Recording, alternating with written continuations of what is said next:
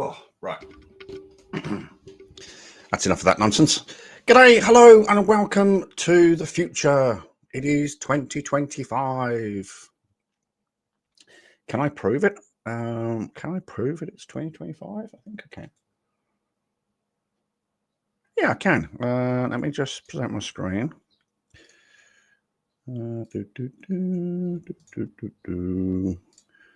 Well, I wasn't expecting that. That's a fact.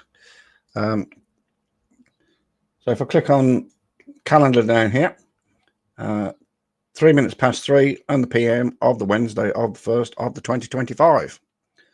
So welcome to the future, or welcome from the future. Talking of welcome, hello. Hi, Chuck. I want to come on and say Happy New Year. Happy New Year to you, my friend. I know I have just almost finished watching the video you've put up. Nice. And I've made a little comment. Imagine my surprise. Well, there really wasn't one. Probably saw that coming a mile off. But it's 9 p.m. on the 31st here still. It is. Yeah. So you're in the future for me. You're in the first already. I am. In the afternoon. 15 hours into the first, nonetheless. Yeah, I know. You're several hours ahead of me. So, but yeah, that was a bit of a shock to switch on the computer and see that OnPassive has gone. Well, it's not really gone. It's just kind of like rebranding. And yeah. I think we knew it was happening for a long time. Like, well, me and Alonda kind of knew it was happening for a long time. But there was like little things going on that would happen publicly that I could share because it would happen publicly.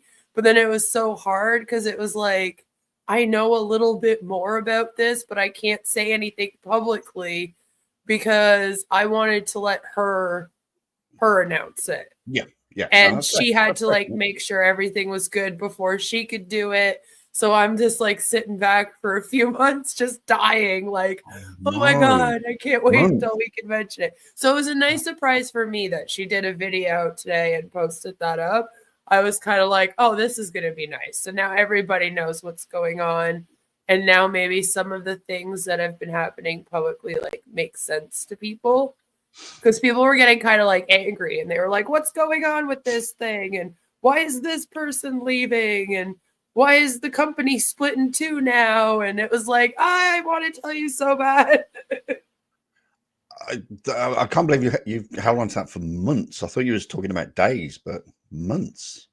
Yeah, no, well, I don't know when she found out, but I found out like a little while ago that this was going on behind the scenes. I kind of like accidentally let it out of the bag once where I was like, oh guys, Ash started a new company. And then I was like, oh fuck. Oh shit. I can't really like give them any more details about this. But I was like, I just heard that he might be starting up something new, guys. So and stay tuned for that. Interestingly enough, he's sort of moved any connection with America, just sort of. Well, he's being sued. Yeah. By America. So what's going to happen with that? Can they continue that? He will still be okay. So this is what's funny about it. No matter what he does right now, the lawsuit is from 2018 until the present day. So if this does get branded, let's say next month, rebranded, then it will be until January of 2025. You know what I mean? Gotcha. All right. Gotcha. So it doesn't matter what he does now because the actions are already done. Like what's in the past, what he's already done, that doesn't change. And they're still going after him for that. All right. That's good. But the thing is, they want to put a director's bar on him. So that would mean that he could not ever operate, own, or open up another business in any capacity. As soon as his name was put on the business, basically it would get flagged in the system and then he would have to shut it down. But would that sort of count in Pakistan though, or now this is where it gets tricky. So as long as Ash is a U.S. citizen, it doesn't matter, and yes, he can still get in trouble. Okay. So if he lives in the U.S. and he's still a citizen of the U.S., then it doesn't matter if he opened 20 new companies in Pakistan, the SEC could still be like, sorry, you have to shut those down. Okay. If he moves out to Pakistan, however, it gets a little bit more murky. Gotcha. And I'm not a lawyer, so I can't really like go into further detail, but that might be how he could kind of get around, like that might be the loophole. But apparently they can still then go after him legally. So if he moves to Pakistan and he opens up another business, I guess it becomes like a gray area where they can kind of still go, okay, but you weren't supposed to do that. And you've broken like our agreement. Because at the end of the lawsuit, right, they'll reach an agreement. It will be like, this is what you guys have agreed on. Ash will basically have to say, yeah, I guess I'll do the bar if they've agreed to that, blah, blah, blah, right? Okay. So they can still kind of go after him for breaking that agreement, but I don't know if they would be able to do anything further to stop him. Right? Like, you know how the law works. And to be fair, Pakistan would probably just go, whatever. And that's where it gets kind of tricky because it's like, even if they go after him, they're in the US and he's in Pakistan and they won't extradite him for a civil case. No. Like they won't care. And Pakistan won't care so long as if he's registered the company correctly and he's paying the tax on it. Exactly. Right. What? So, all right. Yeah, no, it's scary because he's from there. Yeah. Yeah. So he does have connections and family and etc. there. So like he could go there, but he can't go there until this litigation is done. If he tries to go there right now, then they're going to consider it him trying to run. Yep. And that's happened in the past with large companies like OneCoin, for example. And Ruja took off. And they went after them criminally. Yep. Okay.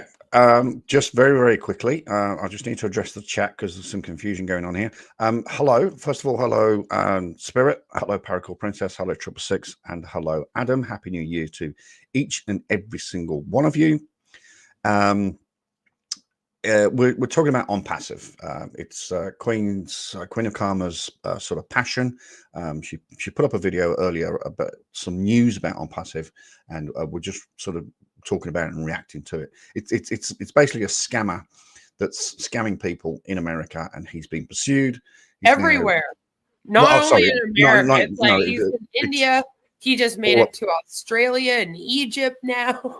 Egypt. We found out the other day. Somebody from Nigeria. So it's all over the world. And so the SEC are suing Ashma Farah, who, by the way, is your friend. They're suing for $108 million. Yeah, it's $108 million for ripping off 800,000 people. So we're just catching up on that. Well, I would just mention that I watched the video and then we're having a little bit of a chat about it. But we had a lot happen today with it. Yeah. I can say good riddance to 2024 in 3 hours. Same. Yeah. 666 says, man, you're living in the past. It's been 2025 for 12 hours here now. Living in the past, man. Yeah, living in the past, dude. You're still in the past. Us, man. You're still in the past. I don't know why I turn into Cheech and Chong every time I read a comment that ends in man. I don't know what happens to me. I just end up doing that accent. 666 says, I absolutely detest bloody scams. Well, go to Queen of Karma's page. Please, That's all I do is I go after scammers. So we talk about scammers and we report them to the agencies and they yell at me a lot. It's great fun. You can also troll them and I'll feature you in a video. Brilliant. But But yeah, nice definitely. trolling.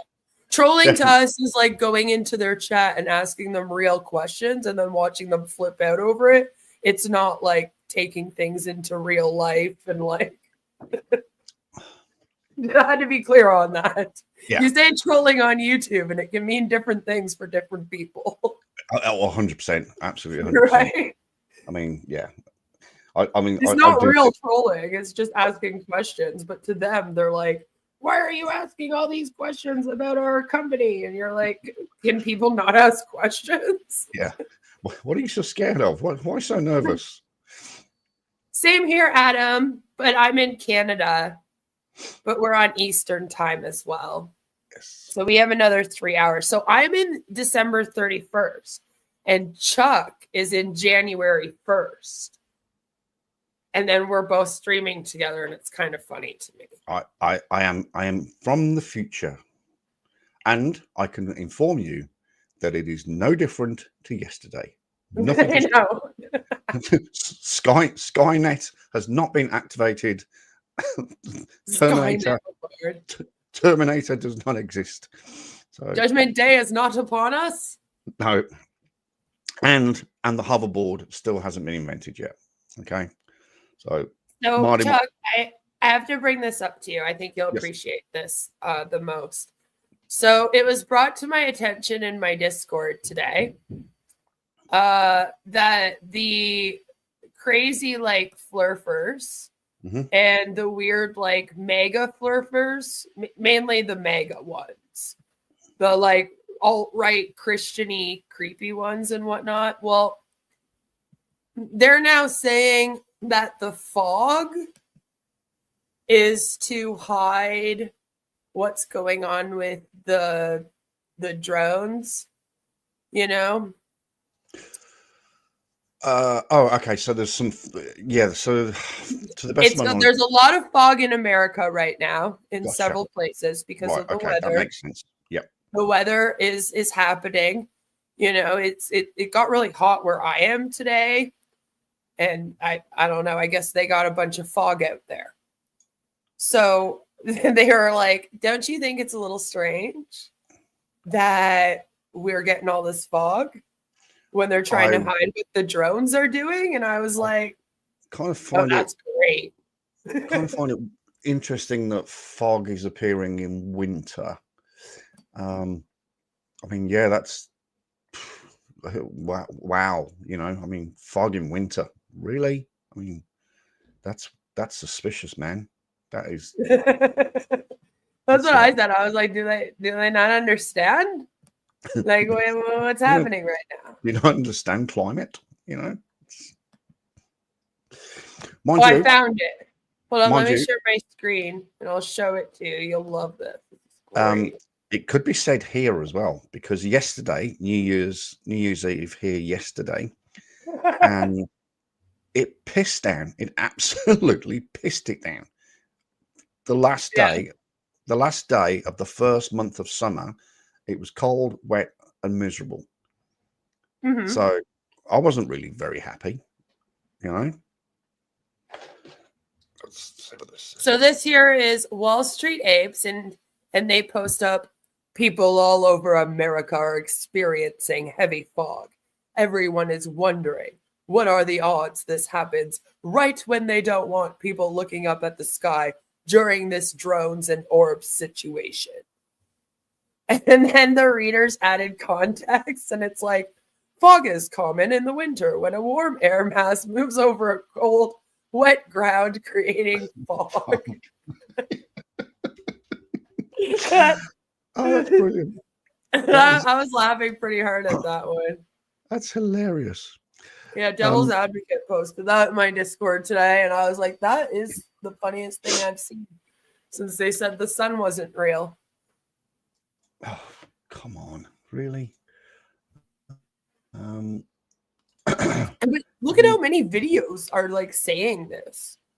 Like, I was like, there's already at least 4 videos about this. What the hell, man? Yeah, that's just weird. 4 people already out.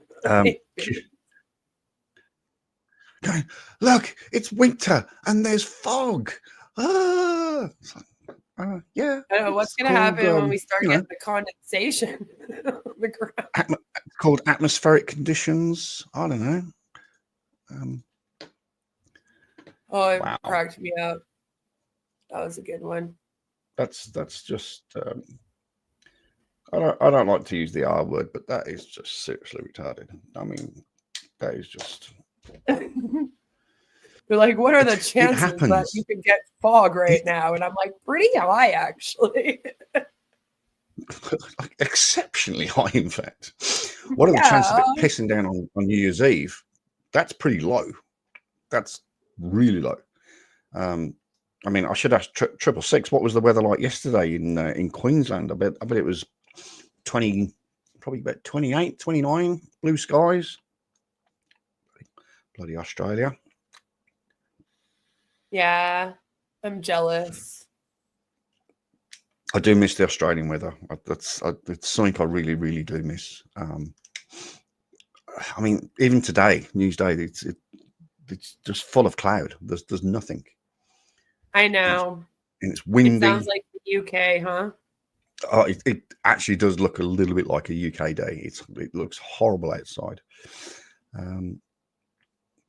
know a lot are just mistaken planes, and others practical jokers with Jones and RC model planes. I really wonder if some are real. I mean, there might be. I'm not here to say whether or not they're real. I'm just here to say nobody's using the fog to cover anything up. No. Yes, the government. The government. It's always they. You really need to find out who they is. You'll never find out. And the second you find out who they are, we will never see you again. Yeah, I'll be dead. They'll kill me for finding out. Gone. She's discovered who we are. She must go. Have you ever been deep diving something on here, Chuck, and then you found out information and you were like, oh my, I can't cover this. I am going to go missing. Because that's actually happened to me on numerous occasions, covering like scammy cults, and you come across something and I'm like, okay, I'm just going to sit this one out maybe because I like my life. Just in case. Not happening on the panel tonight. Going to hang out with my son in his new place. Awesome. Right. Oh, congratulations. Have fun. That sounds like great fun. I love decorating my new place after I move in. Is that what you guys are doing?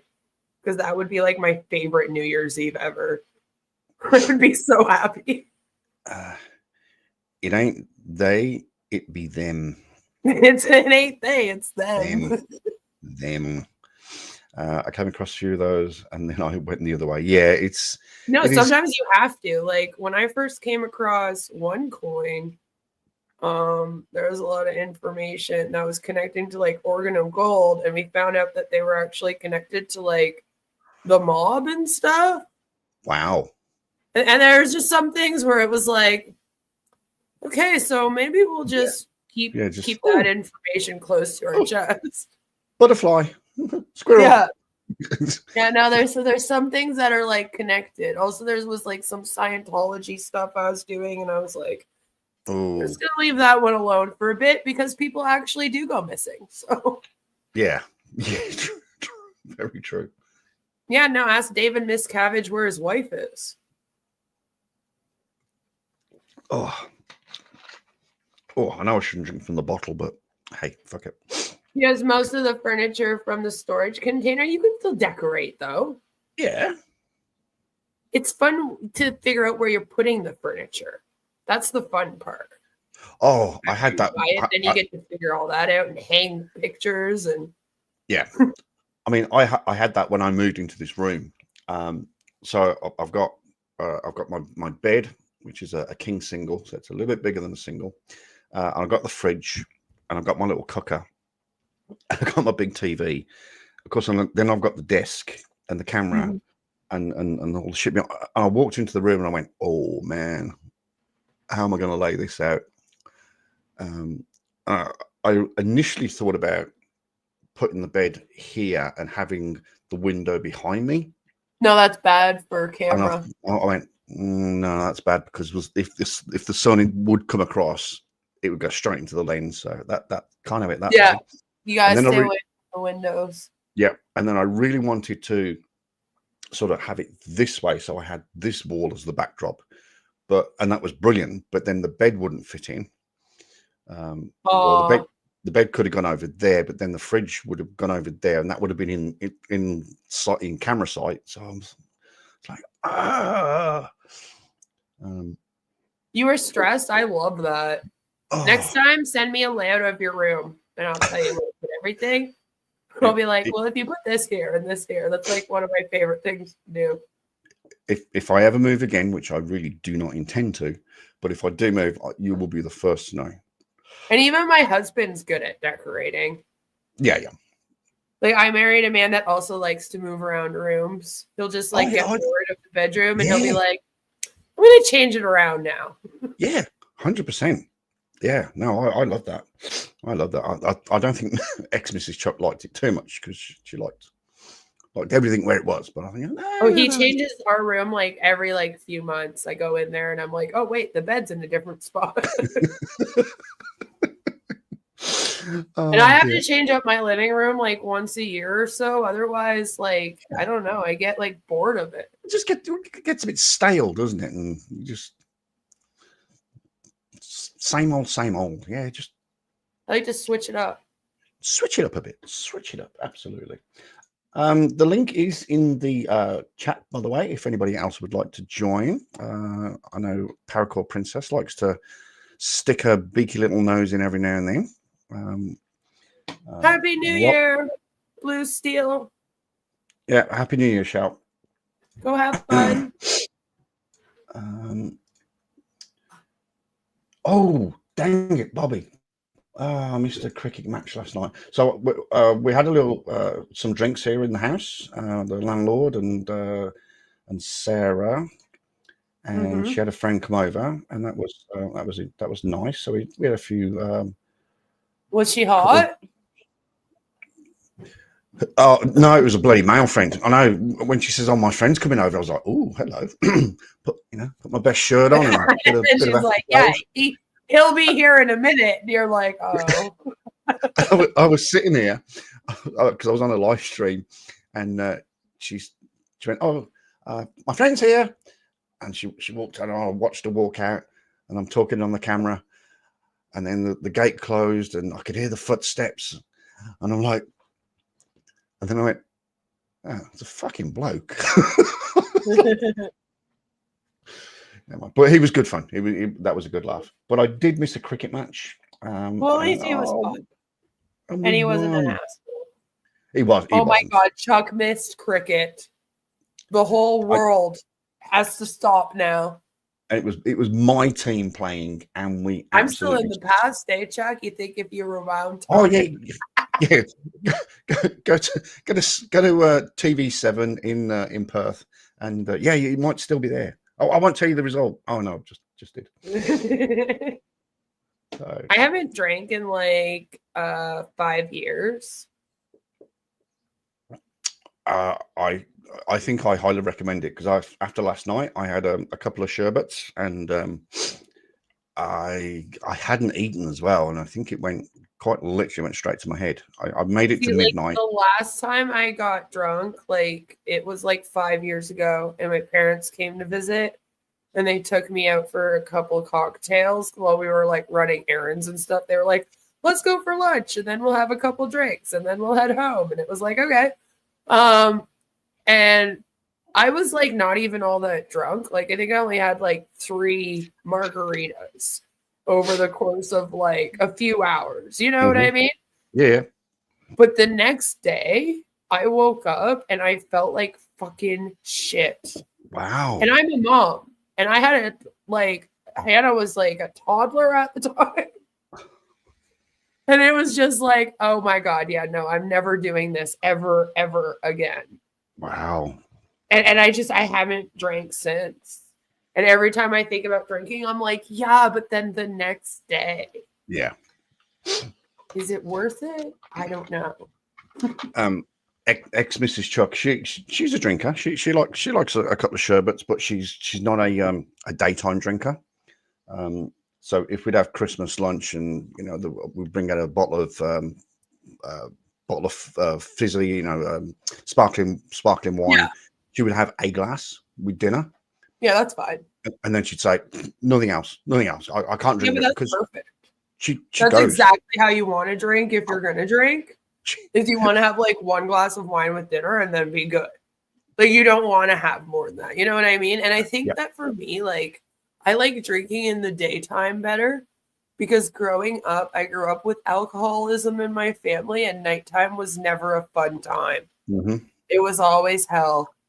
Yep. It was always bad. So I think I have like a bad connotation with that. Yeah.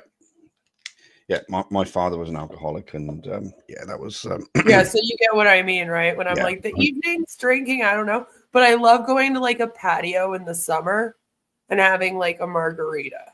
Oh, like that's like one of my favorite things to do in the summer, and I just have not done it. oh, right. Okay, so that's cricket covered off. Is there a game tonight? I think there is a game tonight. Oh yes, there is.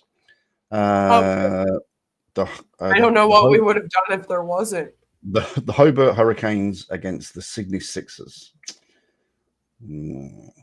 That'll be an interesting game because both are playing quite well at the moment. Yeah. What time's that kickoff? 6 o'clock. So we've got to. Oh, and there's another game. There's another game after it. Oh my God! 2 games tonight. 2 games. Brisbane Heat against the Melbourne Stars. Ooh. Well, I know that Melbourne Stars haven't won a game so far this season, so they're screwed. So, and Brisbane is in Queensland, so 666. I think I've never asked 666. Do you follow the Big Bash? He'll know. He'll know what that means. My husband will know. He would know everything you're talking about. He's into all the sports. Wow. Well, if he knows about the Big Bash, I will be very, very surprised. Very surprised indeed. Can you bet on it? If you can bet on it, then he knows about it. Oh yeah, 100%, definitely, 100%. Sports betting just became extremely legal here in Canada, so they're doing a lot of like ads for sports betting, and everyone just got into sports betting. Well, that's and my husband somehow it's really good at it. It's not illegal over here, but there are not as many. It's very controlled. We have the main. Yeah, I think it's like that here too. So we have something called the TAB, which I have no idea what the TAB stands for, and that's our sort of government sort of registered betting. But when I first got back to New Zealand, I had on my phone I had Ladbrokes and Sportsbet. Yeah, and it was Big Bash time again. So I went onto my phone and went, $10 on the Scorchers, and it just went, this app is not available in your country. And I'm like, well, of course it is. And it turns out, you cannot. You have to go on the website, and you have to go to ladbrokes.com.au. Wow. To place a bet. Yeah. I don't know if it's that controlled. I think though that we have like a collection. Like we have a couple of ways that you can do the betting, and then the actual app has to go through I guess it would be the Ontario Lotto and Gaming, the OLG. And that's what they would have to go through.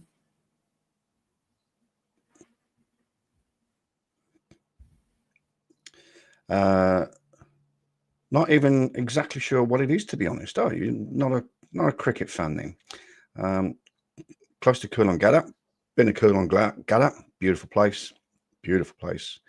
I'm from the Cooley Rocks. It's all sort of stuff, including cars and bike shows. That sounds Cooley fun. Rocks. I don't recall that. Yeah, he's really into his biking. He's really into his biking, and he'll jump on his bike and just take off for a couple of hours. No. For motorcycles. Yeah, big bikes. Big bikes. I like Harleys. Yeah. I don't think he's got a Harley. He's got what's he got at the moment? He did tell me. But yeah, he'll just jump on his bike and then take off down the coast. So he'll have the coast on his right or his left, depending which way he's going. And but a beautiful part of the world where he lives. Absolutely beautiful part. That's cool. I like that.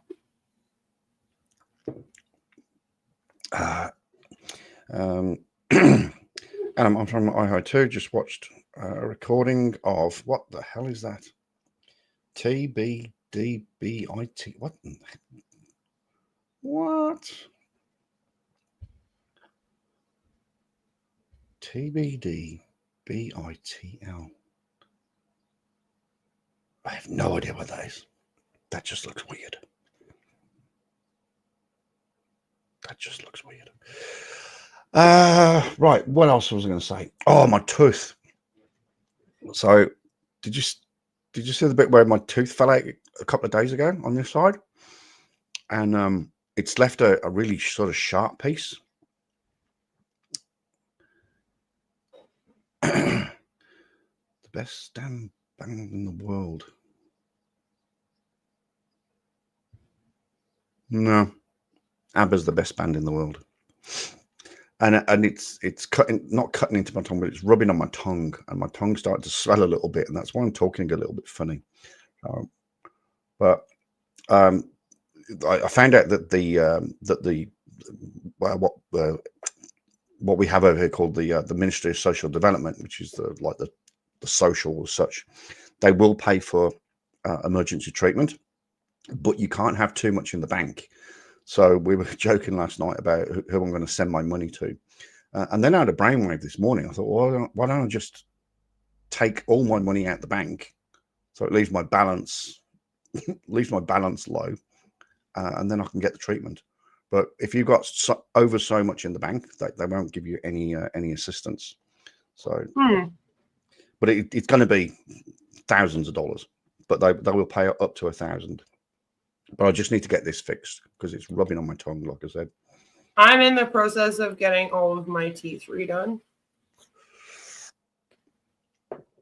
Do you have I have all my real teeth right now, except what happened was I have a really bad serotonin deficiency, and I have a really bad issue with my salivary glands and my mucous membrane.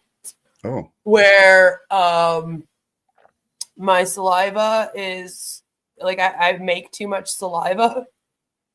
Oh. If that makes sense. I have too many bodily fluids. Let's put it that way. Okay, I have too many bodily fluids in all orifices. It's just all the time. So because of that and because of my deficiency, my teeth have been failing me. It didn't help that I used to do drugs in my early 20s, I'm sure.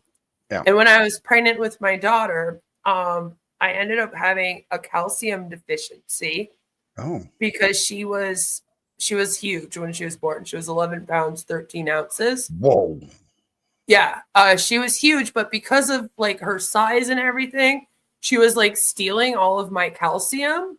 Oh. So she was fine and she was full of calcium. But then I was literally lacking in calcium, and even taking calcium wasn't helping me. And I was literally just drinking milk all day. My craving was milk. That was what my craving was. So, wow. And cheese. So it was just all calcium. And by the time I was done with my pregnancy, I had 19 teeth ruined. Wow. And before that, I'd only ever had one cavity in my entire life. But then they were like, oh, well, your teeth are going through you're in your 20s now. So for the last 25 years, your teeth have been getting beaten on, let's say. Yeah. And now my teeth are failing. So now I have to go and get all implants or and do you have to pay that, or do you get assistance from the government, or? No, the government does give assistance to people that are not rich. So I'm not really considered like low income, but then I'm not at the bracket where I am considered to have a decent income. Okay. So I can still apply and I can still get it done for free. But I reached an issue with that because I found out that allegedly I have to go change my last name at one of the government agencies. Because when I got married and I changed my last name over, apparently they didn't do it. Oh. So I'm still in my maiden name somewhere no. in the system. So I have to go and work that out in the new year. Oh, And then wow. I can have it all paid for and done. Phew. Okay, well, that's not too bad then. No, but I had a tooth fail me like a couple months ago, and I ended up in the hospital. Oh. Yeah, and that's when I found out. And I was like, oh, shit, I didn't realize. Paracord Princess, hello, welcome to the panel. Howdy. How are you? I'm fine. It's the best damn band in the land, not the world. I've no idea who you're talking about. You were looking at the chat, and I was talking about Tibiddle, and you're like, what does that mean? Yeah, and I said, the best damn band in the land. And then you said, oh. No, they're not the best band in the world. And I said, I didn't say world, I said land. Okay, yeah, Chuck, don't you know how to read? Jeez. No, evidently not. Evidently not. Obviously far too sober. Far too sober. I'm just drinking. And then you read it because you said the best damn band in the, and then you said world, and it's like, no, that's not what I said. Fair comment. I do apologize. It's this tooth on my tongue. It's making me all stupid. And Triple Honestly, Six tooth pain and like tooth issues is probably one of the worst things in the world. Oh yeah. I have an infection in my back tooth, and I need to go see. Oh boy, I got to go see the endodontist to see if they can treat it, but she thinks maybe it cracked and I'm going to have it removed. And it's, oh great, that means the oral surgeon. And I went through that. That's why when you said it, I was like, oh my God, oh no, that's so awful. Because I literally had to go and have one of mine surgically removed, and I have to go have another one in the back surgically removed. I don't know if I can send Chuck the pictures, but I had a front tooth removed, and my face the next day just swelled up and got purpley. And wow, really? Oh, it was bad. That's awful. I know, and that's why I don't want to go have this other one done, because I'm afraid the same thing's going to happen. Was it an issue with like the root of the tooth? Did it get infected? Well, with the one up front or the one in back? The one in the front. Well, oh boy, this is once upon a time. I chipped that tooth when I was really young, and then when I got older, they sort of capped it, and then later on, a dentist says, "Oh, well, you need a root canal." Okay.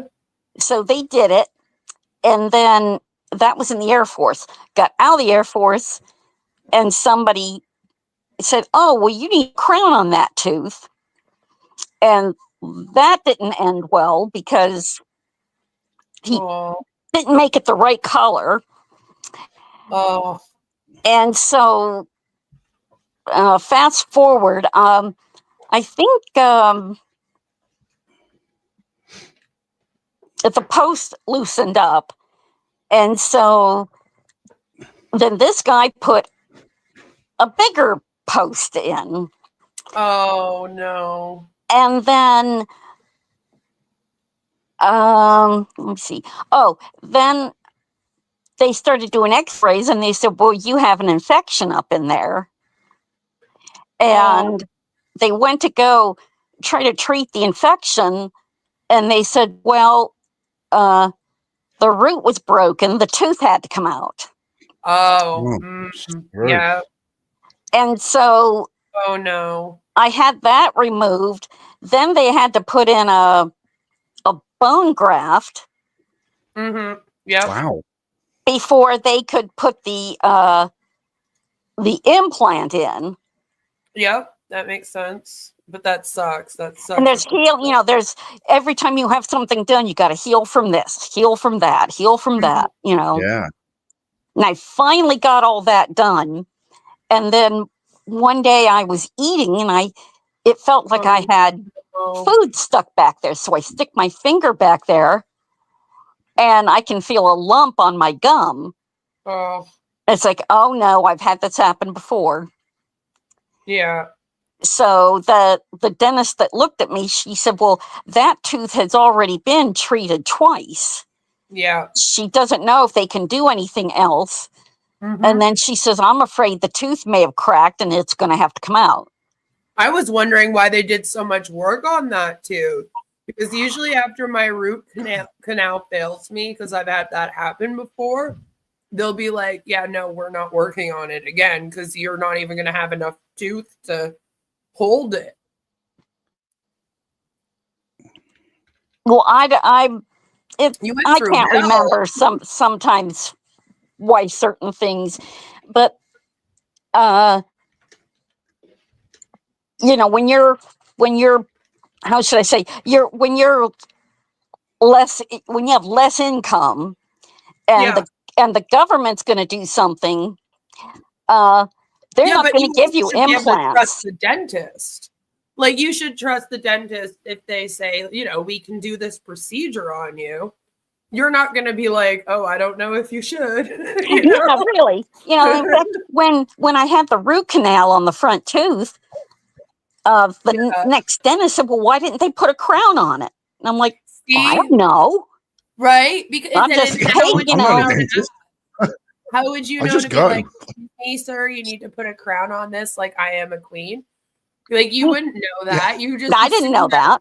Right? When you get your tooth fixed, you assume the fucking dentist is going to do what he's supposed to do.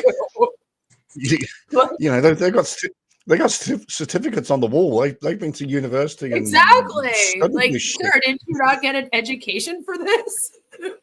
But the really funny part is that post that they put up in there that got loose. I said, wait a minute. I said, isn't that post also known as a screw? He said, yes. And I said, does that mean I have a screw loose? Wait. The dentist had this look on his face like he wanted to say something, but he thought he'd better not. Oh, that's funny. Oh, that's absolutely hilarious. Oh. So I told my friends, I said, hey, I have a screw loose. And they're like, well, we already knew that. And they're going, and you're telling us now? Like we already knew this. Yeah, we already knew this, We've known this for years. And we didn't go to dentist school. We just know that you've got a screw loose, But what I was saying is when you're, low income and the government's doing work, they're not going to do implants because those are considered cosmetic. They are? No, I said they won't. I don't think they will. See, here in Canada. You're in Canada. No, okay. I'm in Canada. So here in Canada, you can get it covered. They've done a lot of study that says that if you have a hole in your mouth, it actually messes up your bone structure, which is why if you have a tooth fall out for a while, you need to have a bone graft. Or if you're having implants, oftentimes after you get your teeth taken out, you need to have a bone graft. Yeah, which I did. Exactly. That moves. So although it's technically like a kind of cosmetic, here it's also considered almost like a medical thing. Because if you don't Oh, have the teeth put in, you're going to experience more health issues, and your teeth are connected to everything. Yeah. If your teeth are messed up, you can have issues with your heart. You can have issues with your stomach. You can have issues with your brain. And so because of that, and this is just new. It has not always been this way. But because of that, over the last couple years, they finally kind of went, okay, we need to start providing people, even with lower income, the ability to get implants or to have like fully paid for dentures. But they've proven that dentures are apparently worse for you because of the bone movement, right? So now you can get your implants covered. in Canada. Now Do that in here, the US as well. They should like change it there, and in the UK and in Australia. You guys got to catch up because it does end up turning into like a health issue, right? well, the tooth that I have, the implant, it's my front tooth. It's one of my front teeth. Mm-hmm. And there was no need for any kind of denture work because it was just the one tooth. Yeah. You know, they can't make a denture for one tooth. Right. So, you know, I forget. So being that it was a front tooth, I said, well, you know, I wanted an implant, but insurance here considers that cosmetic. I don't know what they were going to do, but I went ahead and I think they covered a little bit, but I went ahead and I got a job and I paid for the rest. Nice. Wow. So now if I have to lose another, it's like me all of a sudden my teeth are falling apart. We're getting old, guys. But I'm 63, so I don't know if 38. Is that all? Me? Yeah. No. Paracord. 60. I know. I know. 3. I was trying to save her from your snark. Oh, she knows I love her. Now I need to address this comment here in the yes, in the I'm chat. sorry. Hello, Glitterbug. Wow, I have not spoken to you. Yeah. You remember Glitterbug? A little bit. Yeah. It has been a while. It's what the saying goes. It's been a long time between drinks. Are those puppies in Christmas sweaters? I don't. I do believe they are. Yes. No, I think it is. I think they're gnomes. No, the middle one looks like a dog. The middle one looks like a dog. I'm wondering what it is. No, it is. They're when I first looked at it, I thought it was dogs. But then as I was staring at it for a second, I was like, no, I think it's gnomes. No, so I just thought I would ask. No, the middle one's a dog. Sorry, it's the tism in me. No, the middle one is definitely a dog, and the other two are sort of. Oh, they're just gnomes. The one in the middle. Christmas gnomes. See. One in the middle looks like a chihuahua. I had to ask because it messed with my eyes for a moment. Yeah. That was a fun game. I can't tell. It's so small. It is pretty small. I can't make. Yeah, see, I have you on the bigger screen. Oh no, all three are gnomes. Okay. And what's this? Nobody remembers me. Oh, are you kidding me? Everybody remembers you. You're a mod. Yeah. Oh yeah, you are a mod. Oh yeah. See, there you go. That means you're important. Absolutely, 100%. No, Glitterbug and I go way, way back. Way back. Mm-hmm. Yeah, way back. She lives in to the time of the dinosaurs. No, that's your era. Boom! Man. Shots fired. Shots fired. Where does Elvis live? Well, he doesn't live now. Graceland. He's been dead. Nashville. Is that Tennessee? Nashville, Tennessee. Yeah. Yeah. So she lives in Tennessee. Yeah. Oh. You had to ask where Elvis lived to find out where they lived. Told you, I haven't had a drink yet. I'm just on the coke. For goodness sake. Am I right though? It was Nashville, wasn't it? It is Nashville. Yeah, Nashville, Okay. Tennessee. I was like, did I lose my mind for a second there? It was Memphis, Tennessee. Close. Fucking hell. You're in Memphis? I can't believe we're asking that question. No, Graceland is in Memphis. Memphis. She's That's screaming, probably better. Memphis. And she's EMT last time I remember. Unless you. That's a hard job. I couldn't do that job. I couldn't do that. I couldn't do it. I could not be around for people's tragedies. That would kill me inside.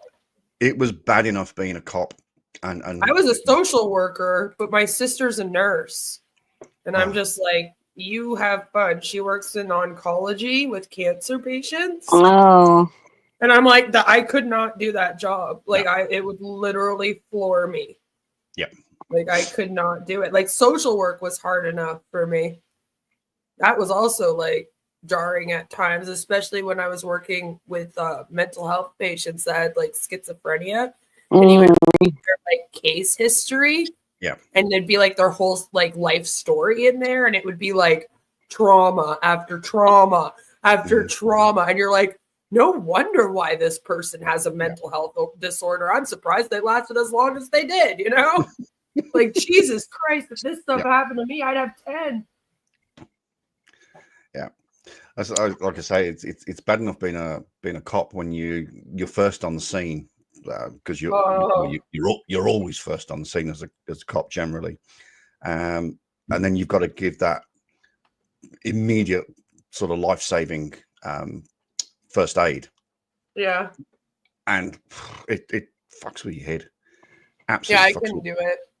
And then I've rocked up to situations where the paramedics are already there, and they're doing all this, and the gears everywhere, and cables, and I'm just I have to look away. So I was like, yeah, I found out that I can't detach emotionally from my work. Oh, that's hard. Yeah, I'm not the type of person that can like do that. So she's at work right now. Drunks are not fun. Oh my God, it's taxi tonight. Oh, especially on New Year's Eve. Make some good ass money though. I mean, it will suck, but I mean, it'll be some good money. People get drunk and give you $100 tips and stuff. No. She means she's an EMT, and all she's doing is picking people up and taking them to hospital. Yeah, to the hospital. And then up, down. So she's not doing any actual paramedic. Yeah, tell them that you're their taxi. Be like, we've got you the Super. And then be like, and then your tip, are you going to leave me a tip and see what happens? Have fun with it.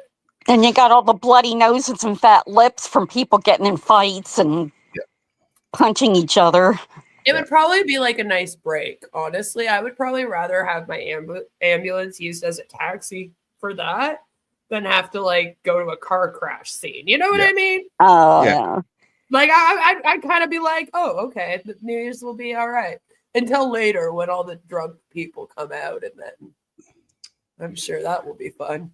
666 says, I have the greatest admiration for them. If they weren't as dedicated and caring, I wouldn't be here. 666 had a pretty nasty bike accident a few years ago, and he was looked after by the same things.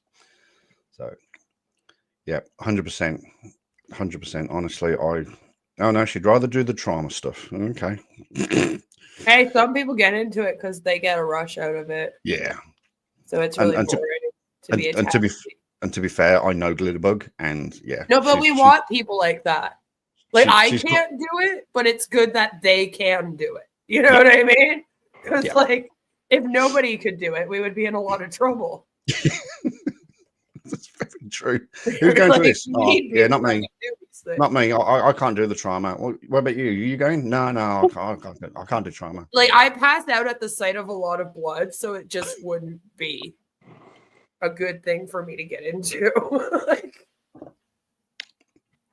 I've noticed the older I've got, and the more that I've seen, Do you know you get that feeling down the back of your legs when you see something like really gnarly, and you just get that that sort of feeling? Yeah, like the cringe. I get that.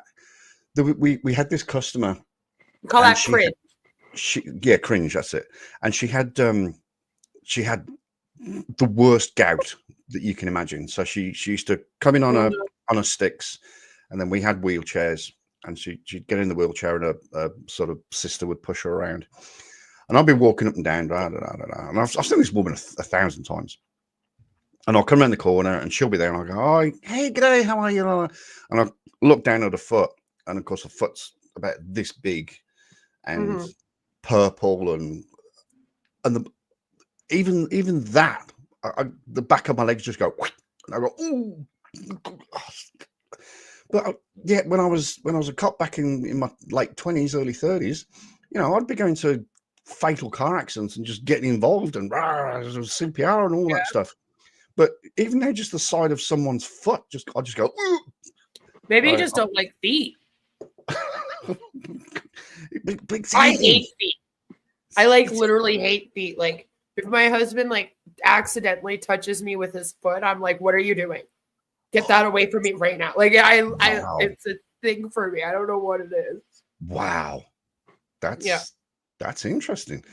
It is, because then I had a guy with a foot fetish stalk me for a while. I was going to say, you must have had some absolute massive sort of foot trauma. Yeah, foot trauma. Yeah, I was like, why would you send this person to come troll me? This is the worst person. Wow, it's kind of funny, but it's terrible at the same time. But nevertheless, Glitterbug, you please be careful. What time does your shift finish? Because what are you now? You're so she's in Tennessee. Shouldn't that also be? I think that's the same time zone as me. I'm 9. It's 9:59 here. Yeah, that's still Eastern. Eastern. Eastern, yeah. Eastern, yeah. That's what time it is for me too. 10 o'clock p.m. on the 31st. Oh, you don't finish till 7. Oh, you. Yeah, probably the whole night. Oh no. You'll probably only be a taxi until 11 or so, and then another hour, and then it's probably gonna get crazy. And then the shit will hit the fan, probably. Yeah, then you're gonna get all the drunk people and alcohol. Oh no, she's on Central Time. And... Oh, is she? Oh, I would have thought she was Eastern like me. I didn't. Yeah, I thought it was Eastern as well. I don't remember. Interesting.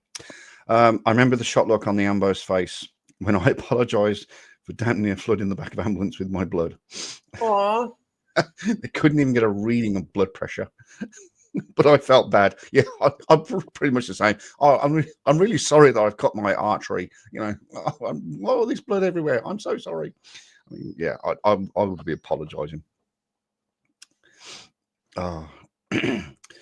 Oh, 7 a.m. Oh, you poor thing. All right, well, have a really, really safe shift. Goodness gracious.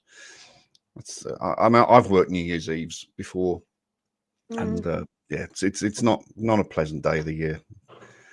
Yeah, I remember where I was New Year's Eve in 1999. 2YK was coming up. When we were going into the year 2000, and they thought, and everyone thought the world was Y2K. Oh, yeah, Y2K. I was actually on the computer talking to friends of mine. I was I was going into high school, right? It was would have been in grade 8. Anyway, I think I was in grade 8, about to. Yeah, because I was the class of 2000 for grade 8. So I would have been in grade 8, and I was on the computer, and my family was like, "You need to get off the computer before midnight." And I was like, "No." And they were like, "Yeah, we don't know what's going to happen with the computer. They're all supposed to get messed up." And what it was there was this belief that since computers were programmed in the 1900s, that they wouldn't know how to switch over Yep. from the year 1999 into the year 2000. 2000. Well, that's So because all of the years only had 2 digits. Good In evening. order to save space on their programming, all the years just had 2 digits. So if you went from 99 to 00, yeah. that they'd be confused and think it was 1900 and not 2000. Yeah, it was supposed to like mess it up. So they were like, oh my God, that is going to end all of the electronics in the entire world. Everything's going to shut down. Well, that wouldn't really affect much, would it, Chuck? Because, I mean, in your time you used mechanical computers, right? Yes.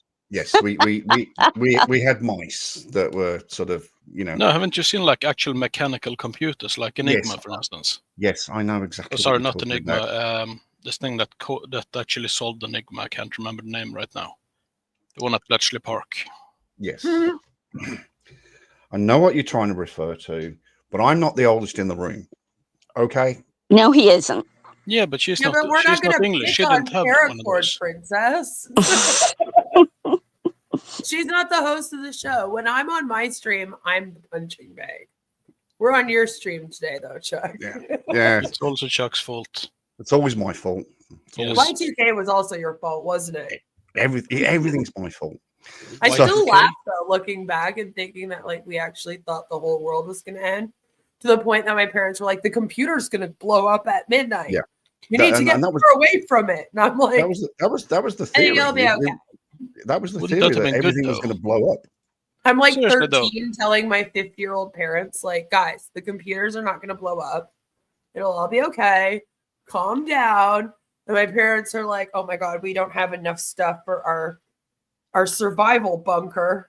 I lived in an old house too that actually had a survival area, usually used for tornadoes. So it had like a storm door that you could go down into to get into our basement, but there was like an extra little room there that you could like hide away in that was made out of cement. So Wow. they were actually planning on We had some putting woods. us in there. Well, the And then funny thing everyone was said Happy New Year and nothing happened. And everyone just kind of stood there for a minute like, No, but I don't think that's quite Okay. right. Something did happen. It was probably like the start of the apocalypse, you know, with the social media. And well, all that. yes, yeah. you could It's a- say that. Yeah, but because it was more like, I think people were expecting all of the electronics to just like that would have break been really down. funny, though. and all the computers were going to shut down and all of our utilities would turn Yeah. off. All the cash registers would cease to work. And it Well, was it's just a very analog big problem. TV until like And 2010. Skynet would start up, and Well, we had also just switched Ooh. everything to computers. So I want the T1000. yeah, the T1000. It would, it would all start. But so what happened is, so I was on night shift, December 31, 1999. We started at 7, and we had a briefing, and the sergeant was absolutely dead serious. I was He says, 14, right, this is by what's the going to way. happen tonight. You're going to go out and do normal policing. He says, but at I think it was 11. I think he was even from 11. It wasn't even 11:30. He says from 11. He says, whatever car you are, your partner, you will go to these designated spots. And he had this list of spots around our division. And he says, yeah, you will go here and you will sit there and you will protect what's there. It was like we were parked up in front of a. It's not a terrible idea, though, is it? Well, because It's quite obviously responsible. the theory was that everything was going to sort of implode and there'd be riots. The purge. yeah, like the world was gonna end, and that's actually what people thought. Like they were actually like, "This is gonna be a huge problem. We need to prepare." So there was. So I was on D division at the time. So we had 5 cars around, and we were around the town centre. Oh no, that would have been where all the riots would have happened. Then there was C sector. They had 4 cars. Then there was E. I think they had 5. So there's probably about 20 units, 20 pandas dotted Did you all have around the extra borough. units? It's what, sorry? Like, was that more than usual? I think we did a little bit of overtime for that day. Yeah. And we were just strategically placed around the borough just in case it went apocalyptic. Doesn't take much though. Just a power out would just cause probably a wave of looting. It's fascinating because it's one of the only times that the entire world agreed that there might actually be an apocalypse, despite what religious background they had. Yeah, everyone was finally like, the world's going to end, and it's not even going to be from Jesus; it's going to be computers. There weren't any doomsday cults actually preaching that they would end them. Why did not they get in on it?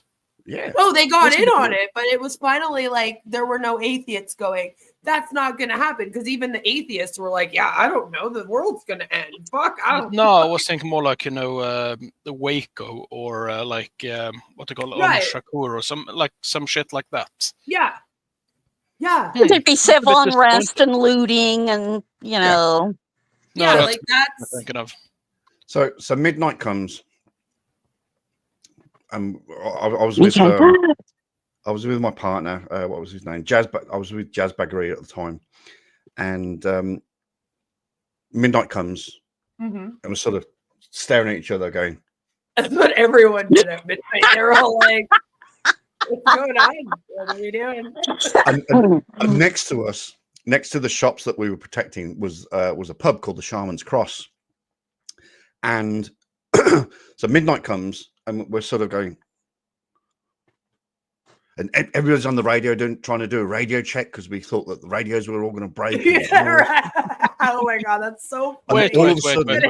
What kind of radios did you have? Hang on. On the stroke of midnight, the pub emptied and everybody ran out. And we're like, I looked at Jazz and he looked at me and we went, "Fuck, it's happening." And all they did was just went out and going, we're all pissed as chucks, and they're all doing party poppers and blowing strings and going, yeah. For fuck's sake. Yeah, that's a reason to open fire if I've seen one, I reckon. I thought it was happening. Oh. So after about 5 minutes, the controller says, right, all those on posts, stand down, get your ass to the 10 Centenaire because it's kicking off. And I just remember driving through a crowd of people, and they're all going, "Happy New Year!" Totally oblivious to what was going on. Probably slow down for them. Yeah, because after the world didn't end, then it was the best New Year ever. It was like, oh my god, the world didn't end. Now we really need to celebrate. We're safe. Yeah, honestly, we've made it. 2000 was probably the best year. Thinking about it. Because we didn't have 9/11 yet, so it was sort of all right. The entire war on terror bullshit that hadn't kicked off. You didn't have like imminent destruction from anywhere in particular. There was a big middle class, and everyone was doing well. Yeah, it is. Okay. So I can look at meat. Oh, Oasis had sort of lost their popularity and it didn't torture us as much. Oh, my stars! We got somebody else here. Hey, Chrissy. Hello, Chrissy. Hello, darling. Hello. Happy New Year. Not quite there yet. How you doing? I'm doing really good. I'm doing very, apart from my tooth, I'm doing really, really well. So it hasn't. What time is it by you now? Oh, we're well into the future. It's 11 minutes past 4 in the afternoon. On January 1st. On January 1st, 2025. Oh shit! Happy New Year. Happy New Year. Happy New Year. How's it going? We're doing really good. We're just sitting here, just talking about Y2K or whatever it was called, 2YK. I can't remember. Y2K. Y2K. Y2K. You were right And the first time. we're just doing what we normally do, Chrissy. We're just talking a load of shit, basically. So, Everybody was so afraid the world was going to end and all our utilities and keys were going to shut down and there'd be civil unrest and looting and yeah, the usual. Instead, it was stupidity. 2016. I mean, we sort of had that here 2001, I think. It was like big riots and shit after Bush's visit and all that. Oh. Yeah. Yeah, you had Antifa running around here and torching places and stuff as well. Yeah, there was like a lot of like racism going on at that time as well. Actually, talking not of really over here. Talking of stepping into 2000, that was obviously a scary time going from 1999 to 2000. Paracord, what was it like going from 999 to the year 1000? Can you talk us through that? There he goes again with those keyboard balls. It was funny though. When I was in high school, in 1979, and they were talking about the year 2000. I was like, we're going to be 38. We're going to be old, Yeah, and supposedly we were going to have flying cars by then and all that good shit. Yeah, that's optimism. We're lucky that half the people in this country can tie their own shoes without a map. Maybe they're using a map and that's the entire problem. It's ridiculous.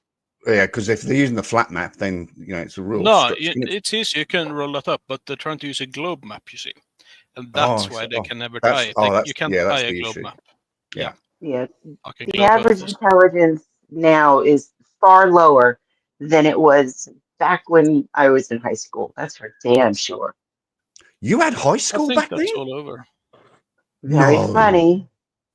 We're not that far apart, shithead. My husband's birthday is at the stroke of midnight tonight. Oh, no. He was a New Year baby, huh? Wow. Wow. He said Happy New Year to everyone. Happy New Year to him. Happy New Year, Mr. And G. happy birthday to him. Yeah, thank you. Yeah. New Zealand says happy birthday. Yeah, on behalf of New Zealand, yes. Yeah, they had their New Year's already.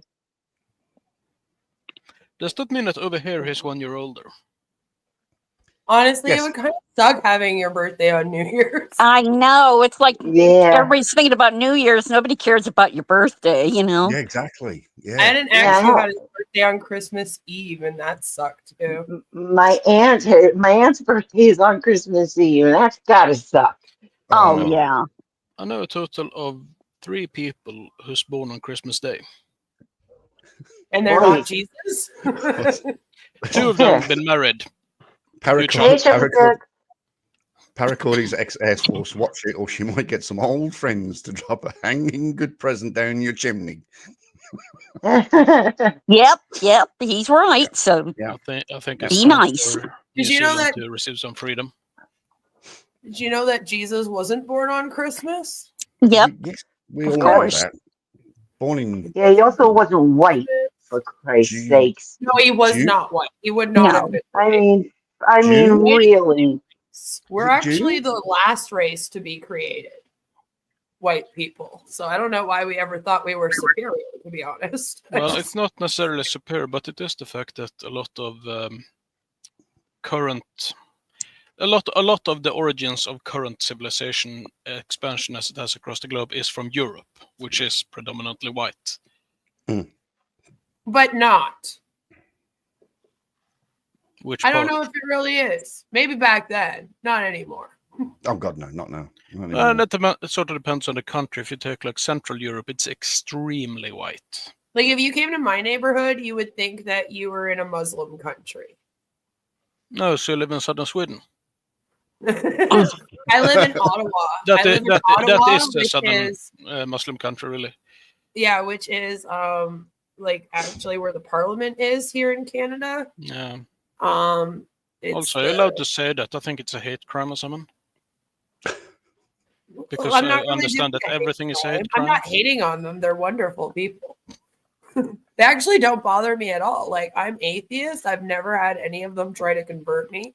I've had them cook me food and treat me very nicely. Well, they have a tendency to shoot each other and blow up buildings, so they're They're not very but they don't do that here. Yeah. Like here in my neighborhood, they just want to have jobs and have families and then Yeah, have fucking normal lives. And that's like all they want. And Yeah. that, you know, like they just don't want anything else. They're just like, I'm just here for good old American life. 10% of the immigrants over here, going by like actual percentage, are voting for a party that want to impose Sharia laws in Sweden. Oh. See, that's in Sweden. Like, I don't see that happening in Canada. Yeah, the thing is that we're even sick of Trudeau. Like, so I don't think they'd ever get Sharia law here because people are like, Trudeau is too probably going to happen here. Us. We need him to leave. All right, we're sort of going down a political rabbit hole, and Trump. And that's one of your rules: no politics. No politics. No politics. But can you join me in a Trump chant by any chance? No, you can't.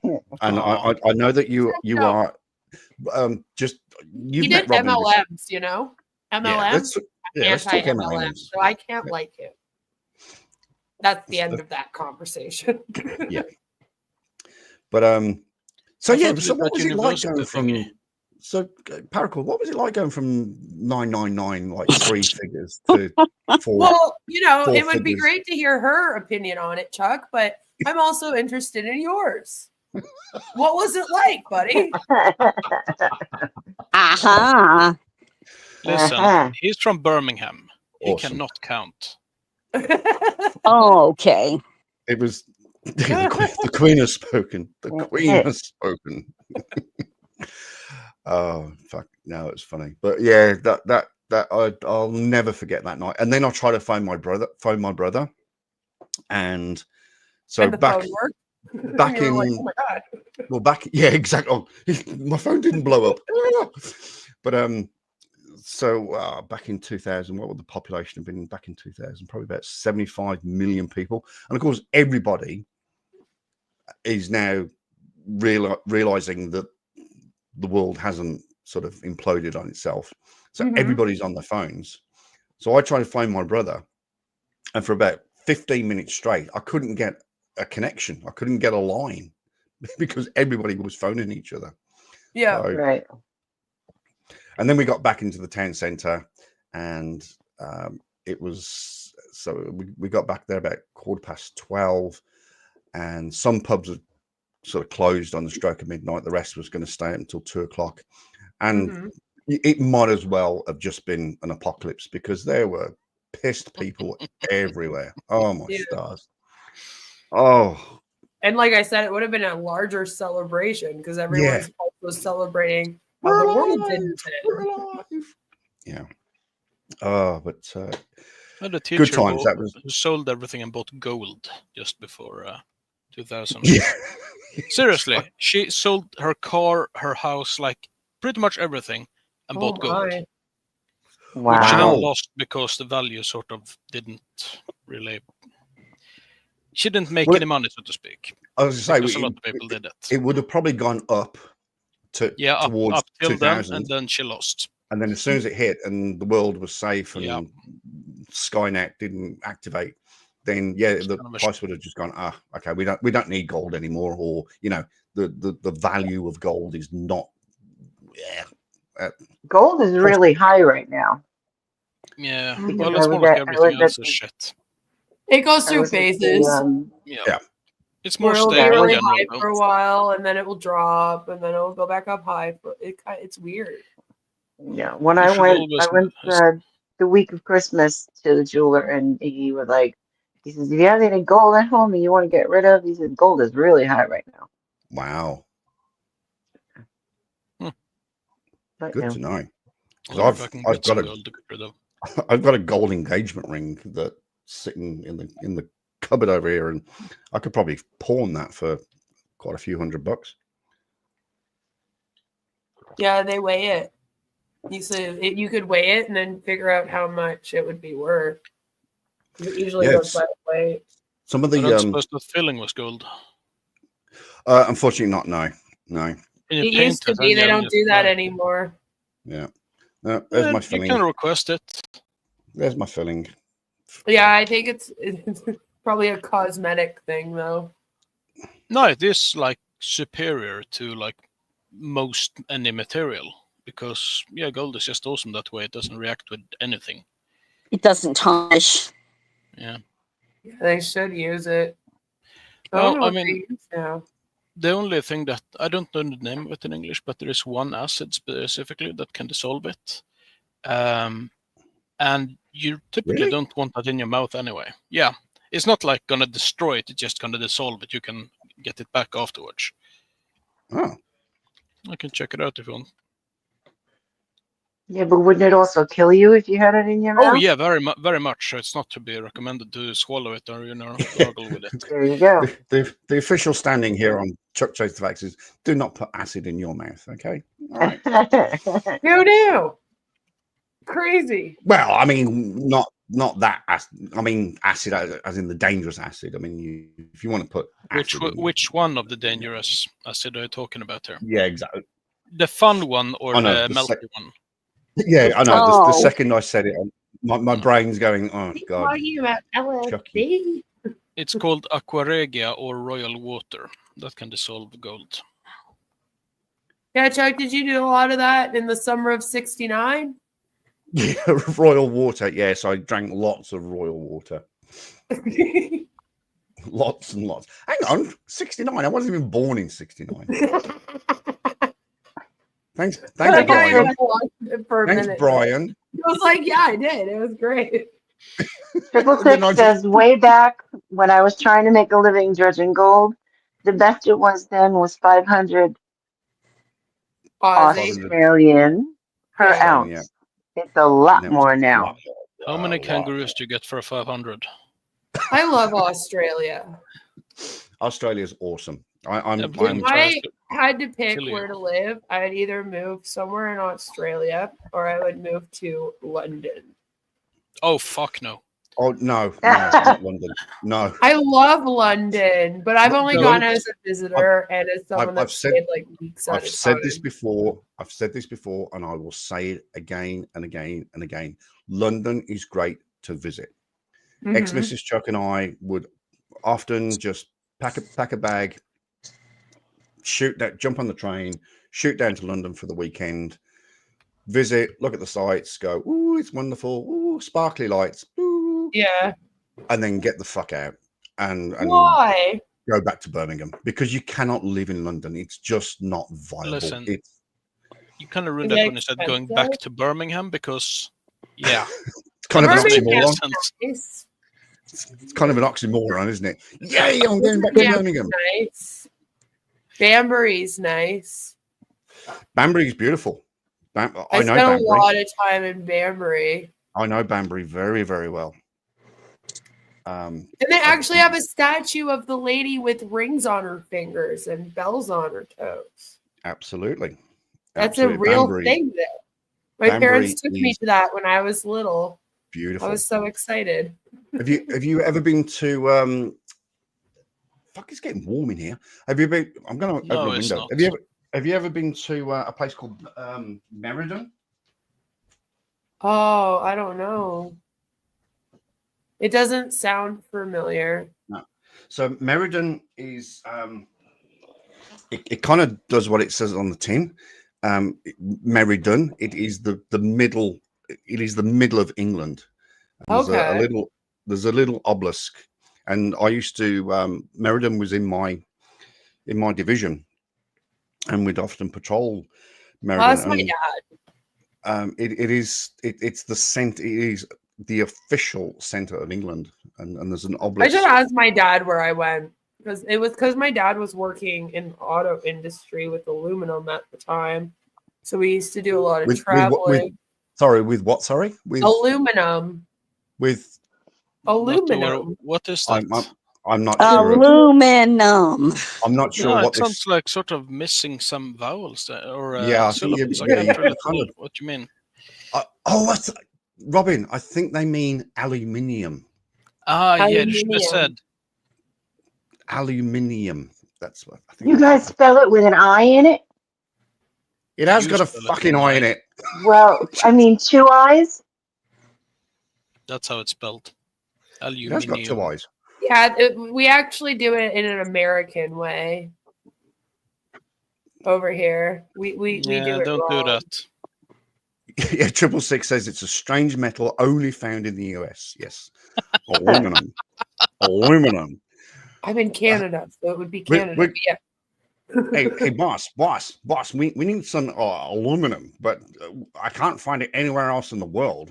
They sell this shit called Peter Griffin. aluminium. I don't think it's gonna work here. So that might have been aluminum. the guy who actually thought of that name change. And that accent was just for you, Chrissy. Now that you're in the Discord, we're gonna do an on passive parody, and I need some people to come on that are okay with being on camera and pretending to be an O founder. Would you be interested in helping us with that? Oh shit, yeah. Like Joe's gonna do it, and then like a bunch of the people that are in the community are gonna come on and play like characters. Because I was 100%. Thinking that you would make a really good Redford. And I could have you play Redford, and it would be perfect. And you can look him up and watch him to find out. But I was just thinking about it, and I was like, Chuck would be a good Red, you know? And he's kind of got the accent going for him because Red's from the UK. And I was like, it might work. It might work. Wait a minute. Oh, every time you guys say solder? Folder. Solder, as in a soldering iron. Yeah, solder. Solder. Oh, no shit. Over here, it's a soldering. Soldering. That sounds like a speech impediment. Bartering. Yeah. It's a soldering iron. Soldering iron, yes, solder. To solder is using a soldering. Oh, over here the L is silent. Huh. That's just weird. Soldering. You solder. And you're using a acetylene torch. Yeah, that's solder. Solder is the correct word. Damn it! Whoa, 666. Or is it an acetylene torch? Potato, you know. Oh, fuck, here we go. Is there any place on the planet that says potato? I've been curious about it for some time. Well, I've never heard it. America, apparently. I've never heard an American say it. I think I have heard tomato, though. That one I have heard. Tomato. I think yeah. That one, but I don't think I've ever heard the potato one. Yeah, to be fair, that one might be made up. Sounds like that waiter from The Simpsons with the stroke. Maybe people in like deep Alberta. It's just an expression. Or Saskatoon. Yeah, but just the word they itself. might say that. It's a Saskatchewan, yeah. Yeah, they're going to be there going, potato. Yeah, I see it. Potato? Would you like a potato salad? I have no idea what an accent from there sound like at all. Oh, man. Have you ever seen, what's that movie with Adam Sandler? The one where they're awful parents and they go on a trip. I haven't seen it. Okay, because there's like the scene where the two women end up meeting a guy that's like, I'm from Saskatchewan. And he's like doing the fucking accent. And it's like, that was actually their accent. Like, I was dying at that part. Even though they're making fun of Canada, I'm like, no, they got us there. That's what they sound like. Yeah. All right, vaguely rings a bell. I can't. What are some cities over there in that state? Saskatchewan. That's Calgary, Edmonton, isn't it? Really? No, that's it's up that way though. It's a province, Saskatchewan. Oh, it's to the left of. It's like beside it. It's to the right. Yeah. What's Calgary then? What's Calgary, Edmonton? The terrible hockey teams. The Calgary Flame. What do you mean? What's province? Calgary, Edmonton? What province is Edmonton it in? and Calgary. I'm in Ontario. Okay, and to the right of me is Quebec. But what and if you turn around? Labrador, Newfoundland, PEI, New Brunswick, Nova Scotia, etc. Okay, Yep. Right to my left is Manitoba. Yep. Above it is Nunavut. Beside Manitoba is Saskatchewan. Yep. And then Alberta is on the other side, That's next to British Columbia. British Columbia. Yep. And then the Northwest Territories and Yukon are above. I have a friend in Edmonton.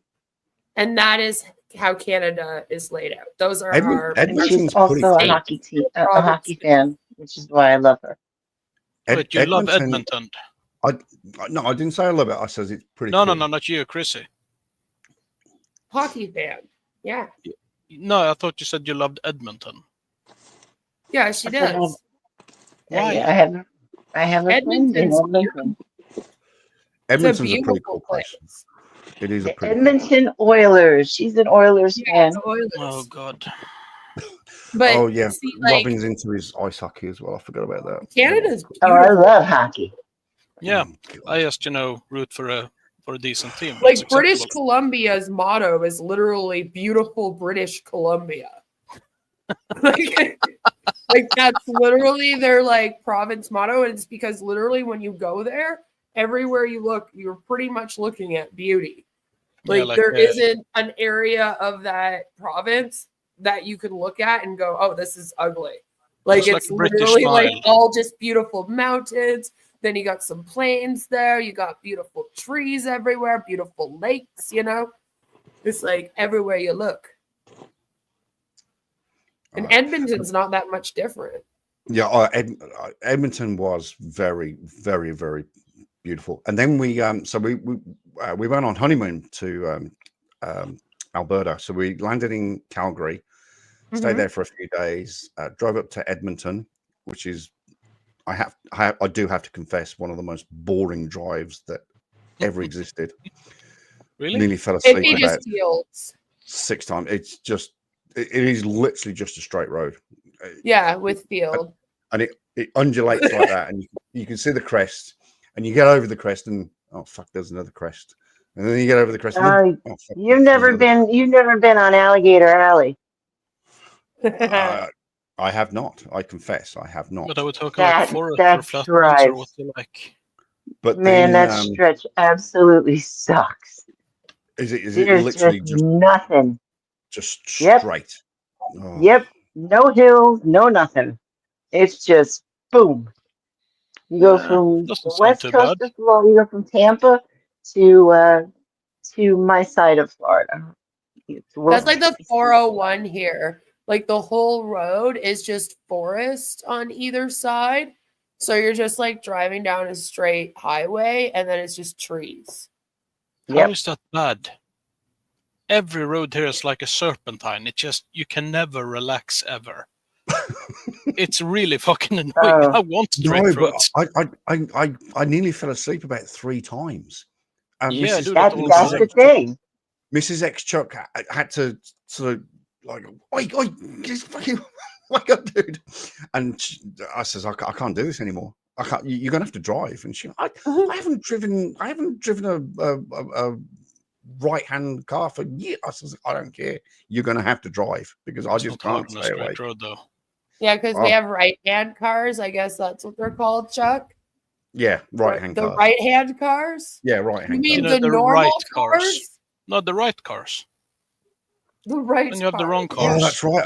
I'm in a room full of people that. You're the only one that drives on the wrong side. Everyone else here drives on the right side, Chuck. You all drive on the wrong side of the road, okay? Oh my God, I would totally mess that up. I would not be able to drive. When it comes to the metric system, but I gotta be with them when it comes to the driving. I took a roundabout the wrong way in Stoke. Oh, all right, listen. I got shit to do. That's probably. I got shit to do. I'll be back later. Okay. Later, Chris. Happy New Year, Chrissy. Happy New Year, sweetheart. Bye. All right. Bye. Yeah, that was terrifying. I realized it halfway through. In Stoke. Oh. Yeah, God, luckily there were no traffic, so I didn't crash or anything. But fuck me, it was terrifying. Is that scary? I don't know what it is. Me and a roundabout. Princess are sitting here stuck. Okay. Yeah, you know, a roundabout. A roundabout. Yeah. Oh no! I'm There's used a to driving on the roundabout? right. Sorry, And I I'll translate for the others. A traffic island. What on earth is a traffic island? No, that's not what a roundabout is. That's not what a roundabout is. A roundabout is a big giant circle. They have them in Quebec. And my mom, who learned how to drive in Montreal, used to refuse to drive in Montreal because of all the roundabouts that there are. Because she'd be like, I'm going to get stuck. No, you don't get stuck in a roundabout. You can't get stuck. I mean, what? I suppose you can stop in a roundabout if you want to, but I wouldn't advise it. No, but the thing is here, just laying on the brake. I'm used to driving on the right side of the road. This, I was being a bit tired. I was driving for fuck knows whatever reason when I met is an Englishman and he does have a license. And I just, I came to a roundabout and I just, started going to the right. Oh no. Which isn't great. No. Which I found out with a massive scream when my mate opened his eyes. He yells a lot in traffic in general. He screams a lot at other drivers. On occasion, that's part of the English sort of driving. The thing is, he doesn't remember that his windows are down. Oh no. Yeah, so a lot with crosswalks, he just fucking screams at people. It's really funny. He also has very distinctive views on Asian female drivers. Crosswalk is a sidewalk that has a light that allows the pedestrians to cross the road. Oh, you mean a pedestrian crossing? I don't know. No, they're called crosswalks, Chuck. Thanks. It's called a pedestrian crossing. No, because you can also bike across them, so it's not pedestrian, and bikes are not pedestrians. I don't walk anywhere. Yeah, Chuck. So there. Thanks, 666. Yeah, someone's got my back. My husband had trouble driving here in Ottawa when we first moved in because the downtown is all one-way streets and they alternate. Yeah. But if you don't know that and it's your first time driving in Ottawa, you'll get very, very confused when you're downtown and you'll be just trying to find your way around the downtown. What do you mean they alternate? What do you mean they alternate? So it's one way. One street will go one way going to the right, and then the street beside it goes one way going to the left. Then the one after that goes to the right, and the next one goes to and it alternates like that, both ways. To the left. Both ways. All right, so, Beyonce, calm down. If you miss your turn, you have to basically go all the way around the city to get back to where you were, kind of thing. And my husband accidentally so many times drove on the wrong way of a one-way street for a second to be fuck, this is a one-way. And it was great fun because I don't drive. I've never had a license and I do not drive. But it's a God-given right. No, I can't travel drive. Do you travel? Do I travel? What do you mean by traveling? I'm too disabled to have a license. So if you but you can travel in an automobile. Do you travel in an automobile? Do I have a car? No, not anymore. It was caught on fire. No, not a car. Not a car. Goods. No. Your private conveyance. Oh yes, private conveyance. That's it. Yes. Sorry. Household goods and what's the other one? We're not taking the piss, Queen. We're just going into the sovereign citizen script. Sorry. Because if you don't drive, then you're traveling. I'm traveling. Yes. For sure. Yes. Okay. Yeah, you see, you don't need a license to drive a car because you can travel using your God-given right. Yeah, because I'm working in an automobile. Yeah, because you're in. Robin, she's operating in commerce. She's operating in commerce. Yeah, you're operating in commerce. Yeah. She doesn't need a license. There you go. Boom. I thought you did need the license sometimes if it's in commerce. Isn't that what to say? Oh no, wait. You need to write "I'm not in commerce" in crayon on the back of the car. I'll write it on a piece of paper so that when the cops pull me over and they're like, "Where's your license?" I'll be like, "Here, read this paper," like they usually do. I think you need the Moroccan flag then as well if you're really gonna go into it like Oh, that. if you're gonna do it, if you're gonna do it, you've got to go all in. You've got to have the Moroccan flag. Do you have a fez? A vest? Oh shit! I'm gonna need to go get it. Yeah. What? A fez. A fez. Oh my god! You need one of those and You need a one of Moroccan these. flag. Yeah. And then you need to invent a title for yourself. I don't know if women wear that. Oh, it doesn't matter. It doesn't matter in the This slightest. might be misogynistic of No, you. but then you call yourself a Moor. You need to call yourself a Moorish American and claim to be Queen El Bey or something like that. Roman's trying to make me join a cult. No. As an anti-cult. No. That's what's happening right now. No, not until you send him. Not until you send him $200 for your Moroccan membership identity card. My Moroccan and status. then, yes. Yes. Your Moroccan status. Yes. Paying for a visa. After you send me that, I will give you verbal permission to become a Moroccan. Sorry, not a Moroccan, a Moorish American. A Moorish. Yeah. Yes. Moorish American. And you no right. longer live in Canada, you live in Amexem. Okay. Yes, and you are simultaneously indigenous as well as conquered. Well, my family is indigenous, so there's that. But you've also conquered North America at the same time from Morocco. Yeah, it's really important, you know, that you. I don't think that's how that goes. Oh yeah, no, it's definitely how that goes. And also, don't ask other Moroccans what Moor means, because they'll tell you it means slave, which for some reason I don't like. Yeah, it's. I wonder if the women do wear those, though. I don't think it. What do women wear in Morocco? Yeah, but the thing about the Moorish Americans is that they're batshit crazy, like literally. Yeah, but I feel like that is something that they would probably go by, wouldn't they? Because they are also really misogynistic and sexist. So I'm like, as a woman in that community, they I don't know if I'd be allowed to take like part in certain things. Emperor. Yeah, you need a better title than Queen. You should go with Empress. That's always a good one. Queen isn't high enough in the hierarchy. Empress. Yeah. Oh, yeah, they have so many empresses. No, you wouldn't be a queen. You would. There's another one as well. Not what is it like? Diplomat, or just invent some like ministry or something. That's always a good one. Attorney General. Yeah. Something. No, a private attorney general. Oh yeah. Private attorney general. I'm only the attorney general for myself. You can also say that you're in the private. Then you need to call everyone else immigrant and tell them that they're your slaves, because that's a really good. Fun. Yeah. This is like shit they actually say all the time. To the cops? To anyone. Because I haven't seen one of these videos in a long time. They are not the most balanced group of people. I need to go look up the latest Moorish stuff. Hey, why have you come to Australia today? Devon Ray for Del Bay. What do you intend to do while you're here? Oh, sorry, hang on a sec. That's me. My bad. Sorry. I was like, God? Scared the shit out of me. Yes. Real? Right.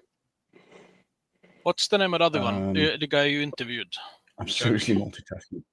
The Simmons something.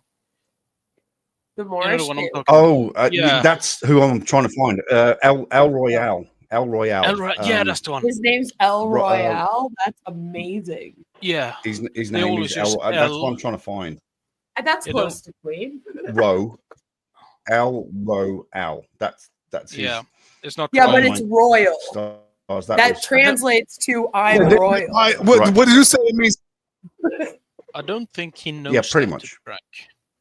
Does he not know that? I don't think so. No. If he doesn't know that, that just makes it even funnier. I don't think he knows anything about anything. Is this him? No, this is a normal guy. So no. So this is in, I think it's Las Vegas. I'm pretty confident. Yeah, I think so. And oh my! this guy on screen here is an actual Moroccan. He was born in Morocco. So he knows. Yeah, well, that's why I thought it was him, because I was like, yes, he does. Oh no, they're all black. Oh, I'll show you. I'll show you a picture of Elroy in a minute. So this guy was interviewed in Las Vegas, and I've spent a lot of time in Morocco, by the way. And he was asked, I've actually what does more mean? And this is his genuine 100% answer. What did you say? It means black? It means not actually. It means a slave. It means a slave. That yes. So the word more means slave. Yes, that's right. Yeah. And they just shit themselves. They absolutely 100% shit themselves because more means slave. Yeah. Yeah, no, that makes sense. I know. I would believe him. I so can't maybe he believe doesn't when know what Elroy L means. I don't think he knows how to spell it. Oh, I don't think he knows. The problem too. The man is not like a beacon. Is he a second generation? He's not. He's been not the around for a sharpest. while, right? He's not the sharpest chisel in the block. Like we have to be at the point now where people are being born into this, which is how things like this tend to grow. They make you join, and then they tell you to have a lot of babies so that they can populate the cult. So most cults don't like birth control. Noble Drew Ali was born in 18-something, so yeah, it's been around for a long time, and he's so I'm thinking like he could be a second generation, and then he wouldn't have gone to any kind of school or nothing. 1889, I think, or 1898. No, he wasn't something born like that. then, was he? I thought he was born earlier.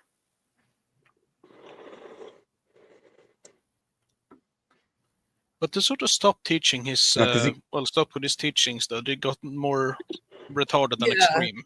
Yeah, they'll bring in new people. You see that a lot. Tend to be like junkies and stuff, a lot of them. The Moorish Science Temple of America was created in 1929 from memory. Okay, but so we would have a few generations. He would been a bunch of I was just like, we have to at least be on the second by now. I mean, some of them are like, they're like legal, they're just stupid, but a lot of them are just pure criminal. Like a lot of them. And these are lovely people who, do a lot of violent crimes and, occupy residences they have no right to be in and that kind of stuff. Mm-hmm. Yeah. Because the squatting. This is really weird. Too, I found his channel the other day. Also, and the US is having a really big problem with that too. With they finally started at least, making some laws regarding it. Mm-hmm. Just, a few years too late, really.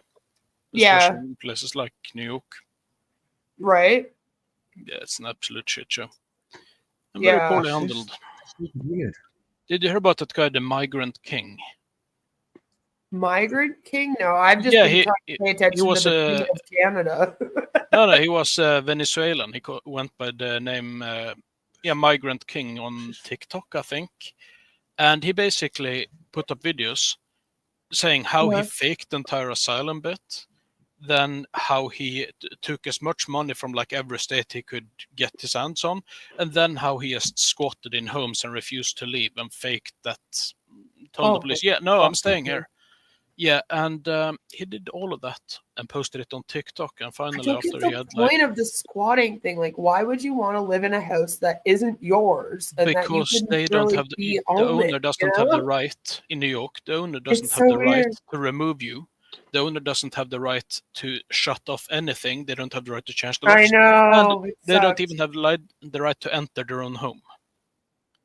Yeah, that's the worst thing about it. Is that you just cannot go in and kick these people out. You cannot enter your own home. I know, and it's your residence, but that is just about the only time I am pro Second Amendment is that particular situation, because I couldn't have less patience for people like that. They just piss me off. Yeah. Well, I mean, it's not very nice to go and just Elroy live in a Owl. house that isn't yours. And the and murder then pregnant leave. as well. I don't like being anywhere that I'm not welcome, so that just sounds like a nightmare for me. It was like a bunch of carpenters and shit doing that as well in New York. They essentially, oh yeah, we're just gonna get hired to fix this. She leaves. They change the locks and the police come and go, no, we live here. Wow, that's so Yeah. insane. And the law in New York said, if they say they live there, they're not allowed to question it. What? Yes, and it takes about Here we go. years. That's ridiculous. Yeah, that's the most fucked up shit ever. Imagine like you have like a stalker or something, and then this guy just like shows up in your house one day, and then he's like, "I live here now," and then you that's happened. Like that literally has probably happened. Yep, he stabbed her a bunch of times as well. After that. Wow. Yeah, so it's a bit too warm. That very is crazy. disgusting. So that should be loud. That's theft to me. So talking about mores and definitions and things, I found this on his TikTok channel the other day, and I'm debating whether to make a video on this because I think I should, because when I watched it, I pissed myself laughing. I genuinely pissed myself laughing. So let's have a little like you actually pissed yourself. Let's do some soft sits. A little bit of wee came out because when I was watching this and I was going, oh, okay, all right, okay, so it's Black Law's Dictionary. Yeah, all right, I get it. But when he gets to the point, you will understand why I pissed myself laughing. Okay. I believe you. Can I? Oh no. Is the sound on? No, I don't want to float it. Oh, do I want to do that? Oh, where's the sound? It's down in the right corner. Okay. I'm finna kill this for young Pharaoh who talking about more is a derogatory word. So or whatever. No, we are not Moors. We are the American Indian. Moor means land. Okay. We are the land. Remember that. Moor means land. Okay. Okay. Biblical term because we are the first. We are straight descendants of Adam and Eve. So what did God create Adam from? Right. God created Adam from the dirt, from the earth. So more means land. All right, here it is. Brace yourself for this one. Right. Brace yourself. Black's Law Dictionary, 4th edition. All right, you see Which, land by the right way, there? The 4th edition. Black Law's Dictionary. I think we're now up to 11th, 12th edition. Sorry? I thought it was the 11th. Oh, 11, 12. I may well be off on this. So it's up there. Okay, so the 4th. There's about a dozen, and he's on number 4, so he's a bit behind. Is the point? Stuck on number 4. Yeah. So it's still just a dictionary. Catch up, dude. Catch up, Mr. Moore. So here it is. Now he wants to use the dictionary that agrees with what he thinks it should say. Right. It probably doesn't even do that, though. It gets confirmation bias 100%.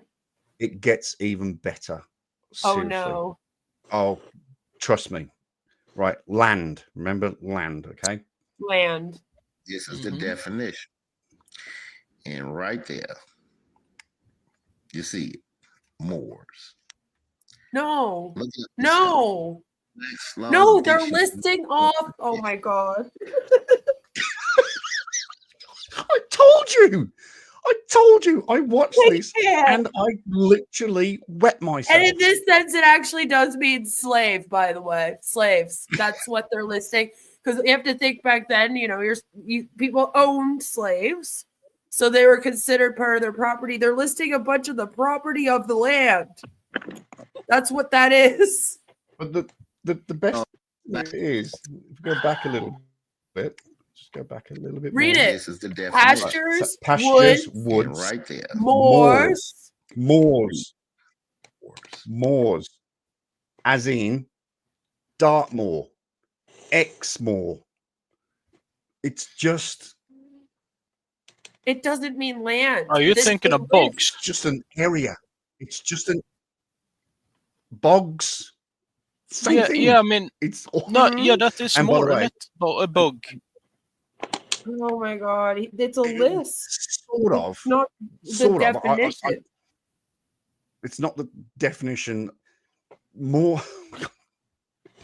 He's like land. The definition of land is more because it says the word more within the definition. So therefore, it must mean it. and the funniest thing is, this is moors, not more. It's moors. But that might be the difference. Yeah. But forget about the S. The S doesn't count. Don't worry about the S. S means an area of land, and without the S, it means slave. Probably. And the best bit is the lit underneath. And I am gonna make a video on this. I'm just gonna go, you just got lit up. I don't understand how this man could be this stupid. The word sense is also there. Does moors mean sense, or does land mean sense? No, actually, more is the antithesis of sense, I'm pretty sure. What about what so? I see the word what there. That must be what it means. That's probably his, like, on a grocery list or something. Look it up yourself. Oh my God. Dictionary, 4th edition. Moors means land. All right. So when they're talking about a moor, they're talking about more than one moor, moors. It means like it's written right there. Look, meadows, pastures, woods, moors. Hang on. It also says furries in hell. So I guess land also means furries. What is a fury actually in this context, Chuck? I haven't got a Scooby-Doo. I haven't got a Scooby-Doo. It says hell. That term. It means hell. Land means hell. You heard it here. No, land means soil, so he soiled himself. That's what it's all about. Soil means land. I mean, I guess like technically he's sort of right in a way. But like assuming that he becomes a bog, then yeah. I feel like we have to do a lot of stretching to get there. Stretch Armstrong could not fucking stretch this far. I mean, seriously. Yourself, Black's Law Dictionary, 4th edition. So young Pharaoh, bro. He hates young Pharaoh. Who's calling himself young Pharaoh? Because I'm pretty fucking sure they have nothing to do with Islam, which these idiots claim to, adhere to when they're not quoting Christianity for some reason. Then, yeah, please explain the Pharaoh bit to me. So there's another guy, King. I can't believe I'm saying this. King Abdul Mumin Al. Who is going to be the savior? Oh, fuck! Sorry. The thing is, Moomin is a cartoon from Finland. I know. Yeah, and I just fuck it up. Oh, that's cool. King Abdul Mumin Al. He thinks that he's been sent here to save the Moors and to retrieve the Pharaoh's ink pen. I found him.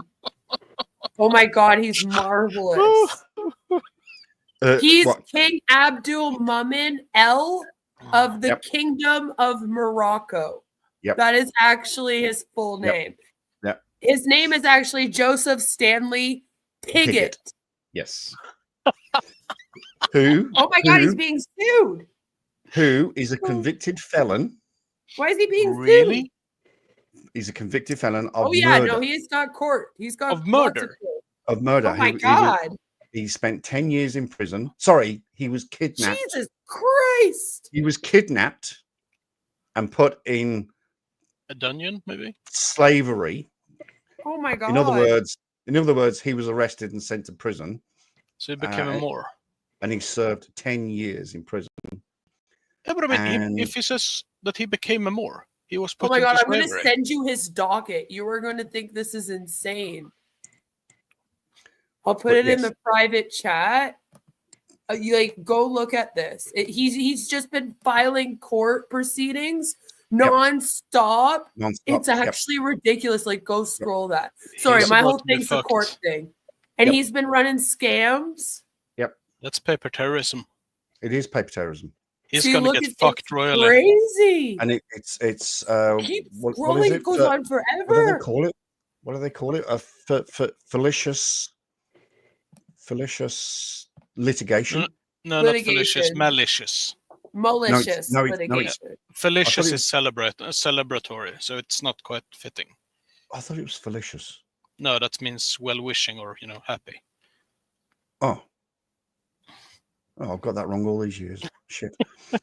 But yes, so let's finish this He's video. been doing this since September of 2019, and he files every month. I think there was another guy who did it, and he got 27 years. Lord, this guy's gonna go to jail if he keeps this up. Yep. That's insane. The Bible, biblical terms, and the law. You see, I don't know if I'd take my advice from this dude. Their books and what they wrote, because they took everything from us and they turned some of our stuff evil and they used a lot of our stuff. We are the first. So everybody took something from us. Some people used it for evil, some people used it for good. You just don't understand how it really goes. You dig what I'm saying?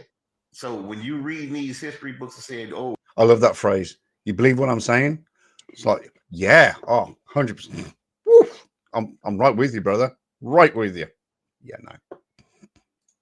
In the 1800s and the 1700s, you forget that we were here first. So everything that they doing, they took from us and they're using it for their own benefit, bro. All right, and understand, the name of this land is really the People's Republic of Morocco.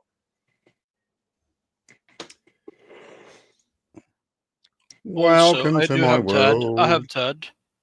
The People's Republic of Morocco does actually have a king. The real one. An actual proper. It's a People's Republic with a king. I find that fascinating in so many ways.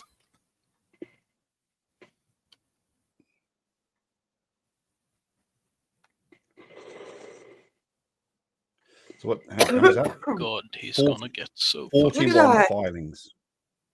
41 filings. Wow, dude, that's only September and October of 2019. Jesus. Yeah. Oh, mate, it's been going on for years, and years and years. Joseph Stanley Piggott. He did one recently. Abdul Mumin L. Yeah, this is an older one. There's a whole bunch of these. He has a whole bunch of pages like this. I just sent you one because it was the first one that popped up, and when I clicked on it, I was like, "Oh my God!" Wait, is he suing other other Moors? No, it looks like he's trying. Dar et al. The defendants are a whole bunch of people, but it has a lot to do with the King County Superior Court. No, not et al. That means et al, as in everybody. All right. Et al. So it looks like he's charging the law offices and the state of Washington and all kinds of places. There's a bunch of them.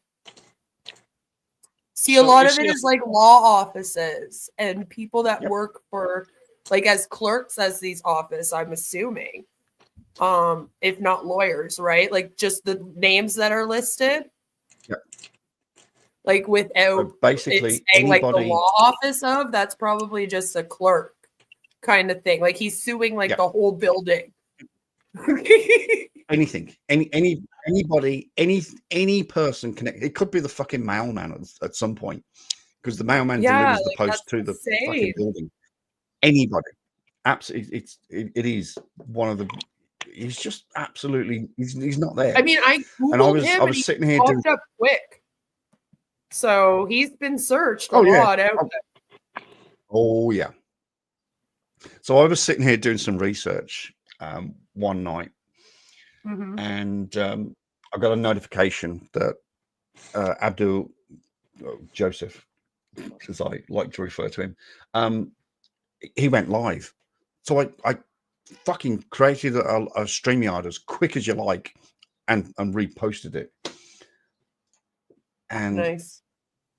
Oh, it was again. A little bit of wee came out because I fucking pissed myself. Wars are interesting. Where is it? Because it's so culty. King. Oh, here we go. King Abdul Mumin Al live stream. Here we go. Let's watch this. Moores is also a Canadian clothing company, but that ends with an E before the S. Oh, so it's Moores. Reports are not our reports. All right, good day. More should wear Moores. Let me just show him. Yeah, and then a Canadian clothing company is Moores. Yeah, you also have to say A afterwards. Just happened to catch this. So I thought I'd record it. And we'll just listen to what he's got to say. Stop it. No counsel. Stop it. Queen's a guest. Sex shall be deposited in the hands of some person worthy of trust until the party shall appear who has give a my right camera to angle as well. Demand them, but if the heir so what he's reading from is the Treaty of Peace and Friendship 1787, which was a treaty that was signed between the United States in 1787, may I say. Unfortunately, it doesn't work anymore, does it? The treaty is still valid. Oh, it is. It doesn't work, but it's still valid. Every 50 years, it gets ratified. It's got no standing, but it is, unfortunately, and I really must contact Joe Biden. I know, it's because they like make laws and then they forget about them. Yeah, but it gets renewed every 50 years. It was basically a treaty between the United States and Morocco back in 1787. 1787. Okay, let me just say that again. 1787, and it was all about the fact that ships from America wanted to travel to Europe, and all they'd do was use Morocco as a base. Oh, hey, King, whatever it was, can we use Morocco as a port so we can transport our goods through your country and off into Africa and Europe? And yeah, sure. Yeah, that's fine. And that's all. Every part of the treaty, all 26 articles, talk about ships, ports, captains, sailors. It all talks about just everything except for the roads. Pretty much. But Chuck, this is I need to explain this. Yes, sir. Hi, Joe. Clearly that means. Hey, Joe. That means that Morocco actually conquered the US and were the one who truly defeated the English. Clearly, this is proof of that. Yeah, exactly. It's gospel. It's absolutely. Yeah, exactly. It's just you have to kind of read between the lines, really. Oh, I have to read between the lines. Yeah. Yeah, you I'm see, good at if that. you read That's what they between the say about lines, Ash too. you can actually really make out that the U.S. was founded by Morocco and East Morocco. Sorry, and it's also a Mexim. Yes, northwestern Mexim. Northwestern Mexim. Yeah, sorry, northwestern Mexim. Northwestern Mexim. Wasn't Moors what they used to call kings and queens in like Portugal though? I don't think so. You're thinking some... of the Muslim invasion in the 700s in the Iberian. Yeah, like that. Well, there is some correlation between Morocco and Portugal. I was just about to ask, like, do they use that stuff at all? Yeah. Oh, yeah. Oh, well, they conquered Europe. Well, not entire Europe. They conquered parts of Europe. Well, the Moors were really only on the Iberian island peninsula. Some Moors, and probably Pigott, he claims that the Moors conquered the whole of Europe. Yeah, no. Even into China and Russia. You did have Muslim explorers. Yeah. Like far later, who did visit as far as China. That did happen. It wasn't a conquest so much as like, hey, what's over there? And I mean, not Moors. Islamic kingdoms did conquer as far as Vienna. During, I believe, the 1400s, during one of the war with the Ottoman empires. So, yeah, I mean, it was very expansionistic, and it penetrated deep into Europe, but it was pushed back quite far. Well, and they never really managed to root out Christianity in Greece, for instance. Yeah. So, what religion then are these guys? These Moors? Oh, what suits them at the moment? Would you consider this? What suits them at the moment, really? It's Muslim. Yeah. It's Muslim. Is it Muslim? Except when they're Christian. Except when they're Christian, or except when they're, but they don't use the word Muslim. They use the word, and I've researched this, and I've done a deep dive into this, and it's not a good word. They use Muslim. Oh, is that the slur for them from back then? Exactly. I think it is, isn't it? It is an absolute slur. It's one of the biggest insults you could say to a Muslim is you are Muslim. I already know that's a bad thing. And I've made many, many videos about this going, you probably really shouldn't be saying the word Muslim. Don't do that. No, in their case, please. That's like the N-word. That's like saying the N-word. Pretty much. Let's not do that. Yep. Yeah, let them keep doing it. I think it's excellent. It's sort of population control, really, when you think about it. Yeah. Yeah, actually, if they get along, then maybe this. No, I'm thinking send all of them to Morocco, have them Muslim their way through the entire Morocco, and then send back what's left. All 2 of them, something. Gordon, that'd be right. And also, Joe, you haven't got a sock account. You wouldn't do that, would you, Joe? Joe has a billion sock accounts. Would you really? Gordon, Joe? Really? Those one of my best. Gordon. Gordon. Also, if you're gonna go with Cole, you should be going with L instead. I think that's obvious. Cole L, come on. Superman reference. No. Or even Noel. You should use Noel. No, yeah. Noel. To the person deceased be present, the property shall be delivered to him without interruption. Semicolon. And if a will shall appear, the property. And he loves doing this as well. I don't know why he does this, but he pronounces the punctuation. He'll read a sentence and then go comma, full stop, semicolon.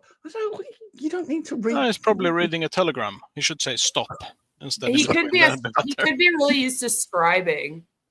In his defense, like I'm sure that they do a lot of like I'll say something and then you write it down. Have you never seen the Kathleen Kennedy teleprompter where she goes fade in? Yeah. Yeah. That's classic. That's classic. We always get copy and pastas of people that are selling things, but they're doing it with copy and pastas. So then they forget to take out the part where it says, and then post this to your members. It always goes on. It'll be like, and then tell them this. And you're like, I don't think you were supposed to post that part. Fucking It's just a prompt. There was a guy. Hang on, we got another soccer. We got another sock account in the chat. Joe, stop it. Stop it. He's just showing us how smart Joe is. Oh, is that like the Angry Vet or something? No, this is part of Queen's sort of sixth sense of humor that they created. Wait a second. Why is this my sixth sense of humor? Queen, we don't kink shame. It's okay. It's just a safe space. It's Joe's sixth sense of humor. No, I decided to start handling my detractors and the people that wanted to cause me problems with humor instead of with like hurt or anger or anything else during it. So I started to just do like fake ads for things. So we have tiny dinger condoms for the streamers out here who like to use their community as a dating area. They all go and buy tiny dinger condoms for their tiny dingers. And we have Fantasia foot spray for that foot fetishist guy that I told you about earlier. Mm-hmm. And then we have some giant ass adult diapers and all kinds of fun products. And that's the ones that the on-passive people use. That's the best way of dealing with haters is just poke fun at them. Well, see, like they made me as Harley Quinn, so I became the meme. And then they like tried to like turn it around and be like, Queen thinks that she's Harley Quinn. Oh my God. So then I was like, okay, well, that's not going to work because they're too dumb for that one. So then I made like diss tracks because remember diss tracks used to be really big back in the day. So I literally had almost an entire album of diss tracks. But then they were like actually reacting to my songs like they were real and like giving me like music reviews. And I was like, I'm not here to do music. Like, this is supposed to be a bad song. Like, it's just a diss track to you. Like, I'm not on here trying to be a rapper. And it got to the point where I actually started to feel bad because they would send people like my songs, but then not tell them that I'm not trying to be like a singer and that it was a diss track about them. So then this poor person would be like reviewing my song, like taking it seriously. And like, no, like I started to feel bad because I was like, that's becoming not fair to do to people. Because now you're using me to like troll other people too. And I don't like that. So I was like, okay, so now that's not going to work anymore. So we got to stop that. So then I came across one of my friends introduced me to a channel called Jabdoobie Dubs. And he does like all these really funny dub overs of old commercials. So I got an idea and I was like, I speak out about companies that sell bulk products and crappy products. So why don't I just start making like comedic ads for an ad break on my channel? Because I don't want a sponsorship ever. I'm not interested in that. That gets murky with someone like me. Like you can't really speak out about scams and that kind of thing and then be like, and today's video is sponsored by, like, I think that's weird. You can take good. So I was like, that can be my sponsor every day is just my funny ass commercials and it keeps them in check. They've officially left me alone for almost a full year now. Wow. Why don't you start selling the product? You could probably make money off it. I used to do like merch about it and stuff but I don't want to make money. I need to mention here, if like, I don't know, Zenit or Sheshelekut are listening, I am very open to sponsoring your products. I just want to say that, I'll take any free example you throw my way and I will review them on this channel. No problem.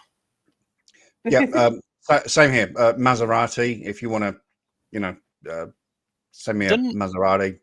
I'll they're review not it. great, you know. They're entire leather, even the floor. It's really like That's dainty fine, bud. and easily broken. Hey, look, I'm open to offers. Maserati or Land Rover, BMW. Yeah. Oh, Beamer. I wouldn't mind a BMW.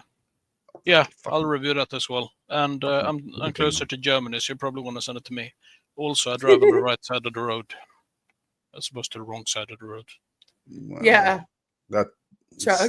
still up for debate. But to be fair, you're also not on the proper metric system, so that will, as soon you as may be on the right council side of the road, but you're on the wrong side of the metric system. You still use that horrible things in Canada, like the imperial system. Yeah, we're on the same system as Chuck. Oh God, I didn't realize. I'm so sorry. No, you're not.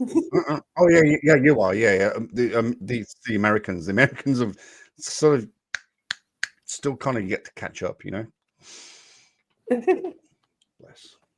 6 and 7/8. What the fuck? What's 6 and 7/8? Just say 115 centimeters. Fucking hell! Stop it. What you on about? I haven't got a clue what 6 and 7/8 is. So, and in fact, I was a heating and ventilation engineer apprentice back in the late 80s, and you had heat. The 1800s? What? Yeah, I didn't realize you had those kind of jobs. And I thought it was sort of a stonemason kind of thing. Yeah. Are you one of the Masons? Oh, are you a Freemason, Chuck? Oh, he's a Freemason. That explains everything. You're part of it. That explains everything. Yes. We should probably do a PSA here on the channel. My father was a Rothschild. Okay, I'm part of the Rothschild. Oh, don't get me started on that. You've got me. It's the Illuminati. You've got me. Okay. The Illuminati is just Scientology. I keep telling people this, and they don't believe me. When will they believe me? There are two types of country: one that uses the metric system, and the ones that have landed men on. Ooh. Oh, Joe's coming in. Oh, Joe, remember, nobody's ever been on the moon. Wow. Yeah, Joe. Where have you been, man? Look, you haven't been to the moon. Goodness. People don't say that the metric system doesn't exist, but they do say that doesn't exist. So. They tend to say that the moon doesn't exist. Those people tend to be more localized. I love people that say that the moon landing was fake, though. That has to be one of my favorite ones. Yeah, but you know, clearly the suit was white, and you wouldn't wear white when you're going that far because it might get dirty. So clearly it's fake, yeah? Right. Have a good night, Paracord. Happy New Year. Thanks, Paracord, for coming up. Thanks for jumping up. Really do appreciate it. Happy New Year. It's only we're not doing anything, and my daughter's already gone to bed. She made it to 11 and then was like, I'm tired. Now. How old is she? She's 10. Yeah. She just turned 10 in September. Oh, wow. Yep. So she made it. I think we've only kept her up. She was up last year, and we kept her up, and we did the ball drop and everything. And I think that's the only time she's ever actually stayed up for New Year's. And we let her every year. We're like, you can stay up until we do this if you want. And what's the ball drop about? The ball drop when in Times Square. They have this thing, but we watch it on TV. Really? Yeah. That's a big thing in Canada to get together at the bar or something too and watch the ball drop on the TV. Yeah, even in Canada, we're like, New York ball drop, let's go. We go out and watch the fireworks at 12 o'clock. Yeah, see, we do that on like over at Parliament and stuff. Usually there's some kind of show that they do at like midnight, some light show that they do. And yeah, I'm not very close to Parliament, so I don't. But like nobody cares.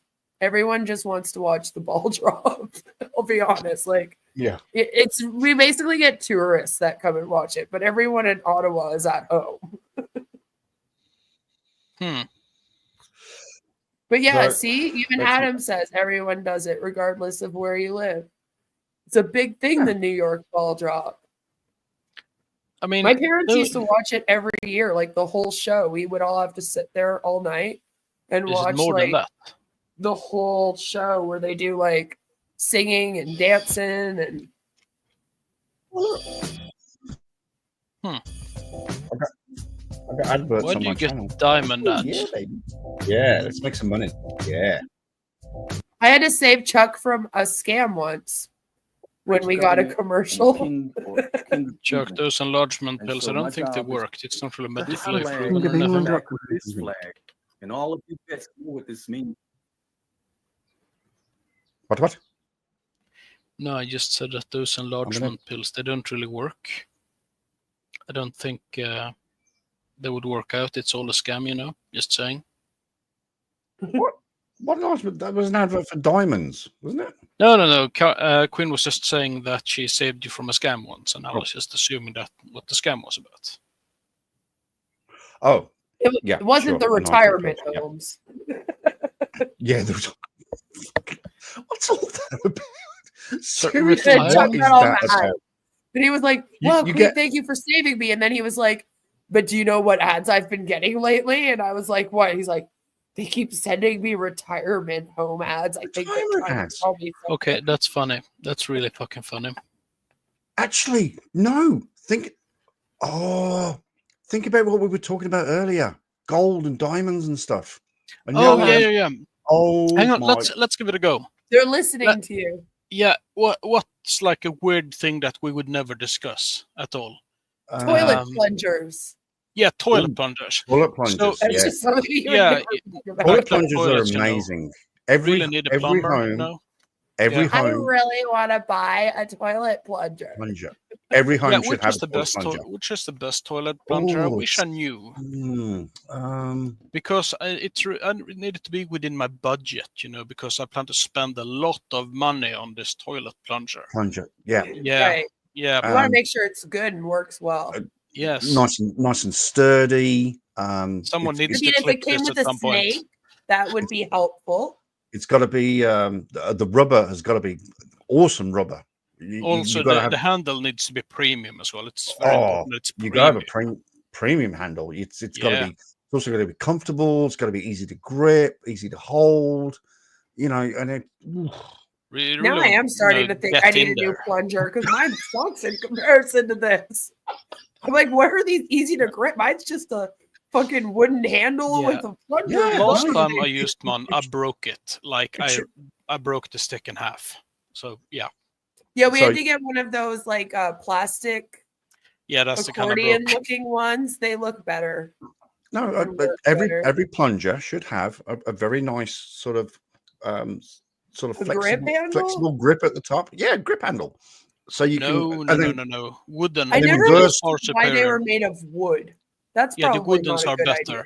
Yeah, you need because it doesn't need to be flexible. It needs to be solid and sturdy, so you can really get in there. You know. And then I get a splinter every time I plunge my toilet. Yeah. That's why I need to buy new ones. You need to have boned wood first, though. Joe says, "Do you have enough life insurance, Chuck?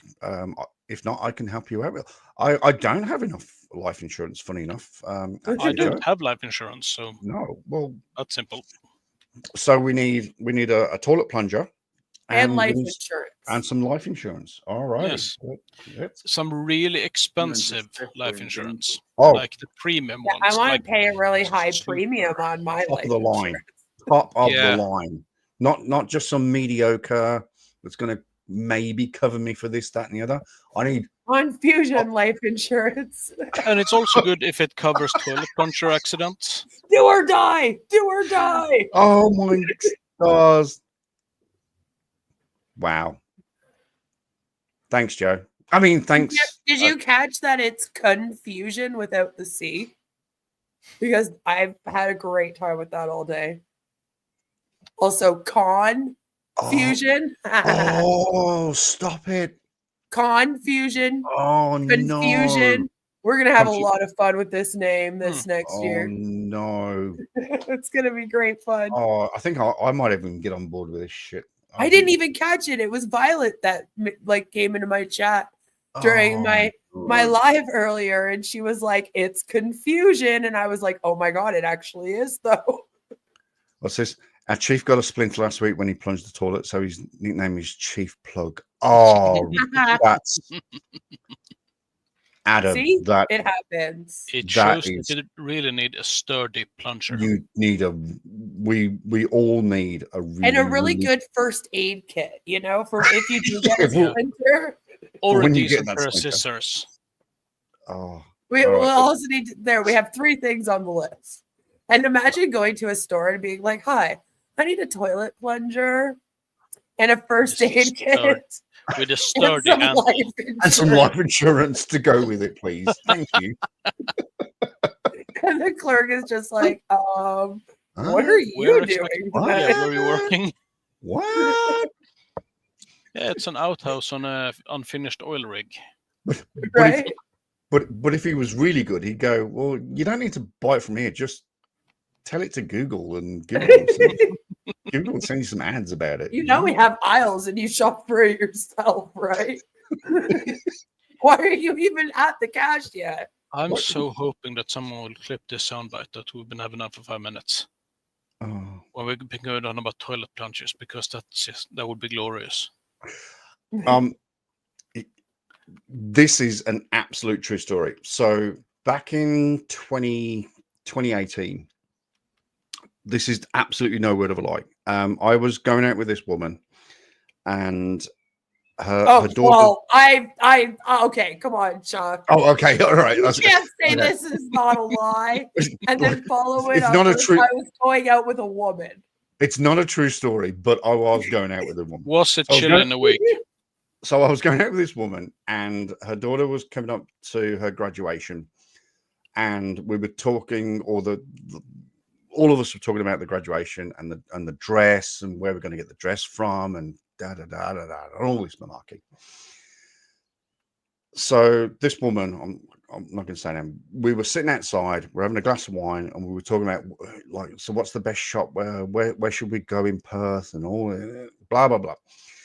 So she gets a ping on her phone, and she grabs her phone, and it's a Facebook thing, and then she starts scrolling through Facebook, and I shit you not, adverts started popping up for gown dresses for evening gowns. It happens. I've had shit like that happen to me a ton of times. Not with gown dresses per se.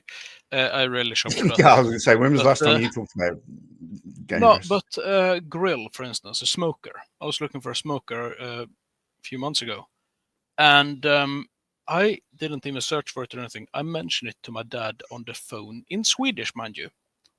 I got fucking English ads for a smoker.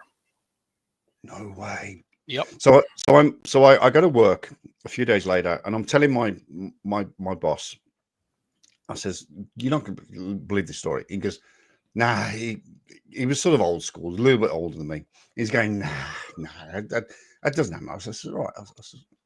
So I turned my phone off. And I says, "Right, let's talk about something." Because I was also in the market for a new car. I genuinely was, but I was only thinking it. Like, I didn't say anything. So I says, let's talk about something. Let's talk about a particular brand of car, a very specific brand of car. Let's talk about that. 92 Eagle Talon. Sorry. I don't think it works with used cars. Yeah, I was going to say, I don't. It has to be a new car. So we were talking about, so I've always wanted a Mitsubishi Triton. Always wanted one. So I says, right, let's talk about that. Let's just do nothing but talk about a Mitsubishi Triton. So I turn my phone back on. Are you saying Trident? Triton. Isn't that a bike?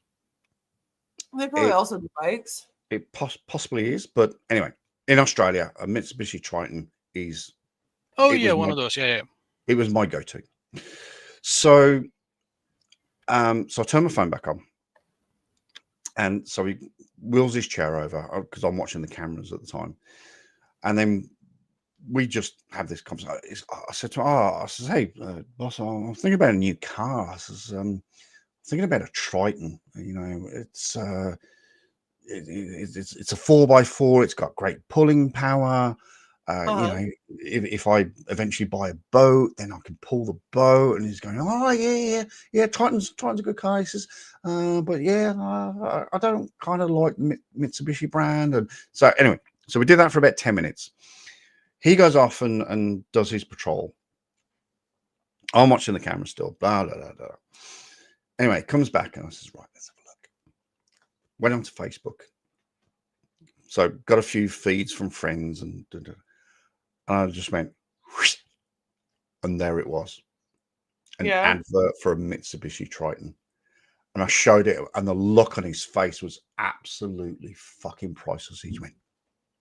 So he lives in a bunker now, like with a tinfoil hat, I assume? Facebook actually admitted to their breach, though, of listening to people's conversations.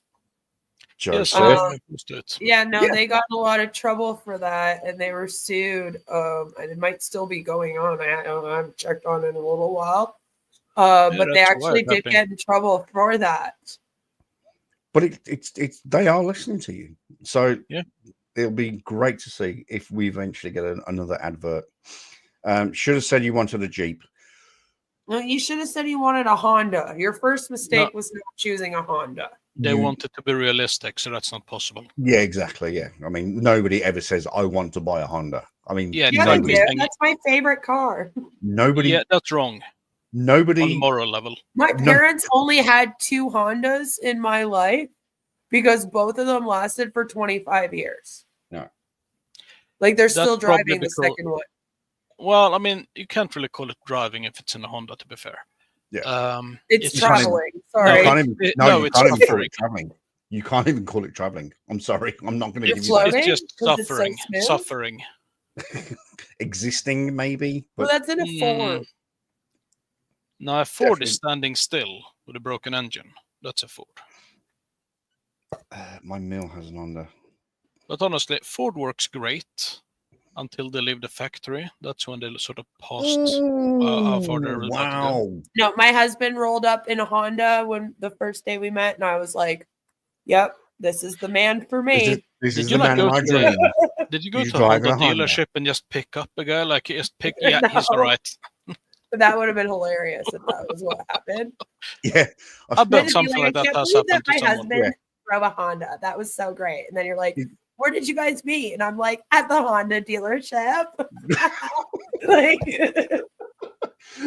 So your husband took his Ford Camaro in for servicing, and they gave him a loan car, and it just happened to be a Honda.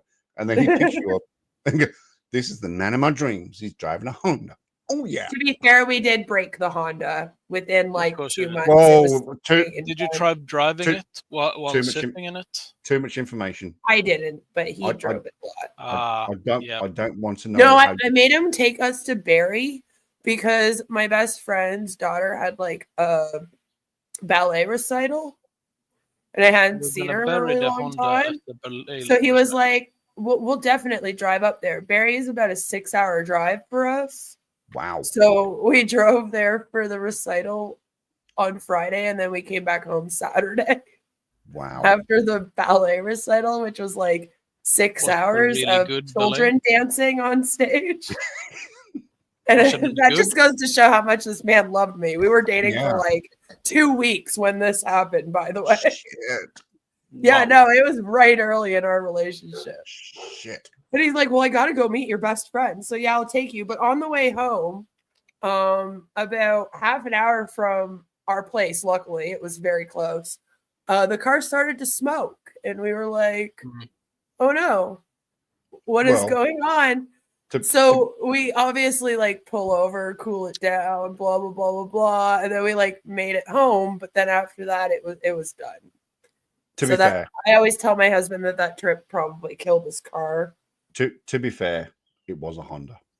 Yeah, so it's not really a car. Oh, it was an old Honda, though. It was an old Honda Civic that he had for a while, too. Oh, a Civic. It wasn't like the worst. It wasn't the worst. So it wasn't. You can't say it's not the worst after saying it's a Honda. The Honda's Because the best one. Well, what's your favorite? you've already said it's the worst by saying it's a Honda. What's your favorite? Ooh, depends if you're talking about cars. You say Tesla, though, I'm gonna hit you with Oh, a cut. fuck no, I hate electric cars. No. Because I had this conversation, the last time I had this conversation with someone that was like, Honda? Oh my God, I fucking hate Honda. I was like, okay, well, what's your favorite? And they were like, Tesla? Well, Tesla's obviously. are shit. From Tesla Elon Musk. And I was like, okay, yeah, this conversation's over. I like We're just Elon not going to be friends. I like Elon as much as I like Putin, roughly. And yes, I'm not a big fan. No. I hate electric cars. I detest them. I was part owner in the company up until 2016. We owned a number of electric cars. Company? No, we drove electric cars. It was a shuttle company. And, okay. Yeah, they are fucking horrendously horrible. So driving them, it took about an hour to charge them. Oh, then, see, that's the thing that I don't get. I don't want to charge my car. In the winter, no heat because that would drain the battery. In the summer, no AC because that would drain the battery. Oh my God. It was fucking cold and fucking hot. Oh. And then you still had no range whatsoever. The range on that was about, hang on, let me think, about 1/28th what I would get with a Volvo. Yeah, for working, for like taxi work and stuff, I prefer the Volvo. That's by far the best car. Yes. If I were to get like sort of a farm vehicle, so to speak, I would get a Toyota Hilux or possibly a Nissan King Cab because I enjoy those very much. Yes, 666 will back you up on that one. Let's see. If I were to get something, Hilux is the best. If I want to get something like just with feeling, I would get the Charger from 74. And if I want to get something fun, possibly a BMW. Not sure about that one though. It would be the M5. Yeah, the M5. That is incredibly fun. Yeah, gotcha. But if I had like infinite budget, that would obviously change. I would never get like what you call a supercar because I can't stand people who own those kind of cars. I would get a really actually, yeah. Don't get a supercar Maze or whatever they're called. Nissan Skyline from 94. And also on passive, it sponsors them. Actually, if you can configure get the Skyline to place the wheel on the left side where it's supposed to be, and then give me that one. Because not going to happen. The Skyline in the early 90s looked like a piece of shit. It looked like it was nothing, but it was the fastest car ever built at the time. We have 15 minutes, guys. Oh shit! Yeah. I have 15 minutes until it's New Year's. Do you have to like disarm a bomb or something? What?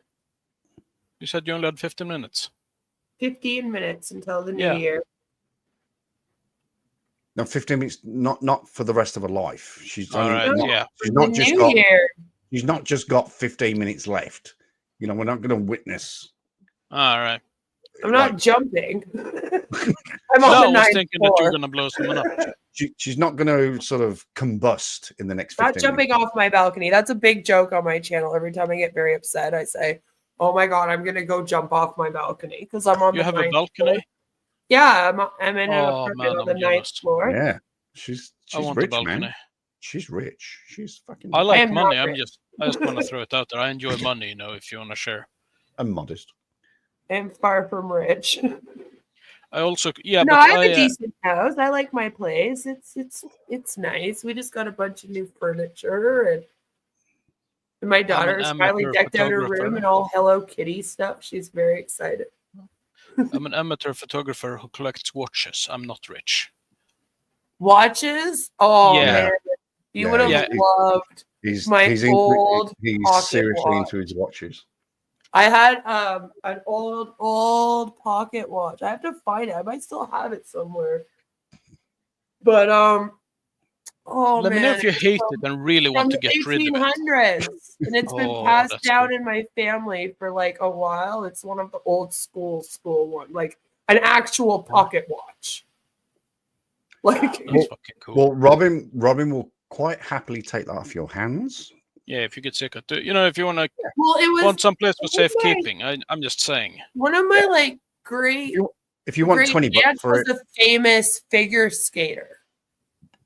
And I guess it was hers. And then she passed it down and it ended up with my grandparents. So my grandparents gave it to me because I was the oldest grandchild of theirs. So that's how I got it. But man, it's like an actual antique though. Like it's actually been appraised and stuff. And it's the oldest one I got is from 1914. Yeah, no, mine's from like actually like way before that. Like it's apparently been in my family the for pocket watch, though. This is just a watch. Yeah, so just for Robin's benefit, if you want to part with it for, I don't know, 20, 30, 40 bucks, then Robin's your man. 40? Yeah. Oh, my sorry. husband's a huge collector as well, though. My husband collects like everything. Name it. If he Stamps, collects like old tires, coins, yep. Cards, yep.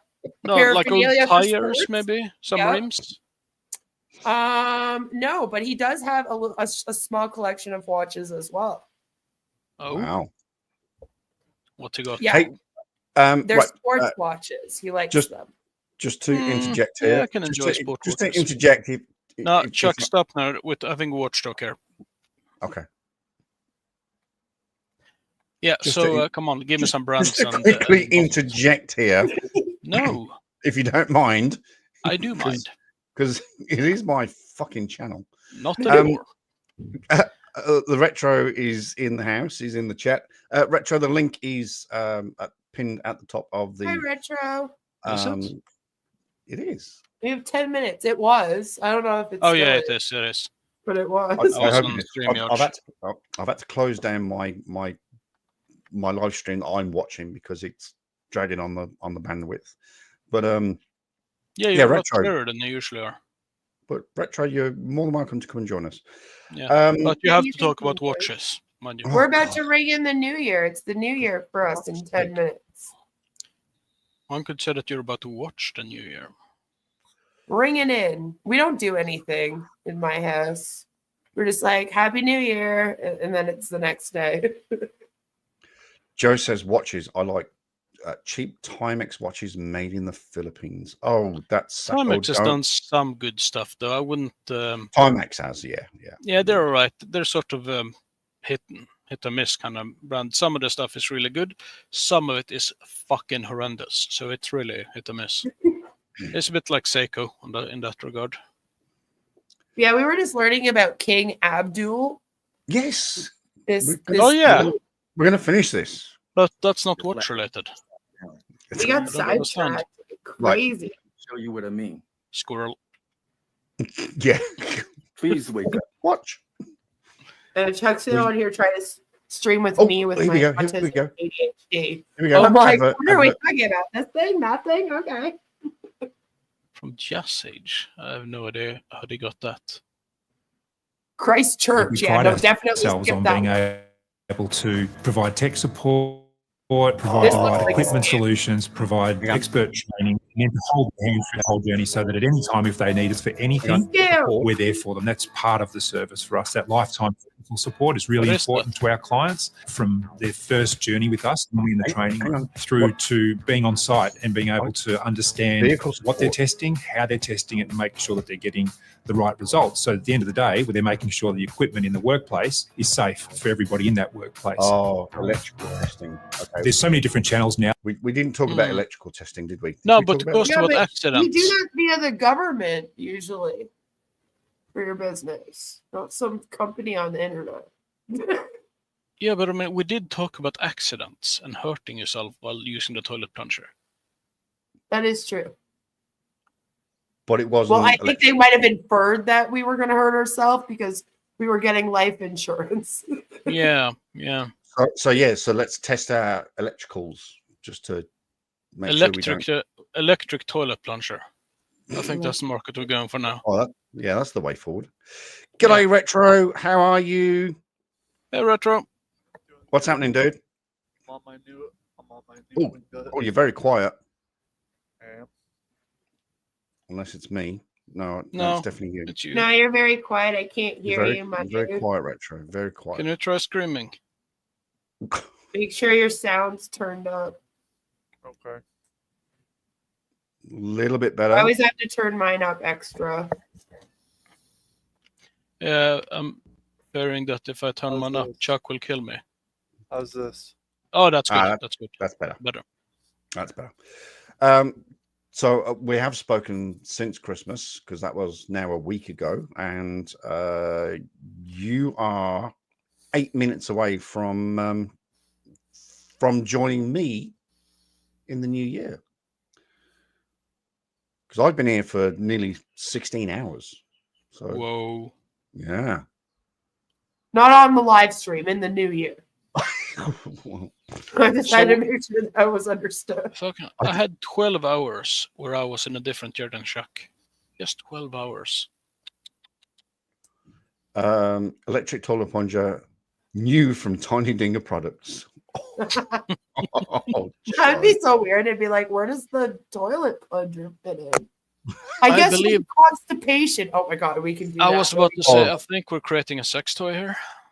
Ivy mixes constipation. We figured it out. Oh, we're gonna market this to Chili. Oh well, Chili. Well, no, Chili's got verbal diarrhea. So yeah, but I have a feeling that Yeah, but where does he that enjoys go? going down rabbit holes and stuff. You got to put that in the toilet too, and then there's so much of it you got to plunge. You got to plunge it, yeah. I mean, yeah, Chili's Queen, got a did you not lot see? of verbal diarrhea. Did you not see what streamed on his channel a few weeks ago? No, I don't follow his channel, to be honest. No, there was he apparently left the camp to go do something, and during that there were 15 minutes of hardcore gay pornography. Oh, yeah, I heard about that. God, and yes, yeah, heard about supposedly he got hacked. What? I do not believe it that he got hacked. I believe that is a deep interest of his. He got hacked because it sort of fits with his entire persona. And you think he's gay? Oh yeah. Oh yeah, I think he's very gay. So what do you think happened? Like, because if it goes on a stream, then you lose I your suspect channel. that he accidentally started something. Allegedly. Oh, like he was streaming and decided to wank it or something? Yep. Well, there have been several people that have been caught wanking it on stream. Oh no, not like that. I think he I don't know, opened the wrong window or a player or something while he was getting up to, I don't know, take a piss or something. Like he meant to play a video while he was wanking and accidentally played like his Pornhub tab. Yeah, and I mean, given his super necessary persona, then have you seen Super Necessary Man? No, don't know that one. Oh, it's a clip from maybe 10-15 years ago. That was apparently his pitch for superhero, and that was Super Necessary Man, which is him in green spandex with a giant club. I am not joking. That is on somewhere on YouTube. I don't remember where I saw it. Joe, why are you bothering us about negs? It might have been on what's his name, Team Skeptic. I'm not sure. Oh, but it was just that video is absolutely glorious when you see that idiot just twirling that styrofoam hammer around, going, "I'm Super Necessary Man." It's so fucking funny. And this is the guy that wants to run for governor in his. In which state? Yeah. Okay. Yeah. We're all going to vote. Where is he not wanted? We're all going to vote for that. Well, guy. He's actually not wanted anywhere in one way, and he's wanted in a lot of places in a different way. Like the lunatic asylum. He's definitely wanted there. Anyway, let's finish this.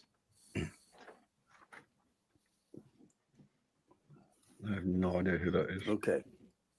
This guy here It's Obama. He's not from here.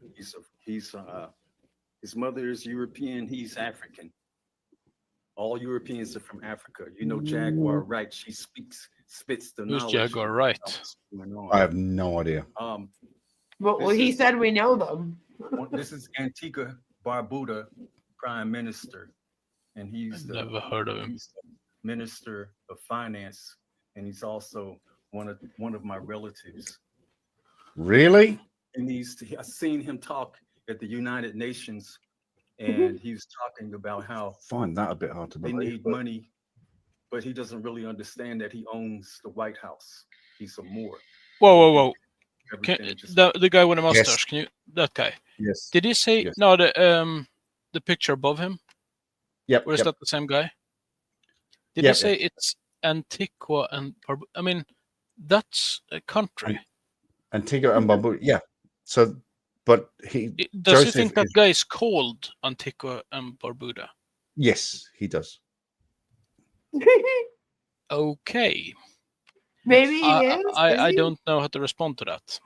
Well, it's on his card there, actually. If you look at the top picture. Oh, yeah, he does have a name thingy there. Yeah, and that is what it says. But I could have sworn I guess it is his name. Yeah, but he said it was Antigua and Barbuda. Yeah, but that's Antigua a and UN photo. Barbuda is a country. It's that's from the UN, I think. That picture. But it looks like his name tag says that, so he thinks his name is that. Kind of true. Kind of true. I don't even know where that is. Is it Pacific Islander or Antigua and Barbuda? Isn't that in? No, it's Caribbean. Caribbean. Yeah, it'd be in the Caribbean, man. It'd be in the Caribbean. Yeah. You were thinking Jamaican man. Jamaican man. For the smaller Antilles. Everything just like everybody else. Oh, the only Jamaican I know is Wait for it. Look at this. Look at this. Putin is a United States citizen. Oh no! Really? Yeah. He revealed this. He can run for president. When he opened up the vault. Don't think he would appreciate you saying that, to be honest. Is probably a United States citizen, but because of what they've done to us to make everybody think that we're the United States. Oh, right. And on that note, Chuck. Yes, sir. I gotta go. Well, Happy New Year, everyone. Happy New Year. I gotta go because my Gram's on the phone and wants to talk. That's okay. Go for it. Happy New Year, Go for it. Retro. Happy New Year, guys. Happy New Year to a lot of you. Did he say his girlfriend's on the phone? Grandma. Oh. Oh, we timed this perfectly. We timed this absolutely perfectly. So clumsy, 6 hours late. Yeah, we have 30 seconds. Dropping the ball. Oh, sponsored by Kia. Big shout out to Kia. Woo! So embarrassing that the people on New York and that the balls haven't dropped yet. Let's drop the ball. That's a super original joke of that.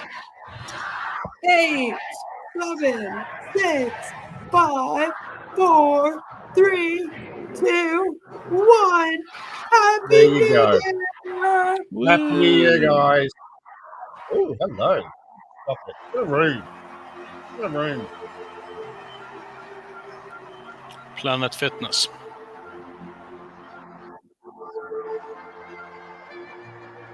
What a room.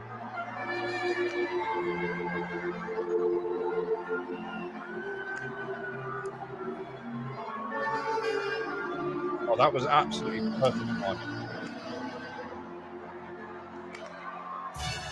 Oh, that's interesting. They cut away from the gay guys. Yeah, I know. No, but that's actually kind of interesting. You'd think that they'd focus on it being New York and all. That's spreading the news. Right, can't play that too much because I'll get copyright strike for that. I thought you were. Wait, so they can play it, but you can't. And also, I can't play a news channel because news channel will copyright me as well. So I'll get a double copyright. News channels don't like you doing that. Happy New but they're Year. also pieces of shit typically. I know, but Happy New Year to the Eastern Seaboard or everybody. Happy New Year! Sorry, I had to go kiss my husband. Yeah, go for it. Go for it. So I did. Now I'm back. Yeah. Did you find out the names of his watches and the models? No, but I will. Sake, I Jesus do not Christ. understand that. It was a kiss, not an interrogation. All right. Yeah, I assume One of that you his would watches is prioritize. antique. Oh? I do know that one of them is antique. Now that one I'm curious about. Yeah. I'll ask. Well, we're going to skip over that. I can find out for the next time I come on. I caramba. Yeah, Chuck Joe, doesn't really have clear priorities. Clearly, he I was gonna doesn't look for wanna- mine. I think I still have He doesn't mine. want to focus on watches, and I don't understand it. Yeah, you can't grasp the concept, eh? That's really No. weird. Have you ever It's put like- away something that's like really special? So you like hide it in your house somewhere, and then you're like, "Shit, where did I hide that?" I've thought about Put it getting away. it safe. It's so safe. It's even safe from me. Yeah, I actually started looking around for a safe for my watches because I have. See, we used to have few. one, but problem then is- the lock broke on it, so you could like get into it, and it was just not worth it anymore. Well, I don't have anything like that anymore. The problem is that You don't if I wanna put rob the my safe house. in. If I put the safe in, the floor would give way. Oh no. Yeah, it's not possible to place that kind of weight in my apartment because this is not a very well built house, and a safe Oh, yeah. that would weigh about 600 pounds. Yeah, my parents' So- house would be able to do that either. It was built in the 1800s. Yeah, Joe- then Ingrid would be really pissed. Joe It says. would go right through the floor. Joe says idiots are shooting fireworks off. I miss the old days of shooting guns off in the back of Detroit. What do you mean the old days? Oh, Joe's pretty old as well. Joe. Yeah, but I'm Joe- thinking Joe's like in his shooting 60s. guns in the backyard of Detroit. Isn't that like current? You wouldn't know it. Hey, No, you Joe, shoot I at want each other Chuck to instead of in agree to there. do our parody. It kind of probably happened last week. I mean, there was probably some shooting in I mean, Detroit last last week. week. I'm gonna. But, yeah. You know. We're gonna get let's Chuck Google to that. be Red Redfern. I think that will work out really well. Can you send me a link to Red Redford? Because every time I type in Red Redford, and I've done it. Okay, it's spelled R-E-D. Yeah. R-E-D-F-E-R-N. Oh, Redfern. I thought you said Yeah, Redford. Fern. Okay, Redfern. No, Redfern, and then it should pop up and it will say on passive next to his name probably Okay. because people look them up all the time. All right. They have to Detroit shooting today. won't tell the truth, and it's all about all of the governments, and it's like the G20 and stuff like that. All these G20s. You look so stressed, by the way, in your little square, listening to this man. Oh, it was painful. You look so stressed. You're like, oh my Honestly. god, I'm gonna kill him. Oh, you're in the earth now. And the people that's claiming the land and stuff, my job is to take the land back, and also The land he wants to take back the U.S. straighten When was it I thought his? you already did. Oh, a Maxim. enemy. Northwest. Why do they think? Do they think they also own the U.S.? I guess, eh? Yeah, they literally no, think no. they're the master race. No, the US is Northwest Mexim. It Yeah. is sort of North Morocco. They also, not, yeah, it's not called America. no, it's Northwest and Maxim, It's and Northwest Mexim. they are both I indigenous. didn't know that. and I didn't think they had anything to do with them. No, they're both indigenous and conquerors at the same time. Mhm. I have never been able to figure that one out, to be honest. That just doesn't make sense to me. Oh yeah, that's true. Yeah, how can you be indigenous and conquer it? Well, They the conquered the indigenous rabbits people living did there. conquer some areas, like way back. They conquered each other quite a bit, but At the beginning of the war, they won quite a lot too, in several different places. But I Just as- wouldn't say that well, now. which war? Joe says, "Oh, by the But way, that's what I mean, it's my kinda- wife doesn't think I'm old." Well, You're not old. I never said you were old. I said you were in your 60s. Who said that was old? I I said don't he was. consider somebody old until they're like at least like 80. Well, Right? I'm halfway there almost. If you ask me, the line. You're only as old as you feel. Yeah, the thing is, you talk 100% true. the difference from being like young from really old. Young, that's at like 38. Really fucking old, that's like 39. So yeah, it's like all above 39 are really old, or below are young. That's sort of how it works. It On tends the to shift internet, 1 year at a anyone time. over the age of 30 is old. No, it used to be that way, but it's not anymore. It hasn't been that way for 8 years for some reason. Oh, well, you should be a woman that's in her late 30s on the internet then. I hear it all the time. You're so old. You're so I was old. called an old man Stop by a being 45-year-old when I was 20. That's like when people call me ma'am. And I'm like, I am not old enough to be called that. I feel like I need to be at least 50 before you refer to me as ma'am. You should move to Sweden. We don't have titles. Like here, it's kind of a sassy insult to call someone younger ma'am. Really? It's like it's considered like an impolite dig where you're like almost being rude. And I don't know if people realize that that's kind of a thing in Canada. So like people in the US will often be like, thanks, ma'am. And I'm like, ugh. And also Indian founders say it to me all the time. And I have to be like, they don't know like the culture here. Like they have no clue. So they're not being rude to me. I've seen in videos that you must call certain people's ma'am. Yeah, if they're over a certain age, ma'am. Yes. No, not that one. Man. No. I know what he's referring to. I know exactly what you're referring to. It's so funny. I love that. I will dig it up. I'll dig it up. Let's finish this, and I will. I'm not in on the joke yet. No, not just yet. Not just yet. Anyway, I mean, also that's a lot of medals. Jesus Christ. General. Yeah, I don't know if I'd want to fight this guy. No, I good luck taking back the U.S. from him. I'm just saying. I think I'll give this guy a bit of a hard pass. I think this guy would beat me up and murder me very, very easily. And what's Helen Mirren got to do with any of this? Listen, I'm a tough bitch, and I used to fight, and I used to do wrestling and boxing and stuff. But I promise, I wrestled on my high school wrestling team. Like Greco-Roman wrestling? Like actual wrestling. Yeah, not we're not like talking like WWE wrestling, like real wrestling. The actual proper wrestling. Greco-Roman stuff. And like I used to box and stuff, but I promise you this man would murder me with his two hands and no just problem. Look at it. He would sort of walk into the arena and you go, yeah, come on. Oh shit. I can see something in the dressing room. Yeah, I concede. I left the oven on. I've got to go home. Two women in spandex arguing on a mat with each other. I'm pretty sure that men pay to watch that. No. Because that's what we were doing in high school. We were in tight ass spandex, two women going at it on a mat. And I'm going wrestling. I can't watch women boxing. I cannot watch it at all. And I boxing can't take it. is I only did it for a little bit. But it's an interesting one. My mom got really scared I was gonna get hurt. So she was like, you gotta pick one. You can't do both of them.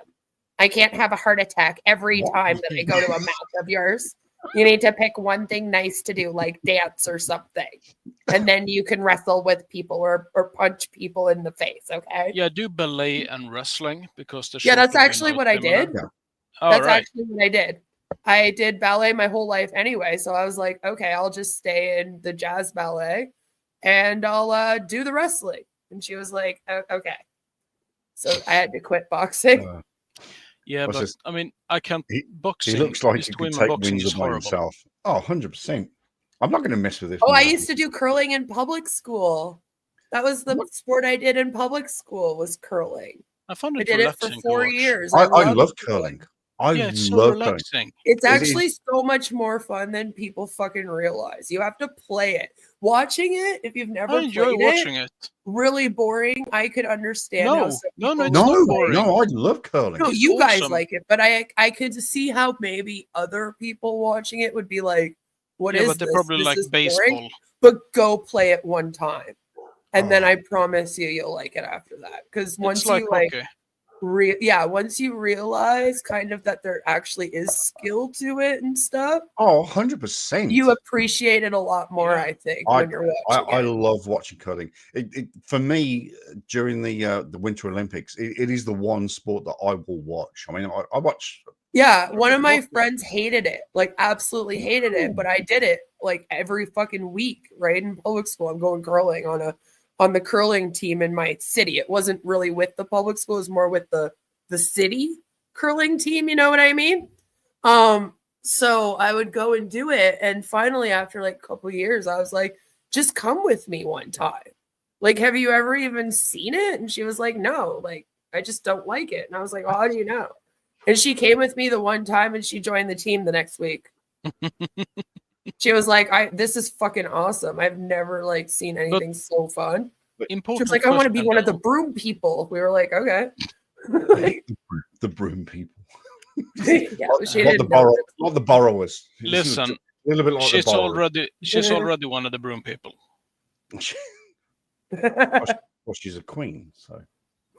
Oh no, it's a rush. It's that part's always a rush. Are you trying to say the queen's a witch? No, I wasn't really thinking witch. Don't say I'm a witch. That will start a whole thing. No, that'll start. They actually think I was actually being intentionally sexist. That was the joke.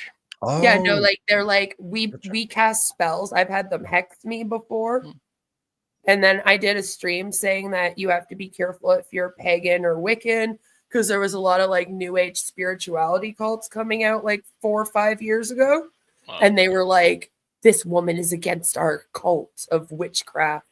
And we're going to put curses on her.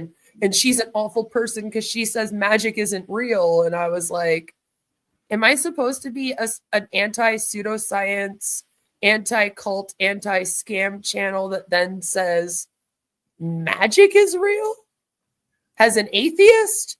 Because I think you're on the wrong channel. Yeah, I think you need to find a different. Like you ended up in the wrong place, my dear. If you were looking for people that thought magic was real, this is not.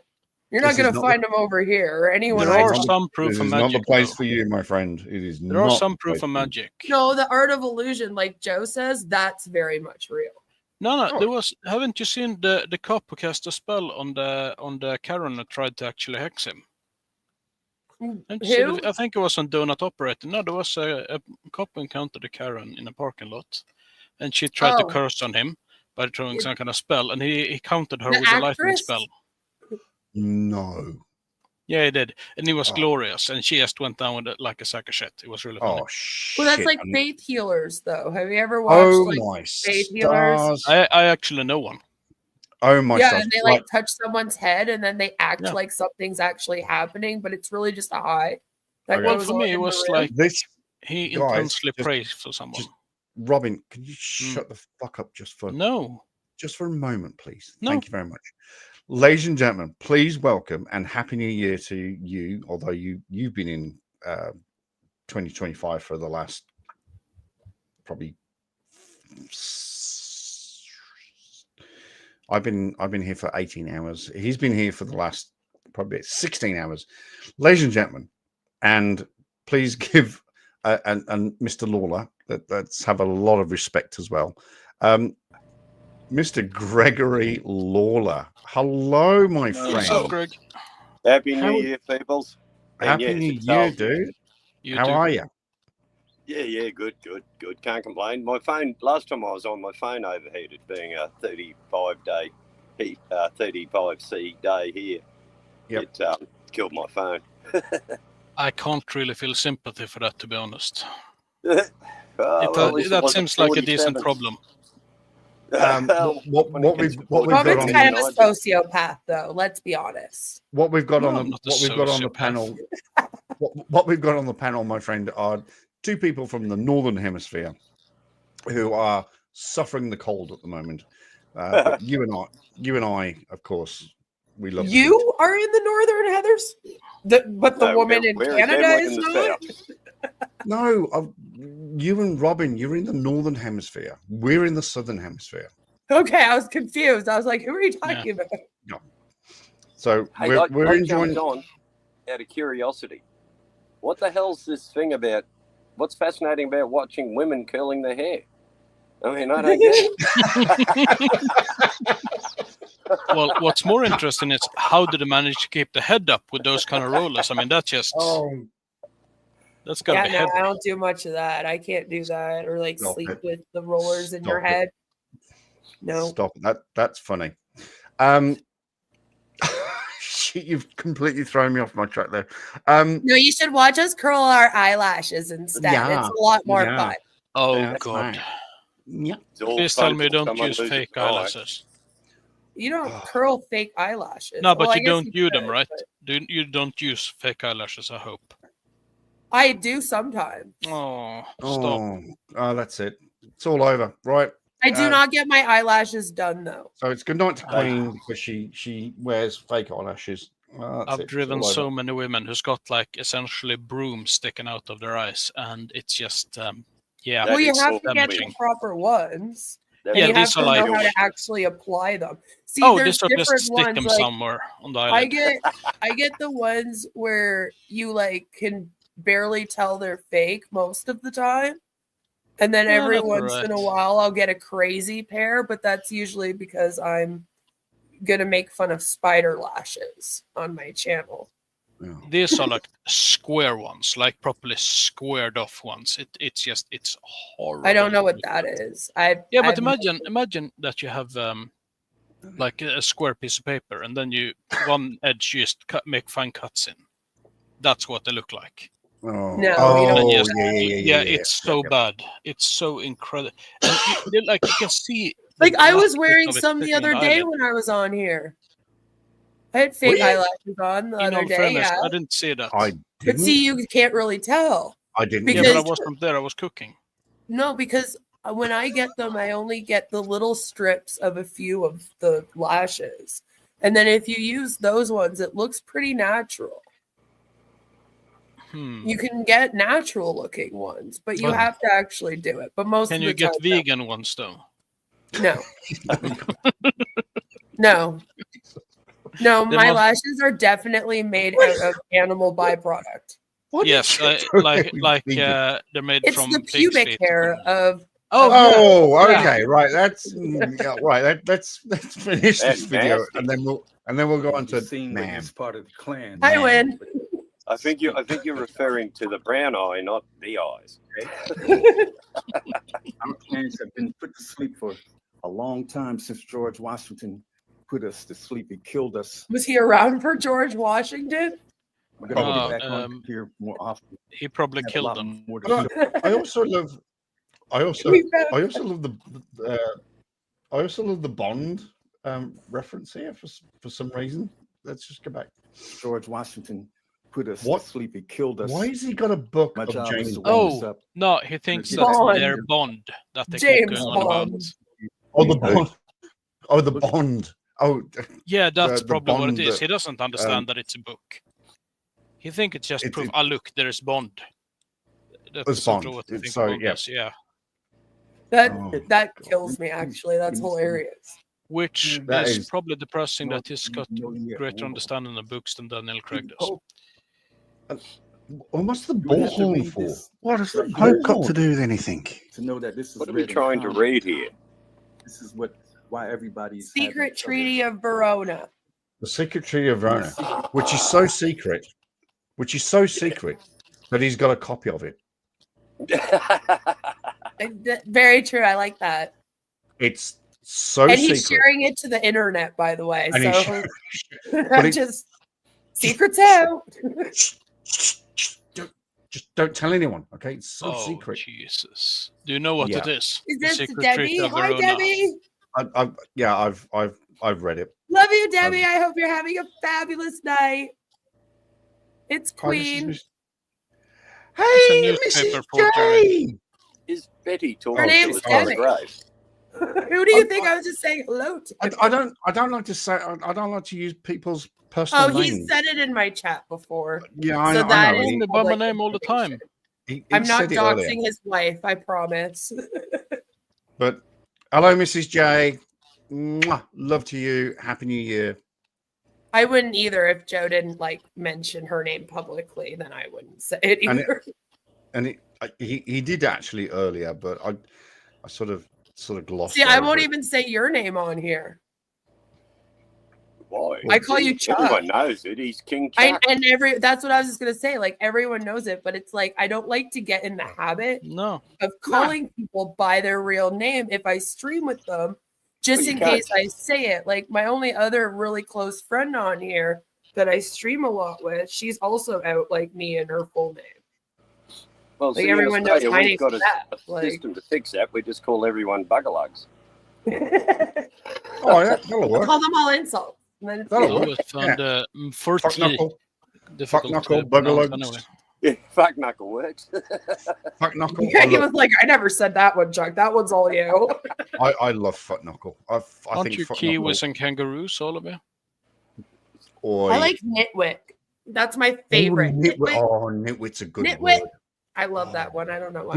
Dimwit as well. Dimwit. Nah, never liked that one. I've been called a naysayer, a bimbo, a ding dong. Ding dong. A ding dong. Yeah, I got called a ding dong. I haven't heard that for years. I don't think he was very angry. And he was like, God. Oh, those ding dongs talking about me. And I was like, oh man, I love ding dong. Oh. I've been called a Nazi and a communist in the same sentence. I think that's quite impressive. That's in the same sentence? Yes, that was very impressive. Wow, that's impressive. Yeah, you're like, hold on a second. I'm just writing this down so that I can use it in the future. And it was by an actual politician. Well, one of the youth party members anyway. Nice. Yep. Wow. But it was for like the Green Party, so I didn't have any higher expectations really. Apparently, I don't know what they like over there, but over here they're fucking retards. I know, I like bimbos too, because we were the bimbos for quite a while before we became the naysayers. Joe likes bimbos, so... nothing wrong with bimbos. Everyone loves a bimbo. Yeah, we all love bimbo. Fucking hell. Yeah, like everyone was 20 at one point. Even I liked the bimbos. Come on. I'm 38. I don't mind bimbos. I mind talking to them perhaps, but I like them.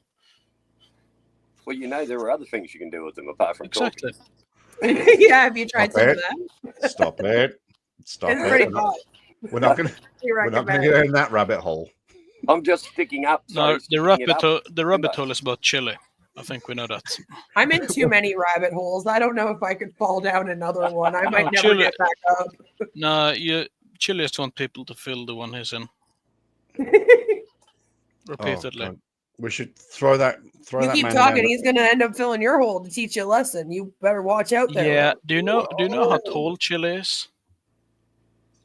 He's about like 4 feet or something. Chili. He's the smallest man ever. He looks quite tall when he presents himself. He looks. Yeah.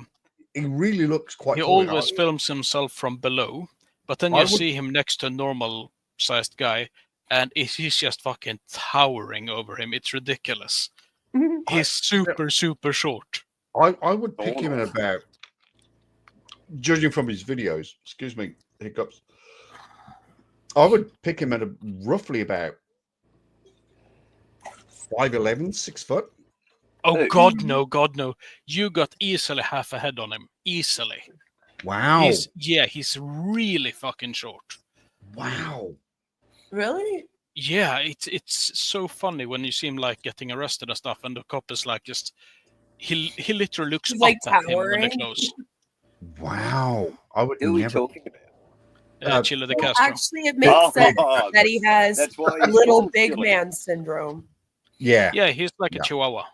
Yeah. Like that makes actually some sense because I find sometimes the shortest dudes are the craziest ones. Yeah, there was another guy like years ago as well who was like minuscule guy and had this gigantic anger issue. I remember Schrodinger's cat called him quite a bit. I think he's in jail for like several years now, but he had like extreme anger issues, like proper extreme, to the point where he was had like protection orders from half the town. Oh my! Aslano? Aselmo? No, it doesn't. No, not Aselmo. Oh. He is No, it's a small white guy. He's a short guy. Yeah, but this is like a much small guy. Skinny. Not PayPal Paddy. It's not Marcel either. Well, most of the frauditors are sawn-offs. They've got big little man issue, I'm and not sure this they're is angry and they want to feel big. Oh, sorry. I'm not sure it's a frauditor really. This is just an absolute dangerous nut job. Hang on, I'll have a look. Piece of shit. I mean, the tallest one would be that bloody idiot with the beard. What's his blasted name? That the king of auditing, the Godfather. God, what's the man's name? That's got to be like a Selma, isn't it? No. It's that other moron that goes around. Yeah, you need to be much more specific than saying just. Yeah, I was going to say, can you sort of narrow it down just a little bit? Yeah, it sounds pretty familiar. Yeah. Jesus. Oh, no. It'll come to me at 2 o'clock in the morning. I'll ring you. Is it a white guy? They're all white, aren't they? Except the No, God, no. There are plenty of Mexicans. Especially when you get into wars. No, unfortunately not. No. Yeah, there are a few Mexicans in. I should probably I should get back into the 1A fraudsters because they're good fun. They're just and I hate them quite a bit. So I found it easy to get passionate about that because I detest them to such an extent. So anyway, getting back to the Secret Treaty of Rona. Oh yeah, there's a video. Don't tell anybody. Okay. Treaty with. You can see right here it talks about France. France and the Pope and them, they paid France 20 million francs. Or they paid 20 million francs every year to France to ensure that's how they got rid of Spain. The Franklin had a commission about 10 years ago. So when you read this, you'll see what they was it longer than that? It probably was longer. I was just plucking a figure out my ass. This information. I hope you wiped it first. And then you can download it you can find this part right here. This is the best one. And it's a whole lot to it. Jesus Christ, 1822 this started. France is involved in this, Austria, and you can see Russia was involved in this whole program to take over the world along with the Pope. Russia. That's and always the Pope France's aim to rule the world. Want to take over. Oh, Chauncey Hollenberry. That's the guy I was thinking of. Chauncey. Oh, Chauncey, yeah. That guy was dangerous. A coalition between Austria, France, Prussia, and Russia. Yep. To suppress popular governments that had formed in Europe after the French Revolution, and to intervene to suppress emerging Republican governments in Central and South America. Yeah, they never actually did that though. And it was in 1822. Yep. So it was only the French Revolution. So it was only the other day. Only the other day.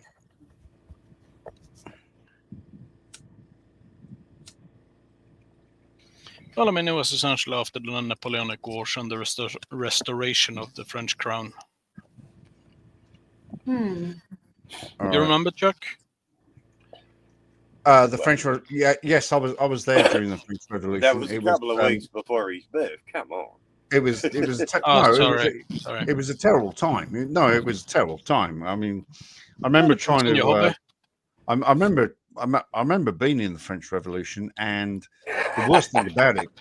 I remember the worst thing about it is I couldn't speak a word of fucking French, and it was a terrible time because I just kept saying no, don't beat the shit out of me, stop it, fucking stop it, and they were just going, we don't understand what you're fucking saying, no, just gonna keep beating the shit out of you.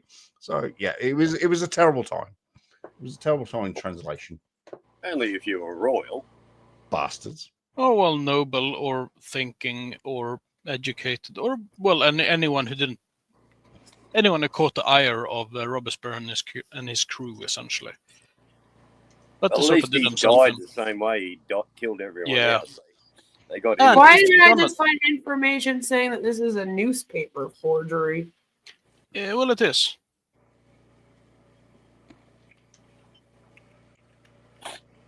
Huh. All right. Interesting. I just Yeah, had Chuck probably forged it. You know, it's part of the conspiracy.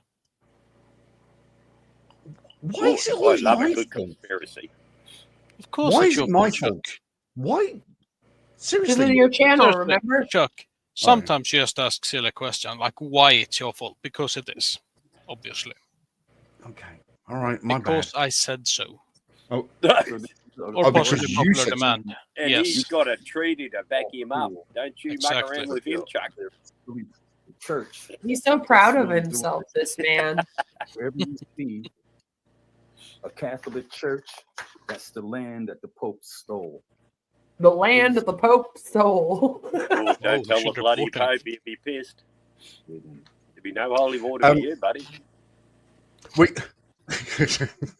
So we What does it say? End of congregational text at the bottom. I love how it actually says that. He would read that out too, wouldn't he? Yeah. Yeah, probably space comma. End of congregational text. Brackets. Close brackets. I'm sorry, that was just really weird to see. It's kind of like, what? Oh, fuck. I've totally lost my threads there. It's not my fault, blah, blah, blah. Where was I going with this? He was never much of a seamist. He always lost the thread. That's fucking terrible. Wow, that's... It's a dad joke. That is both terrible and brilliant at the same time. Yeah. I'm not even... You can't help but laugh at that one, Chuck. You gotta give that one a laugh. I Sometimes you just gotta be like, "Yeah, you got me. That was good." Yeah, I'll give you a fist bump on that one. That was just terrible. Dad jokes are kind of awesome, to be fair. How many trees have we killed here in Canada with our cardboard straws? Is the real question, Joe. That's what I would like to know. You also have cardboard straws, huh? Yeah, and my daughter, by the way, hates it. They're fucking terrible. Like she's right, but she also has texture issues because she's also on the spectrum. So like it's impossible for us. Now we have to pour out all the juice boxes.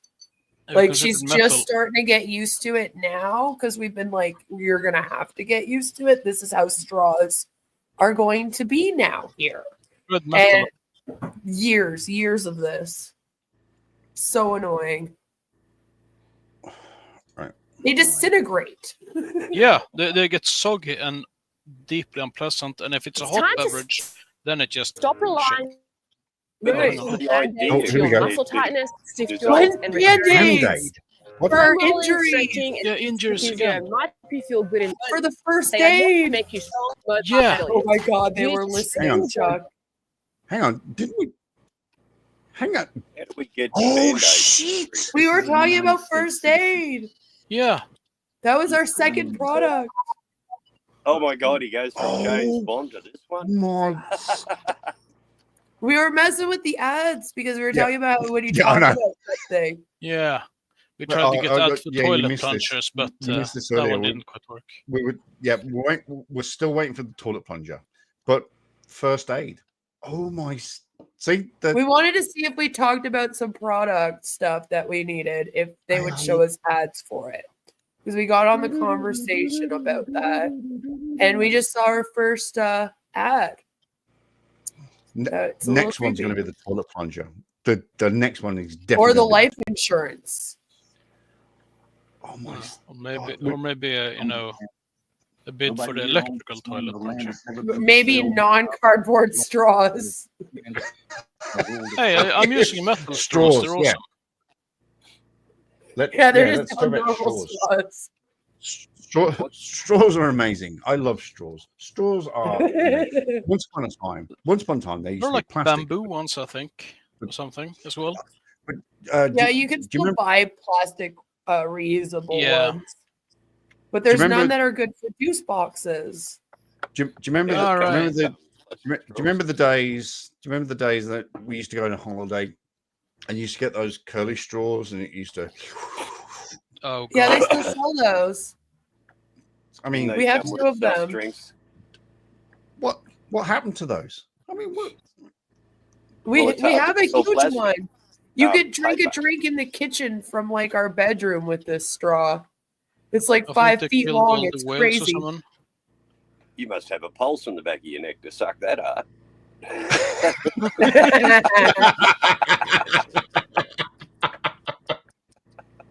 That's right. Next will be on passive brand penis pump.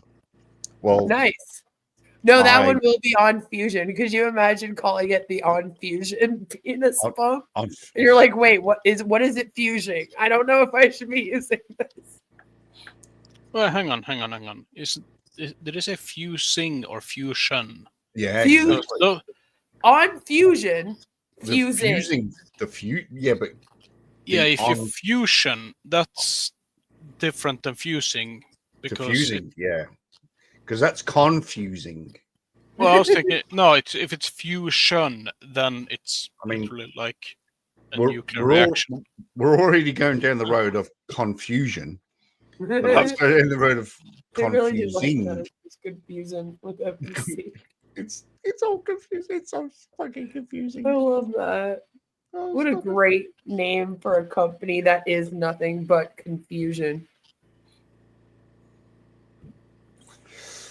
Right, we're going to get to the end of this video. Okay, the Black Law Dictionary. Are we doing that again? I hope not. Yeah. Oh, yeah, Black Laws. Yeah. Oh, God, Black's Law. My band. Yeah. I can't. What the fuck Which is version is it? Boom. Boom Tally Posse.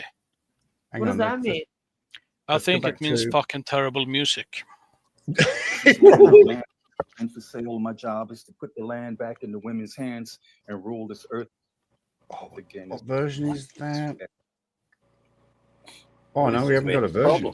Oh, that's a bit upsetting. But his job is to put the land back into the hands of the females. That's his job. Oh, so this is all under the guise of female empowerment and feminism. Sure, that trope has never been used before. I think it's more get back to washing and cleaning and cooking. Please. Power to the female. Yeah.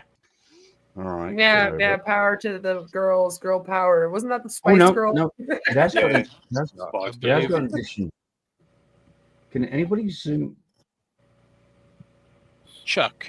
I still think it's hilarious James Bond is there. I know. Poor James Bond. I don't know what the fuck James Bond's got to do. It's the Bond. Leave James Bond the fuck alone. It's the personal bond that people have. He thinks it's part of that. I'll bet you something. Oh, when the Sovtars go, you've got your Bond. Oh. Yeah. Then he's talking about 007, like he wants to play 007 on Nintendo with me? No, they don't understand that Bond is an actual character. Probably never heard of him. So they just think it's about the personal bond. That's like all I love judges it. and shit. We should introduce him to the 007 game. I bet you he would be a killer at it. Oh, I always sucked at that one. Out of order. It's appropriate to have 3 fiction books in a row. Is that the Washington Court Rules? Is that what that book is called? Yep, that sounds like a fake book. Imagine actually like Washington Court Rules. No, it's probably a real book. They have like that sounds so fake, like for a name of like a list of laws. Washington Court Rules. Like, I've heard Missouri Court Rules being referenced, so I assume there's like one for each state. I'm gonna go out on a limb here and say that is an actual real book. Oh, I bet you it is. I'm just saying, what an awful name for it. Really doesn't legitimize it. This is my band that played with. I can't. Boom Telepops. I need to know what that means. Is it love or too much tribulation? What? Is it love or too much tribulation? I mean, okay. It's hard to put those 2 words together and sort of do a comparison. Is it love or too much tribulation? Hang on, I'm listening to it now. Love and tribulation. Is there a difference? My experience, no. Love leads to tribulation.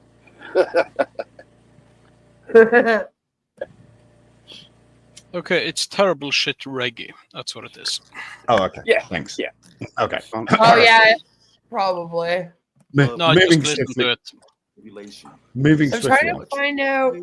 It actually means, is it love or too much? Tribulation, yeah. Yeah, well. I just wanted to see if that was like the actual definition of it or not. Whose library are we looking through? So this is you're up to speed with sovereign citizen. This is a Moorish sovereign citizen, and this is a guy. They're not sovereign citizens, Chuck. Explains the Bond book. Well, this he is. No, they are ethno-nationalists, not subsets. Where did you get that word from? Ethno-nationalist. Yeah, that is a word. That is a type of people who want one race to rule a particular place. That is an ethno-nationalist, and that is what they are. They are not opposed to government. They just insist that they are the master race. That's why he's got a book on bonds, because he needs Q to give him some gadgets and gizmos to take over the world. Yeah, he's not researching Bond. He's not researching Bond. He's researching Q. Yeah, he's not researching anything ever. No, he's not researching anything at all.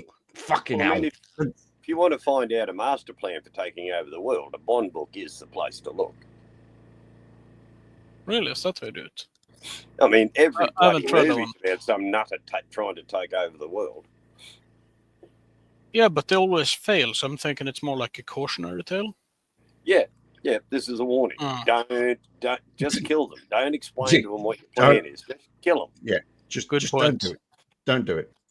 That's a All good the people point. who were seems impersonal, though, just to kill them like please wake up. Please know that you've been lied to. All of the veterans, you get treated bad because you work for the Pope. Oh, for fuck's sake. You think you are working for this government. This fake government doesn't even have a constitution, where they tell you, oh, you're a United States citizen, and you take an oath to uphold some kind of fake government. All the time they stole our government. We own the White House. Our job is to take it back. I thought that we own it. Army guy. They own the White House? That's who you are. Oh, cool. Guy owns the White House. Bloodline. No wonder the Canadians burnt the bloody place down. Twice, I think, even. Well, let's ask a Canadian. So, how many times? Excuse me. How many times has Canada burnt the White House down? I don't know this. Oh, you're not talking about me. You're talking about Canada. I don't know what country that is. Canada? Canada? Yeah, I know. Yes. That's not me. So. Okay. Oh wait, it might be the Empress of Canada. Remember her? The Queen of Canada?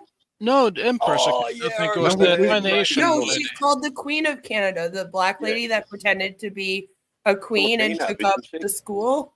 No, I think this is like a small Asian woman. Yeah, and she like took up the school. That's what it was. I was dead sure this one was called an Empress. Hang on. They got kicked out of the school, and then they got moved to another place. And the city was really mad. They were like, "Get this cult out of our city." It was hilarious. She's still going. Yeah. I've reacted to her. I've covered her. It's insane. I'm not worried about her being crazy. It's the people that believe her and follow her. Oh yeah, well, yeah, exactly. 100%. Yeah, that's 100%. the problem, though, right? Is that her craziness is going to bleed out into the followers. So she runs everything on Telegram right now. So I'm on her Telegram, like I follow it, and yeah, it's just like constant ranting. Was never the guy who got busted for stealing a soap during the lockdown? I don't know. He was like, yeah, I have the right to just give them money and they have to serve me. I don't need to wear a mask. Walked into a store, they said, fuck off. And Then he said, "Yeah, I'm gonna buy the soap." Took a soap, left some money on the counter, and that is theft. So he got busted for it, and amongst like assaulting the boss there of whatever his name was, he tried to citizen arrest the guy, and it's glorious because the cop is basically slap cuffs on him direct, try to get him in the car, and basically goes, "Get in the car, man. This is not looking good for you." And then he sort of throws him in when he loses patience, and slams the door. Another sawn off too. Yeah, the follower just go, "Oh, he's screaming in pain," and the cop just, "Yeah, that sounds like a drag." It's fucking awesome. Oh, that's no, I do remember that. I remember the guy. Yeah, I love it. Walking out the safe, leaving the money on the counter, and they're going, "No, that's not how it works." But yeah, because some people seem to think that because it says we take all legal tender, that means that they have to take your money when you like give it to them. But they forget that every single business has the right to refuse service. And that's the part that they fuck up on, right? So they're like, "Oh, well, I left the money, so I bought the product." No, you didn't. Well, no, you just left random money there and then stole. This weird belief that if you have a business, you have no option. You can't control who comes in and out of your business. Yeah. Right, exactly. That happens to me all the Oh, time. it's public. It's a public place. Well, it's a private business. So. I'll get drunk fucks who's too drunk to be driven getting into my taxi. Like a lot. And I was going, "No, fuck off, you're too drunk, not driving you." You're allowed, 100%. I can refuse anyone for any reason except safety, race, political leaning, sexuality, real discrimination, gender. Is, right? So that's like it. Real discrimination is one thing, but I can you have the right to be like, "Fuck you." I can go, "I don't like your haircut. You're not allowed to ride with me." That's perfectly legal. It's not financially advisable, but it is legal. No, it's not. But it's not like a hate crime or actually being discriminatory per the law. Well, except for people with bad haircuts. No, but it's not. Yeah, like if a Karen comes in your car, definitely say no. Yeah, but they deserve it though, so it's not really the same thing. If you get the guy like with, I don't even know what you call that thing. It looks like they put a pot on the head and just sort of cut around it. Bowl cut. Yeah, then, it's their own fault. Simple as that. Just laugh at them and keep going. Yeah, and they allowed it as well. To be fair, it's just you actually allowed someone to put a bowl on your head and do. I assume that's how they do it. It's the way the haircut looks. Yeah, it's fucking horrible. Isn't it? Yeah, I mean something from what, the 14th century or something. It'd look all right. Oh yeah, from, you got Henry from Blackadder times. Yes, yes. Blackadder 2. I don't remember the Henry the Sixth or something. He's got that haircut on the one who's portrayed from the side. He took an arrow to the face, I believe. That's Harold, isn't it? Harold. Anyway. Harold.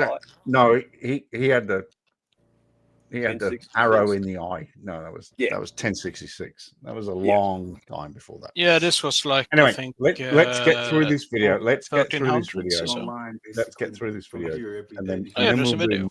On the human trafficking, Man. as well as kill me. Imagine showing up to this guy's house for dinner and he has all these pictures everywhere. Arrested for murder, wasn't They it? lied to the Spent world. 10 years in prison. The French people and the people from London, you guys are the United States citizens, and not the people here. The people that are here have no flag. They have no flag, a banner, nothing. They don't have this at all. They have no land. My job is to reclaim all titles to all houses. Look at that. Pictures of Saddam Hussein and Gaddafi in the background and going. Well, Saddam Hussein was awarded the key to the city of Detroit in, I believe, 88. Just fun fact in general. Is that right? Yeah, I think it was 88. Gaddafi. Wow. No, Saddam Hussein. Believe it or not, at least in Libya, they had the most democratic system going, where everyone in the place just gathered in a tent and they voted. I mean, on all the decisions. It was a pretty cool method, really. If you read Gaddafi's little green book, it's quite an interesting book. I mean, admittedly, he didn't stick to it. He just became a dictator. But yeah. It's interesting. That's often how the start was the same with Pol Pot. Yep. Interesting. Made sense. And then went to his head. Went west real fast. Just went to shit. All right. And my children are to reclaim. Well, I mean, instead of attending these why am I not schools, surprised you got pictures of Saddam Hussein and our jobs are to his name? take back all houses. Including. I mean, I understand why the American flag is flying upside down. I mean, America is in distress at the moment. I didn't even notice these books, but it's I don't want to be on here. Hey, Black Lord's Dictionary. Attention spans are not that great. But I'll what do year? that part later. Okay, in here. Yeah, I know what edition. It looks like 3 of the world that's going to school or attending school. 9th. I think you need to actually get a 9th edition. 9th edition. Really? No, but that doesn't support any of his thesis. That's fairly up to date. We're not citizens. We're the landowners. No, it's like 9th, isn't it? They're trying to lock Yeah, me it up says and put 9. me- No, but I mean, it's from like the 1990s, I think. That's what they're trying to do. What are we doing? They're trying to put Was me that the right picture back of Larry Holmes? Okay. This case that We get a whole tour of his room. Empress Light to Jury Bay. When I had that hearing, they tried to say that I Oh, that's right. The hearing that you pretended to be a lawyer and you tried to represent Light to Jury Bay, and the judge said, "Are you an actual lawyer?" He says, "No, I'm King Abdul Mumin El, and I'm representing this woman." And he goes, judge kept going, "But are you a lawyer?" And he goes, "Well, I own America." Oh my god. How did that go for you? Oh my god. And the judge is like, yeah, no, get this guy out of here. What the fuck are you even bringing him in here for? We're gonna end this. We're gonna end this here, mate. Nah. Why does this guy though remind me of like me going and visiting my grandma and then her taking out the photo album and me not knowing who like anyone is, but her being like, "And this is your great aunt that you saw when you were 3, don't you remember?" And me being like, "No, I don't know who that is." I've suffered that horrible fate many times. In years gone by, sort of only a few years ago, but you see the fez that we wear because we're Moorish. I used to have a KFC bucket. Oh no! Put the KFC bucket on top. Yeah. Oh, that's your Buckethead fan. Now you would get canceled for double racism. No, don't you know Buckethead? That's probably ice hockey, I'm guessing. No, Buckethead is like a huge guitarist, one of the greatest in the world. Super famous. What? He literally wears a KFC bucket on his head. Probably seriously. Probably famous world. He's released something along the lines of 120 albums. Jesus. Let's look this up. Yeah, Buckethead. Done some really good stuff. Look up Buckethead Soothsayer. That's an awesome song. Places about where they won't serve me. You did. I never threatened or intimidated anyone. I don't do that. But anyway, family, all Moors around the world. Is that the Moroccan flag? Yep. We're not part and The red parcel. flag? U.S. Constitution. What is that thing, though? The star. Not United States. The PHA. Yeah. Oh, yeah. What is that? That's the first time I've ever seen that. Yeah, and different colored for each. It looks, I don't know. PHA. It kind of reminds me of like the Chinese flag, like the old one from like 1920 or something. When they had the basically, well, not warring states period, but warlord era. I don't know. I have no idea what that is. But that's the first time I've seen that. Pharaoh's children. The Pharaoh's Islam, children. we own the whole Looks world. like a How star. come he tells us what everything is except for the one thing we're wondering about? All right. That'll quite do it. frankly, I have questions about everything in that picture. That was just brilliant. That was just absolutely fucking brilliant. Oh, finally a guy that Right. does some decent facial hair. That was during Movember. And thanks, guys, by the way, for donating to Movember. Thank you so much. We did raise actually quite a bit of money this year. $178, I think, this year for Movember. That'd cover 100%. shaving the mow off. It's what? That'd cover the price of getting the mow shaved off. It took a while. It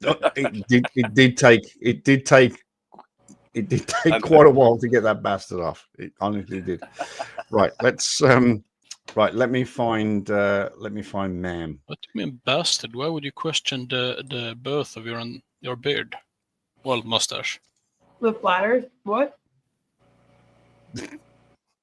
I mean, I was always envious. It took me till 60 to be able to grow a bloody mustache.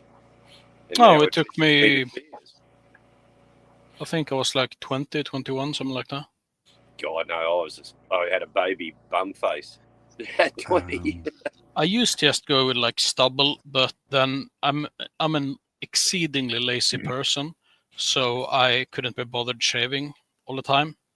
And then, My excuse is I live on a boat and I'm on blood thinners and don't want to bleed to death by shaving. Yeah, I used a razor for the last time when I was about 25 or so. I used a trimmer. Always. Yeah, I like bought one for too much money that sort of like hairdresser style. So I want one that never breaks. That's kind of the thing. I want to buy it once and then be done with it. Awesome. I like to let my stubble grow out quite often. It's great. Really? Fun. And then I grow a big, large beard all the time. Yeah, I think you should. I think you should get a stubble. For sure. I think you'd look amazing in a stubble. Woo! But I'm gonna head out, Chuck. It's like 1 a.m. here. Hang on. Don't go anywhere just yet. I've just found ma'am, and it's been upgraded. Yeah. Have you seen the upgraded version? No. No. OMG. Right. So the ma'am thing we were talking about is that this person goes into a convenience store and gets challenged by a police officer, and he goes, "Excuse me, sir, can you?" And he goes, "It's ma'am, ma'am," but it's been upgraded. It's not even a police officer, is it? Just a clerk. I thought no, it was the no, cop. just a clerk who just goes, "Sir," because it's not obvious in the slightest that it is supposed to be a female. Well, that's boobs, but it obviously, yeah, I know who you're referring to. It's a frauder, Lana or whatever her name is. No, this is completely different. No, it's not a frauder. No. She has the same issue. It's mom. Okay. Yeah. Everyone, shut the fuck up and let me just play this because it's been upgraded. This is the first time I'm seeing this. This is amazing.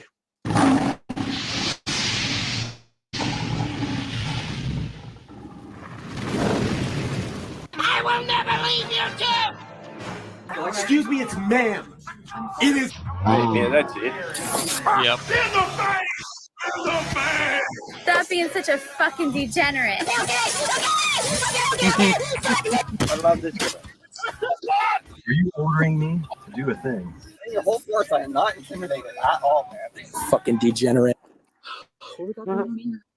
He's got some. That intro is some of the greatest traffic stops ever. The one there, that's a Canadian. Sorry, Queen, by the way. And he's infuriated with the cops. He is a Canadian, and he also gets his window busted out. I found that Canadian subsets are more insane, actually. Yeah, they tend to be a lot more aggressive. The Canadian trucker mega people were more insane too.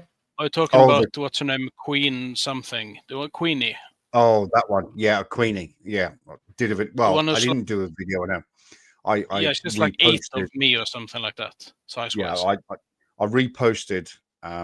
Van allowed me to repost, and yeah, that was. She's oh god, she's shocking. I think she should be ferrying Japanese whalers, to be frank. All right. So I just wanted to show you that, Queen, and that's where the ma'am thing comes from. Yep. Yeah, that's ma'am. right. It's I think I have seen that, but it's been a long time.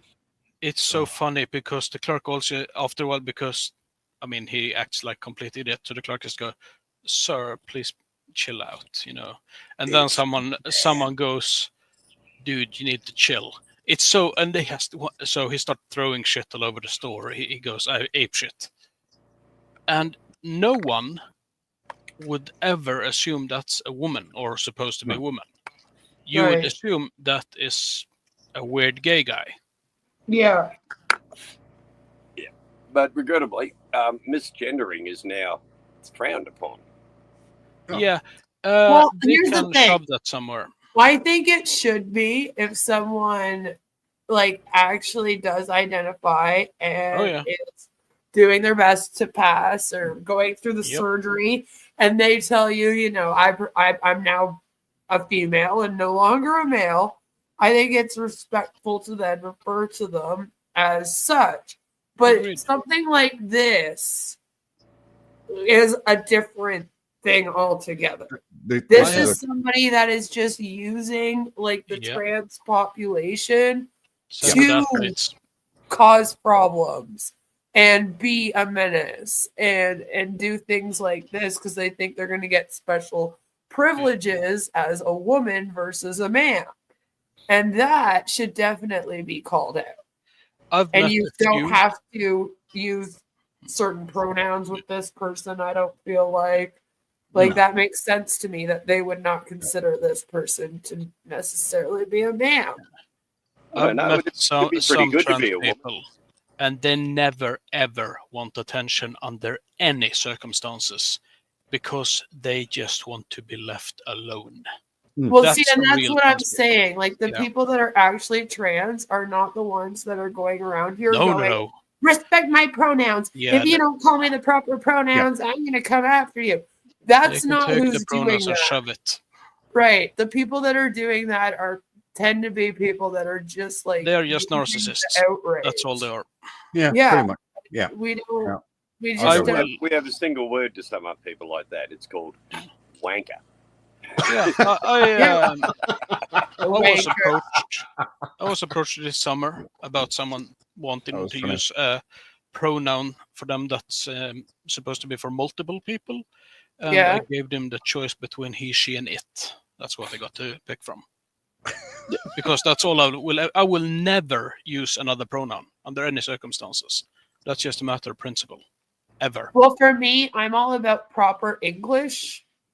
And like you said, if I'm saying they, them, I'm going to assume if you say they, them, then you're talking about more than one person. Yeah, they better be fucking leading. You're talking about the alleged they, them that keeps with them with on passive and all these soft sits and flat earthers. Them. But I mean, exactly. Them is non-gender. We found them. We've done it again. We've just found them. We found the they, them. Oh my stars! Thank you to Generation Nation. That's the only thing that fucks me up about it, though. I wouldn't not call someone that because I'm like, you can only be he or she. For me, it's more like, but that doesn't make literary sense for me to call you a singular person they. Like that's gonna exactly forever. Grammatically incorrect.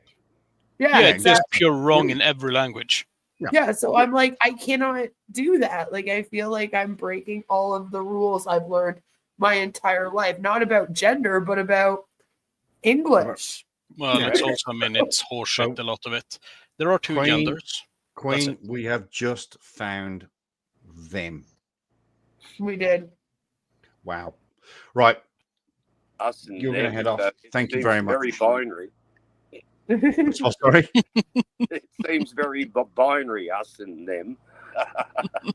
The binary. Oh, God. Yeah, don't get me started on the queer ones. Oh. Right. I mean, I respect the transsexuals. I do, like the real ones. Yeah, I do 100%. not respect those who want to go with the just I'm a want deerkin to thingy. use it just for their own Yeah, means. No, I'm a forest creature kind of thing. That's not. Yeah, stuff like that is just like No, attention-seeking behavior. Yeah. I have no respect for that. I do have a pronoun, by the way. Do you want to hear my pronoun? Sure. Yeah, maybe. Geezer. Oh yeah. Yeah, but even that's Chuck, male. this is why you keep getting ads for retirement homes. Oh, is that where I'm going It might actually be. Oh shit! Is that where I'm going wrong? Oh. Yeah. You keep doing jokes about being old and teaching people You about wonder being why old. people get up on buses. Call and you yourself just geezer. think you're fart. No, Chuck, you do you. Thanks, Greg. All right, guys. Well, I gotta run. All right. Thank you so You much, guys Queen. enjoy Thank your you for night. jumping up. Happy New Year. And Happy New Year. And Queen. thank you for jumping up, especially at New Year. But thank you so much. Really appreciate it. You have a great 2025. You and I will obviously collaborate in the near future. We will. And looking forward to we will or we will on Fusion. We will. No, I'm We just will? looking forward to on Fusion. We already have plans. Oh, you have plans? We got plans. Yeah, we have plans. We got plans. We got plans. Don't you worry about that. It's in our secret treaty. All right. Clean Chuck. Oh, is it protected on the Treaty of Peace and Friendship as well, though? Ours is yeah. actually a secret. It's a secret Is it treaty. the secret Verona Treaty? Well, I can't tell you I can't because it's a but if secret. so, it's not secret anymore because it's so secret. It's secret. Okay, it's just secret. Okay, stop pressing. Stop it. No, I feel violated. All right, guys. Have a good night. All right. See you, mate. Good night. Take care. All right. Happy New Year. Bye. Love to the family. All right. Bye. I'm Best of luck actually. for the new year for I'll Paul need Queen. I'll need to head off as well because I'm about to seriously fall out of the chair right now. I am super tired and I don't really know why it came on so quickly. 4:10 in the afternoon. You're tired. Oh, Yeah, it's 7 in the morning here. Oh, you're behind the time. Yeah, I know. Well, at least he's in 2020. In fact, well, what are we now? About 75% I haven't of the slept world. all year. Should be the whole world by now, isn't it? 75% of the world has eventually caught up with us. We're still waiting on Central Time and Pacific Time to catch up. But, you know. As I always say to people, look, if there's no Australians on the internet when you get out of bed, you may as well go back to bed because it ain't good. Yeah, but Australia doesn't exist anyway. I thought you were on a pod in Birmingham or something. Yeah, did you hear that, Greg? Australia doesn't exist. Yeah, I thought it was proven. I keep forgetting that I'm paid. Damn. Yeah, you're an NPC. You're actually AI, Greg. It must be. You got no idea how distressing it is to find out that you don't exist. When you believe it. I can only imagine. 67 years that you exist. And then to be told, no. Yeah, that's like you that's don't life exist. changing. What the fuck are you talking about, dude? Robin, can I ask you to stay for about another 30 seconds while I go and put the cat out? Keep Greg amused and keep him out of trouble. That'd be great. Always.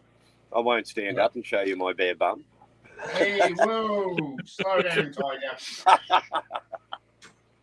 Hey, take pride in it. And I'm just saying all that. You're supposed to these days, I believe.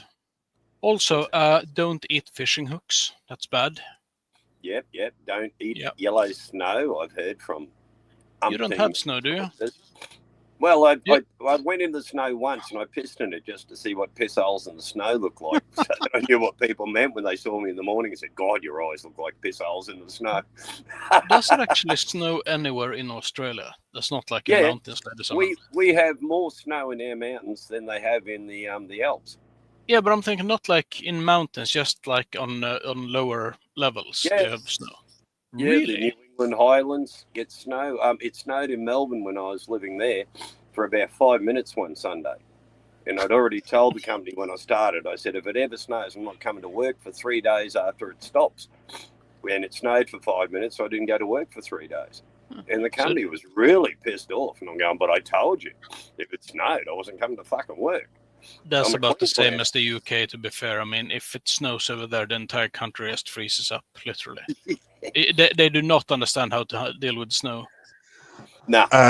And also we don't understand in the UK how to cope with leaves when in the autumn, because if leaves fall on the train lines and it's the wrong type of leaf, then we're also fucked. What? Wait, did you not hear about that? You can't... No, I did not. So your trains are not leaf-proof? That's almost impressive. Fuck, I'm gonna have to find this now. There was a news article. There was a news article back in the 90s. Wrong type of leaves on the train tracks. If it's a eucalyptus, I'm going to piss myself laughing. I mean, then it probably wouldn't be much of an issue in the UK, to be fair. What, eucalyptus? It is in America. Go to California, they regard it as a pest. So the phrase wrong type of leaves is a media term used to describe the problem of leaves on train tracks, which can cause delays and other issues. We also had the wrong type of snow on British rail tracks. So wrong type of leaves and wrong type of snow. How many micrometers was it? It just doesn't fucking matter. But yeah, I mean, seriously, it was a real thing. Honestly, I absolutely genuinely shit you not. In England, it doesn't. AI doesn't tell me the year, but 2010. 2010. Teflon leaves have been blamed by a train operator for its poor punctuality in 2010 in November. The wrong type of leaves. But Teflon wouldn't stick. And since then, we've had the wrong type of snow. And I lost the plot. And it I brought was in, let's see, brought I think it brought the Coventry. British rail system to a halt. Listen, I was in Coventry, I think 20. Why? First of all, why? What crime did you commit? Yeah, I was visiting friends. Anyway, we're heading back to the hotel. Were you sent there? Were you sent to Coventry? No, listen, we were both going back to the hotel. Sorry. And it was snowing, like decent amount of snow, seriously. So me and one of my friends who ordered a taxi. It comes to the place we're at. It tries to brake. It fails to brake and crashes into the pavement and the car next to it. And we just went, yeah, fuck that, we're walking. Because apparently British people do not have a fucking clue how to drive in snow. Like, no, at all. No, it's considering it snows there quite often. Well, I haven't got a clue. I mean, you'd think Poms would be experts at driving in the bloody snow. The place is freezing cold. Yeah, but it's just wet. Just wet, cold. Well, it is No, wet, yeah.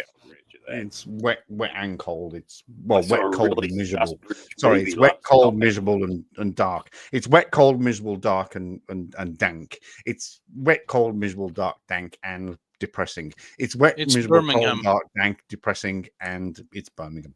Yes. Yeah. Okay. All right. We've got that. See what I did there? That was actually quite impressive for me. Yeah. That was actually really, really quite impressive for me. Yeah. Is that like man, TV, truck? Donald? Oh, jeez. I gotta fuck off. I'm dying here. All right. Robin, thanks again for popping up. Happy New Year to you, my friend. All the best for the upcoming year. I just want to say thank you for being a great friend and a great supporter and a very loyal subscriber in 2024 when we met, and yeah, long may it continue into the new year. Thank you so much. May this year be better than the last. It's probably gonna be, though. I can't really see it getting fucking worse. It can't get any worse. Yeah, I mean, it Except for could. the fact that it looks like we're going to go into World War III this year. I was thinking more like, imagine if we get another. Imagine we get another Justin Bieber or something. But yeah. Oh, for God's sake, there's a good reason to bomb Canada. Actually, yeah, that would be an excellent reason to instigate World War III. To be fair. Hopefully, Queen's gone and she can't hear that. Fucking hell. Listen, okay, before I go, I just want to need to make a PSA. It is not the official position of Chuck Chases the Fact that we should exterminate the Canadians. That is not our official position. It's not our official position. But, well, shit. Yet. And I mean, I'd rather see Canada get blown up than Australia, just to be honest. Of course you fucking would. You can't blow up Australia. It doesn't exist. Oh, we'll see. Oh, true. If we don't exist, no one knows where we live. You can't bomb us, so you can all go. No, but we can. But I thought we established that you're all actually AI, so we just give you a virus. But we also. But the problem is, we all know where Canada is because it's attached to North America. Yeah. So yes. Canada's well, not for long. It's going to become part of it. The 51st state, the largest state in the fucking world. I know. Queen told me this. She says that the upcoming president, whose name shall remain nameless, he wants to make Canada a suburb or state of America. Yeah, he refers to it now as the 51st state. And Good luck with that. And he can't quite work out why the Canadians have all gone mad. Nah. Nor the Queen of Canada. How's it go, Greg? How's it go? Yeah, nah. Yeah, nah. Yeah, nah. Yeah, nah. Anyway, guys, yeah, listen. Well, nah. But Happy New Year, guys. All right, Robin, get the fuck out of here. All right, We'd like thank to you be very much. Clear as All right. mud. Yeah. Talk to you soon. Adios. Yeah, nah. Yeah, well, very decisive people. Well, nah, but sort of well, now we've pissed all the foreigners off. Yeah. Let's get back to the Commonwealth countries, shall we?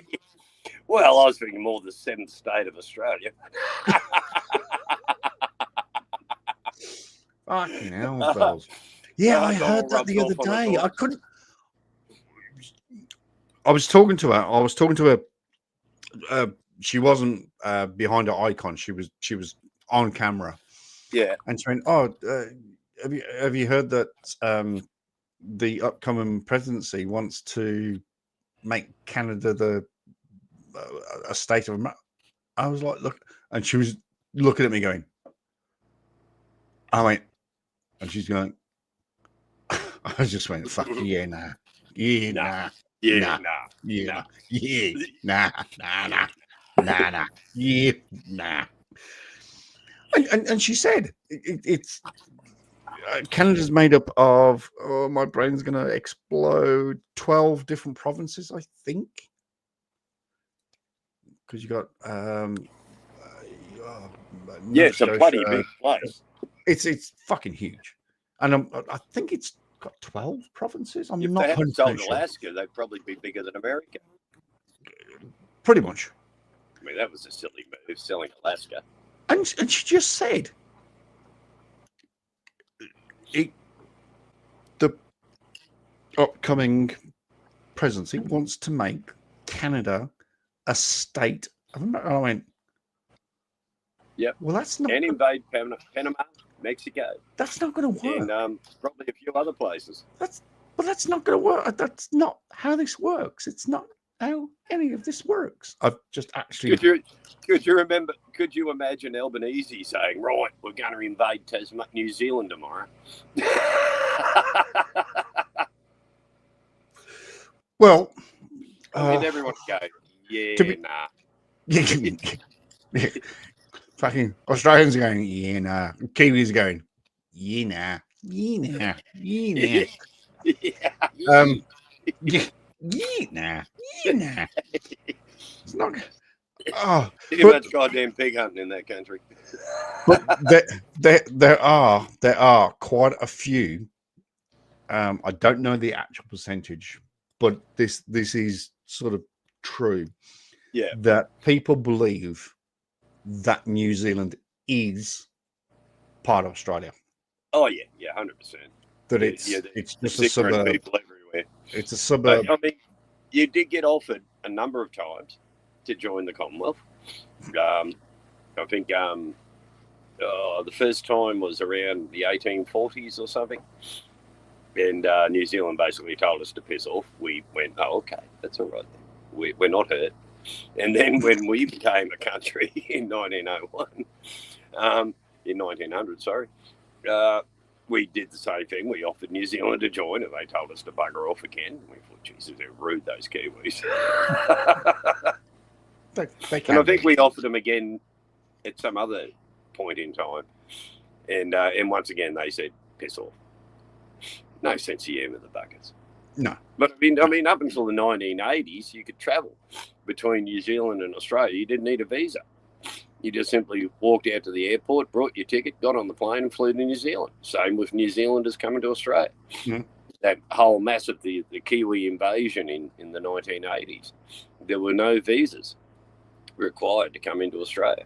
No check at the border. You still don't need one. No, you do. Oh, well, we need a visa to go to New Zealand and vice versa. Yeah, you got to have a visa to come visit us from New Zealand now. No. You can't just waltz into the country like 1980s. No. Yeah. I mean, you can skip back and forward across the ditch. Hang on. Kiwi I left here on September the 1st, 2011. Mm-hmm. Flew to Australia. Yep. Transitioned through Melbourne, got to Perth, did the old passport in the majiggy thingy, and it said, welcome to Australia. And it actually flashed up on the screen, you know, you're here as a Kiwi, you don't need a visa. Well, yes. So you're telling me now that we need a visa? Yeah, you can't just fly into Australia as a Kiwi anymore. That got knocked on the head. I mean, that was the like now you arrive in Australia, you can't get unemployment benefits for 2 years. I can arrive in New Zealand tomorrow and get unemployment benefits. But if you come to here, you can't get unemployment benefits for 2 years. I didn't think we were not entitled to Medicare. Are you shit? No. I got Medicare. I got my Medicare card, but I didn't know about the unemployment thing. Yeah. If you're a Kiwi and you come to Australia, you can't just go straight on the dole. Oh, you can't go to New Zealand. Yeah, I knew that. I can get straight on the dole. I knew that. Wow. Because obviously I'm on the rock and roll at the moment. Yeah. And no one except you and I understood that. Yeah, I know. I have to explain, but I have people on the panel, you know, they're like 6 or 7 people, and I go, oh fuck, I'm on the rock and roll, and they're just going, huh? Sorry, the what? I'm on the rock and roll. I'm on the rock and roll.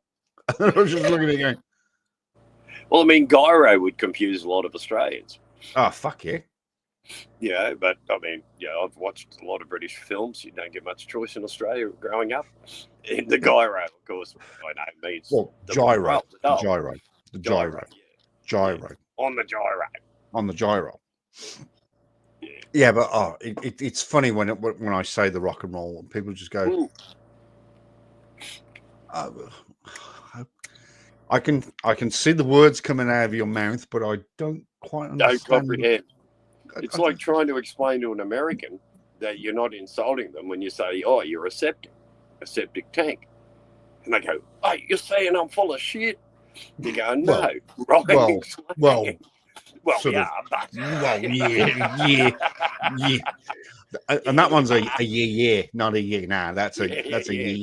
That's a yeah. We are, but we're being polite about it. And we're using rhyming slang. I've done I've done a video on this about limeys and Yanks. Yeah. And people don't actually grasp where those terms come from. So a Yank is when the Yankees won in the northern states, they won the Civil War. So we call them Yank, as in Yankees. Yeah. Because the British love the Yanks. And then they don't grasp limey. They don't understand where limey comes from. Now, limey comes from Lyme disease, the scurvy, and the scurvy was the way to cure scurvy was to feed people limes, and that's where Captain Cook. And that's where limey comes from.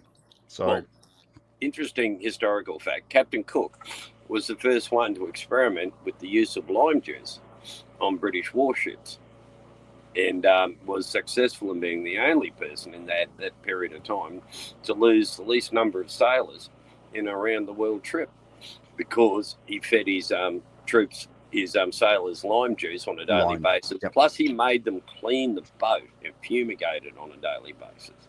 Nice. And that led to a vast improvement in the morbidity rates amongst British sailors. Gotcha. All right. Well, that's good to know. I probably needed to know that. Yeah.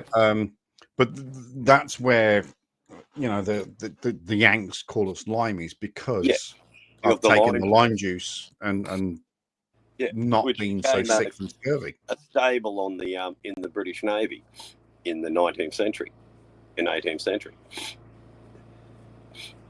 Every British warship had limes on it, which they ground up and made lime juice, which they then fed to the sailors to keep them from getting scurvy. Interesting. 666, get a job, you bludger. 666 is from Queensland, by the way. You probably you actually probably know. Well, I gathered he was Queensland when he called you a dog bludger. Yeah, dog bludger. Yeah. So whereabouts are you at the moment, Greg? Just remind me. You're in Brisbane, yeah. In the middle of the Brisbane River. About five nautical miles from the mouth of the river. And the river at this point is probably a mile across, 3/4 of a mile across, wide. Hang on, let me bring this If up. you look at the Gateway Bridge on the Brisbane River, I'm just upriver from the Gateway Bridge. Okay. Well, if you Google Earth, you can see my boat. No shit, fucking Sherlock. Yep. Depending on which Google Earth you use, but Google Earth, you'll either see my boat tied up to a dock, or you'll see it in the middle of the river, or in the anchorage in the river, and it's blue and white little sailboat. You got to zoom in. Oh, okay. Oh, I see where you are. Okay. Yeah. Well, no, yeah, I'm just looking at. I didn't the Gateway Bridge. That's cool. So the Gateway Bridge, like I can see the Gateway Bridge every night at my from my boat, and that's where the sun comes up. It's beautiful. And when the winds come from that way, 666. Triple C.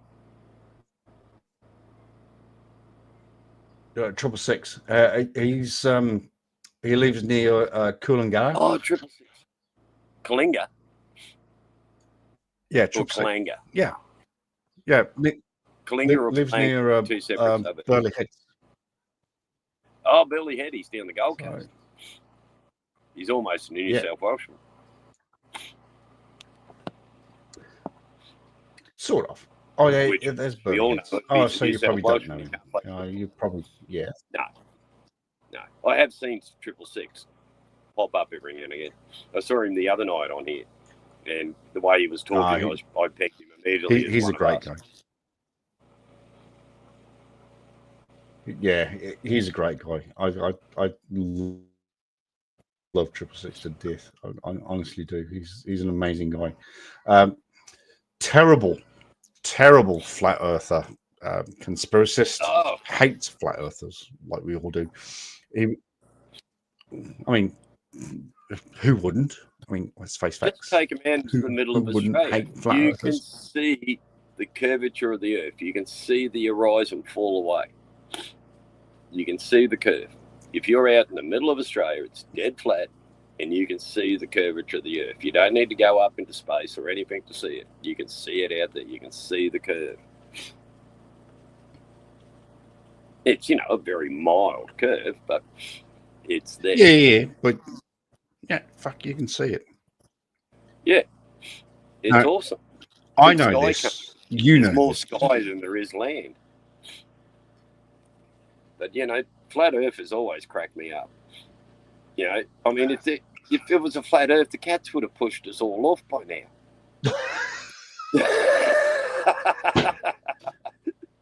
We'd all be going off the edge. The cats would be there going, that. Yeah.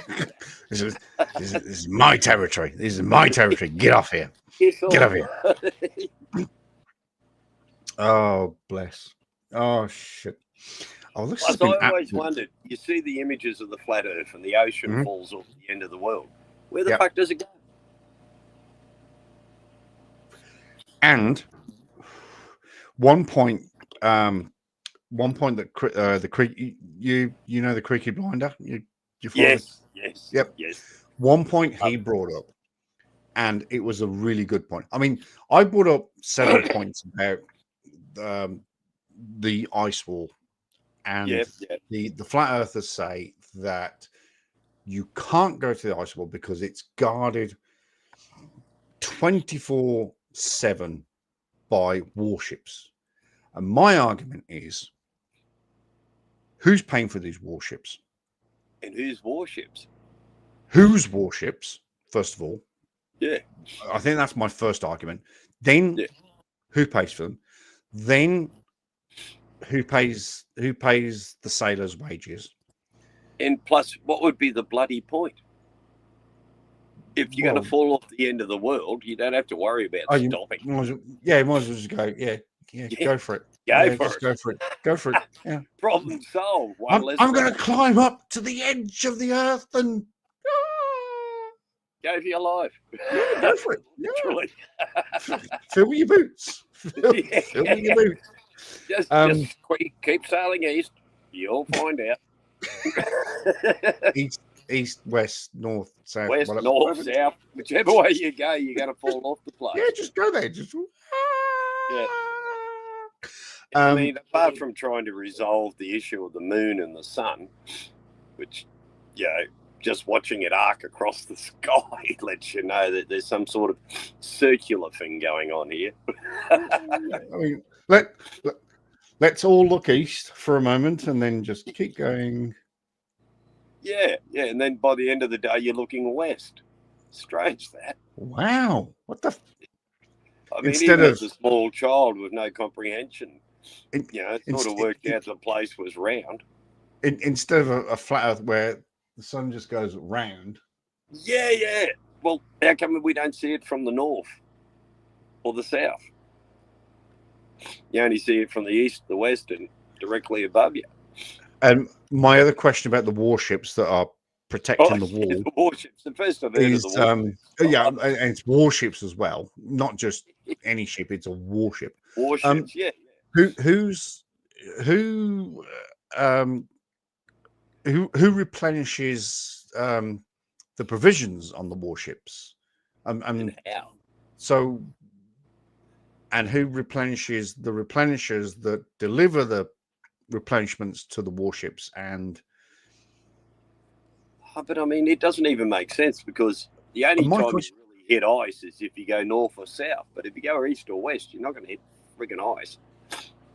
Well, you are on a flat Earth, of course. Don't forget. True, but it still doesn't make sense. Why do we have tropics? I was about to say open your eyes, but yeah. Hey, it's New Year's Day. I'm flat out bloody seeing anything. What was it? What was the other question? Oh, that was it. Coming back to the Creaky Blinder, and he made this absolutely. So my question was about the warships and all that, but he made an absolutely brilliant comment. Yeah. And why I didn't think about it, I don't know. But the ice wall is ice. Mm-hmm. What does ice do on water? Floats. Fucking floats. So how is the ice wall containing the oceans? It can't do, because ice fucking floats and it's not going to hold anything in. The ocean isn't falling off the end of the world. It's retained by the ice wall. So we're living in a big swimming pool. Yeah. And isn't that going to create mosquitoes and shit like that? But the ice doesn't contain the water because ice floats. So everything will just go under it. So therefore we shouldn't technically have an ocean, because it's all fallen off by now. Yep. I mean, I love the pictures, and it shows you that the boat's falling off the end of the world. And you think, well, where's the water go? Let alone where the bloody hell do the boats go? I was about to say into space, but of course, space is fake. Space is fake. Yep. So space travel, international jet flights are all, and Australia's false. Because how do you explain us on a flat Earth? The best thing about the final experiment, you know about the final experiment, eh? You obviously probably, but not by name. Oh, well, you live in Australia, which is fake, so you wouldn't have heard this news. So there was a final experiment. What they call the final experiment. So there was a pastor from Colorado. He funded. He was going to fund himself, one flat earther, and one normal person. Yeah. I like your yeah. I was about to say sane, but normal spits. Normal sort of rational person. Yeah. He funded. There were 3 tickets, so himself, a flat earther, and a normal person, to go to Antarctica and do some experiments. Oh, I saw a recent clip. I didn't bother watching it, but I saw videos of it. Ads. But it went crazy. So they offered Mark Sargent. No. The first person was David Weiss, the owner of the Flat Earth app, which has also now been debunked. So you have to pay $3 for the Flat Earth app. But the problem is, when you sign up for it, you have to type in, your email address and password and all that. That information is available, so people can actually access your data through that app. So that fucked up. Anyway, so David Weiss. So David Weiss, the king of the flat Earth, was asked. Nah, not going. Nah, don't want to go. Mark Sargent, and if you can see my appendage there, Mark Sargent was asked, and he said no. Eric Dubay was asked. He said no. A couple of others were asked, and they went no. So Jaron from Jaronism and Austin Whitsitt, one said yes, but said, I think it was Jaron first. Jaron says, I'll go, but I'm not going unless Austin goes. And Austin also said, I'm not going unless Jaron goes. So Will had to put his hand back in his pocket and paid for 2 of them. So, 2 flat tards, Will Duffy, and a normal person. Now, the normal people asked were Simon Dan, which would have been that would be perfect to take. The most logical choice. Yeah. Unfortunately, Simon Dan, he's got a wife and 4 kids. It was this close to Christmas, this close. So excuses, no priorities, the man. Yeah, I mean, how dare you, Simon Dan? How dare you say no? You want to spend time with your family? Come on, over debunking the flat Earth once and for all. Yeah. Come on, my man. Simon Dan. No, but fair play. So he sort of said no. I think there was another Glober asked as well, and he had sort of family and it was the timing of the whole thing was sort of crazy. So the schedule was to go to Antarctica between the 14th and the 18th. Right. The problem is that when you sort of flew to Chile, Punta Arenas is the actual place. If the weather's a little bit shit, Punta what? Sorry, that sounded really crude. Not what you thought. Not what you thought. Sounded like Punta de Arenas. Punta Arenas. Punta Arenas. Arenas, not Uranus. Yes, no, not that. Anyway, so the window was for the 14th to the 18th, but the problem would be that weather conditions to get to Antarctica could be problematic. You may have to go a day before, you may have to go a day after, therefore you would come back before or come back a day after. Anyway, so these guys had to spend roughly about 9 to 10 days in South America to go to Antarctica and then come back from. And so a lot of the Globers, a lot of the normal people went, fucking hell, I don't fucking. Anyway, so it was often to Dave McKeegan.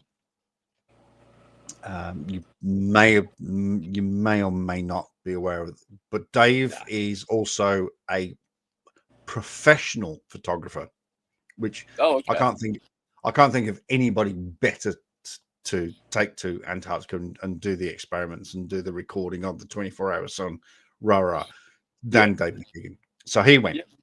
That's fine. He got the ticket. So you got Jaron, Austin, Will, and Dave McKeegan.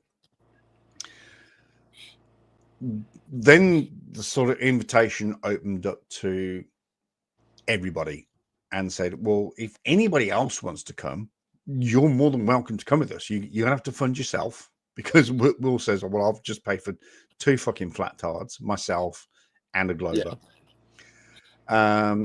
It ended up with 4 soft tards eventually. Subtards. Not soft tards, flat tards. Sorry, I went into sovereign citizen mode there. So 4 flat tards went, Will Duffy, and 4 Globies. So there was 9 of them. Rounders. Now, it wasn't just going there and standing there and looking up and going, wow.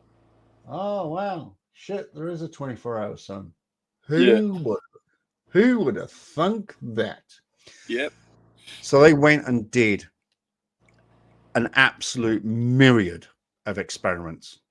MC Toon just went crazy.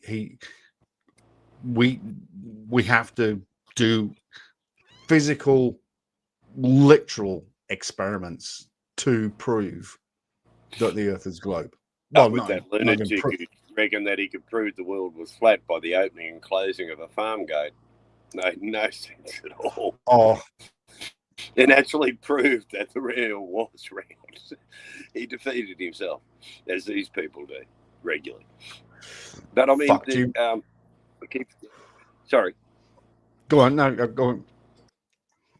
I was trying to think of it. I did think of it, and then I clean forgot it. Damn. Oh, it was a good point. Yeah. So there's a guy, a YouTuber aviator, who is called 747 Gear, and he's made an offer that he still stands by, that he will fly any flat earther around the fucking world to prove to them that the world's round, and no one will take him up on it. Yep. Although admittedly he's a little ranger, and I wouldn't like to be stuck in a plane with him. Wow, yeah, I mean, fair comment, fair comment. But yeah, so yeah, that's his challenge. Yeah, free of charge, 100% free charge. We will start here, and we will fly east. Yep. And we'll go around the world. And all I mean, around. and even better, you get to sit in the cockpit with him up in the bloody jockey seat. I mean, I'd jump at it like a lot in a flash going, yeah, no, I think the place is flat, mate. Take us through. Yeah, that's just what I'm thinking. I'm thinking maybe I should pretend to be a flat earther and then just go on this around the world go on a trip around the friggin' world. I mean, he's got to land occasionally and refuel, so you get to see something. Well, and you got to have a layover because he's got to have a sleep and all that stuff. So you probably have an 8-hour layover or somewhere. And I'll be sitting there going, mate, I haven't got a motel room, so I'm coming up to yours. Oh, hello. I've got no food. I've got no money. I need cigarettes. Yeah. Sorry, where's your credit card again? Oh, fuck, he's asleep. Yeah. He's asleep. Shit, quick, grab his card. Just borrow it. You'll never know. Filthy rich, the bastard. Oh, yes. But I mean, what more evidence would you like than being offered a trip to Antarctica, the ice wall? It'd be awesome. Except I don't like the cold and the snow. Oh fuck! I'd like to go. I'd like to fly over the top of it in a warm aircraft. Except I'll be looking going, you sure Mount Ebris isn't in fucking view?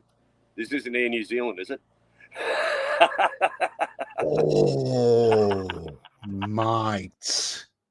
No one's played with the data, have they? Mate, that's... Low blow, bro. That was a little bit low. A little bit. Seriously. Does anyone fly in New Zealand over the South Pole anymore? No. Well, not. I was going to say that's pretty low, but not as low as apparently Air Korea the other day. Fucking hell, did you see that? Yeah. I mean, you got to wonder. I mean, that was the most insane thing going. Like, even me, who's a basic idiot, knows that you can still lower the landing gear on an aircraft if the hydraulic system fails. It's designed that you can get in there. There's a little wheel and you rotate it, a lever, around, and the wheels will come out and they'll lock into position. But a bird strike somehow, evidently not the whole thing out. Yeah, but it makes no sense. How the hell can a bird knock out your undercarriage that's in a protected area? Well, I mean, unless they were already down and the bird struck, that might make sense. To be fair, I've had a few birds knock out my undercarriage. Oh, yeah, same here. I've had my undercarriage. That was a good totally joke. undermined it. Yeah, That was actually quite a good joke. A classic. Hang on, I've got to get another beer. Fuck, go for it.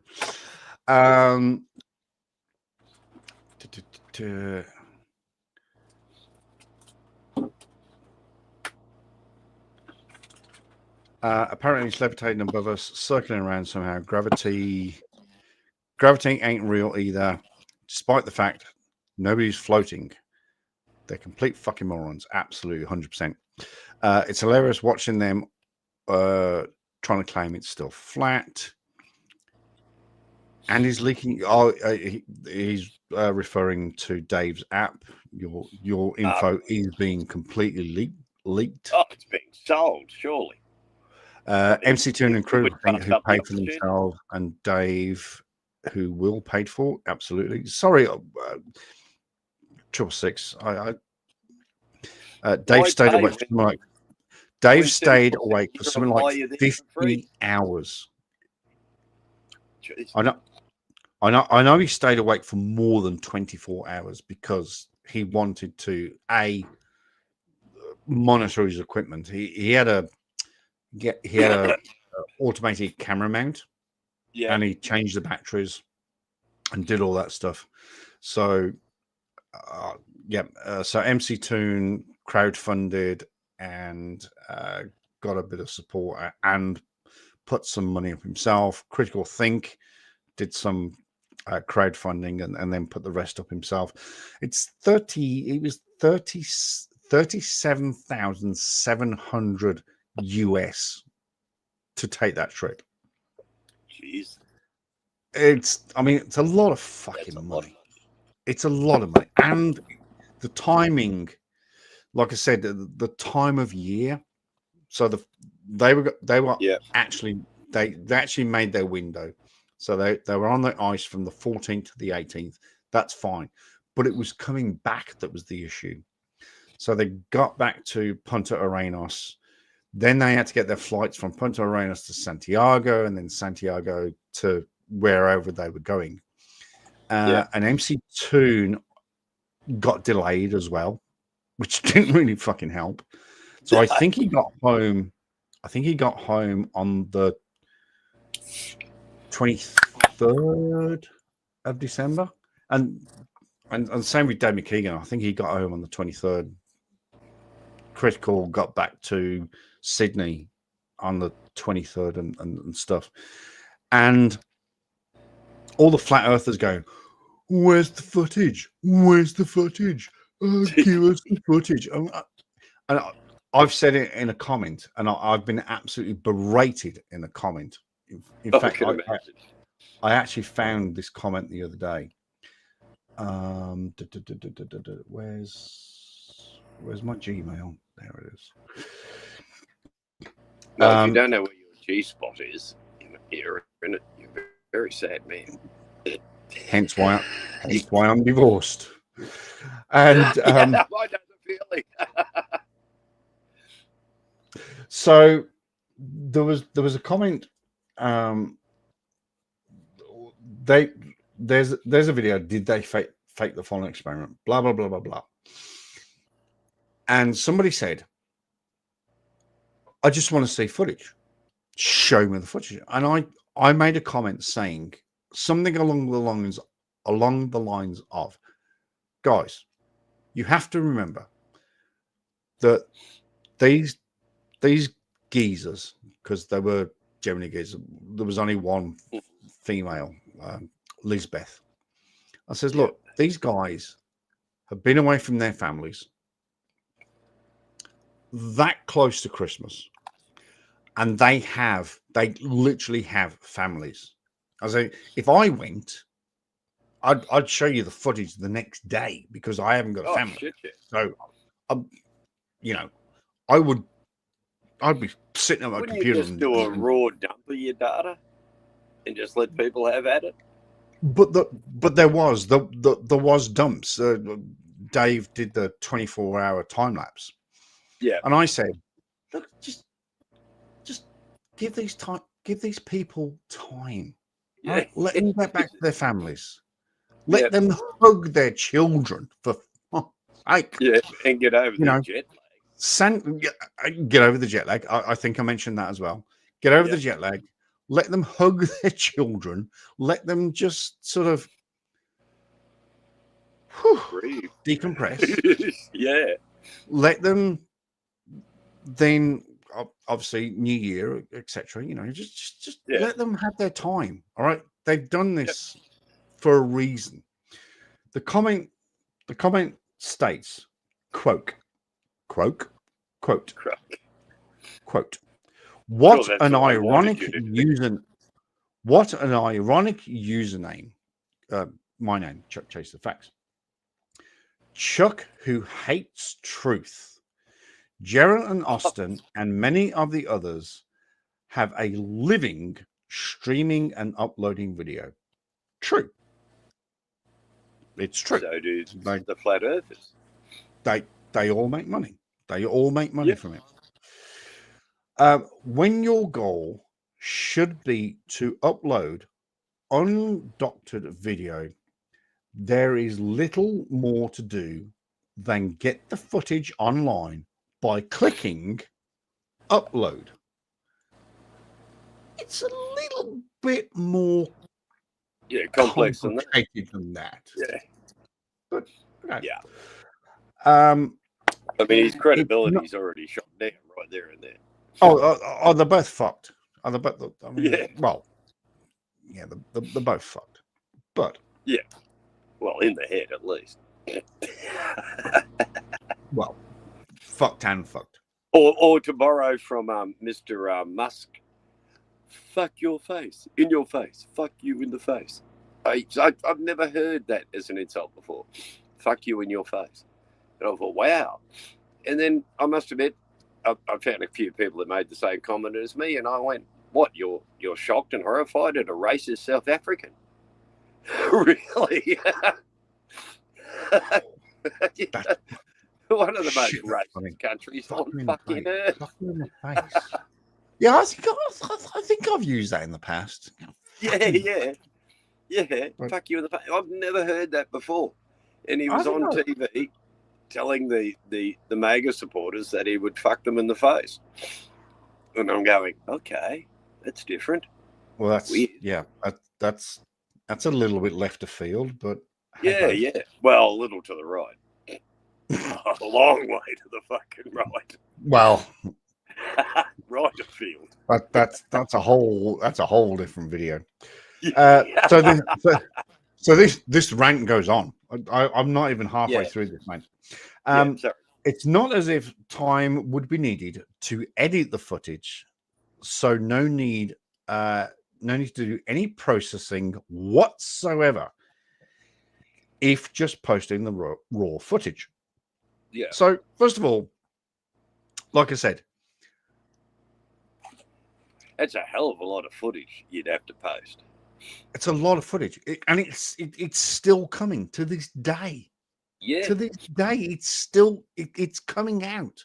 Well, I mean, in filmic terms, it's about, I think it's 6 or 12 hours to produce 1 hour of film. You edit it out of all that shit, and you'll get an hour of film. What this guy was talking about is the fact that no editing should be, and you shouldn't have to edit if you're going to show the 24-hour sun. And I agree with him on that. But you've also got to take out the beginning, the end, the sort middle of nonsense in between, and just you just got to tidy the up. Photo of the bloke taking a piss on the ice. Exactly. Yeah. No, actually, that's a funny story. You couldn't actually piss or poop on the ice. You couldn't go strict biohazards. Biological controls. You literally could not go, oh shit, I need a pee, and just pop it out and just go. Oh yeah, no. You can't do that. You're thrown off the continent. And in a jail cell, a brig in you're gone. And then you're going home. And there is footage of the portaloos that are there. They're not just portaloos, but they're connected up to tanks, and then the excrement or the waste products from a human is collected into those tanks, and those tanks then have to be put on the next plane going out.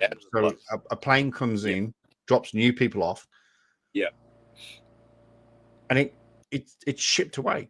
There is. Well, I was just watching a recent video on people taking cruises to the South Pole, and the amount of rules. Well, one is that whatever your itinerary is not what's going to happen.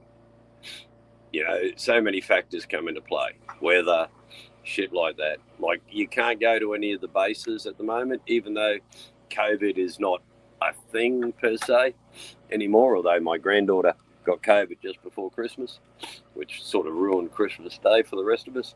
Oh, fuck. Poor little bugger. Oh. But, you know, at the same time, that didn't stop me sitting there going, typhoid, Bloody Mary, you destroyed Christmas, you bitch. As You I got would a expect, grandfather who gave I you would curry. expect nothing less from you, my friend. Nothing less from You you. know, mate, I'm going to go boots and all. Yeah, mongrel, I didn't get me bloody trifle this year. It's your fault.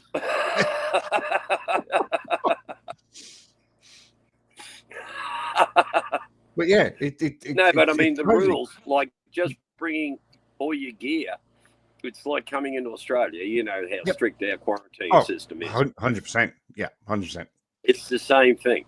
Your shoes have to be examined. Your shoes have to be decontaminated. Your walking poles, your skis, your backpack, your clothing. Everything has to be examined. Everything has to be spotlessly clean and sterile before they'll allow you off the boat onto the land. Yep.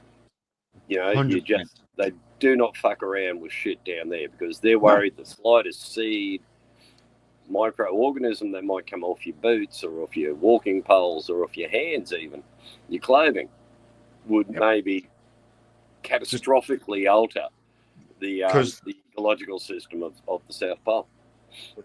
And you know, you have to remember that there are no plants, there are no organisms. No. There is nothing like that in Antarctica. Nothing. No, So, it's like you the said, meanest place on earth.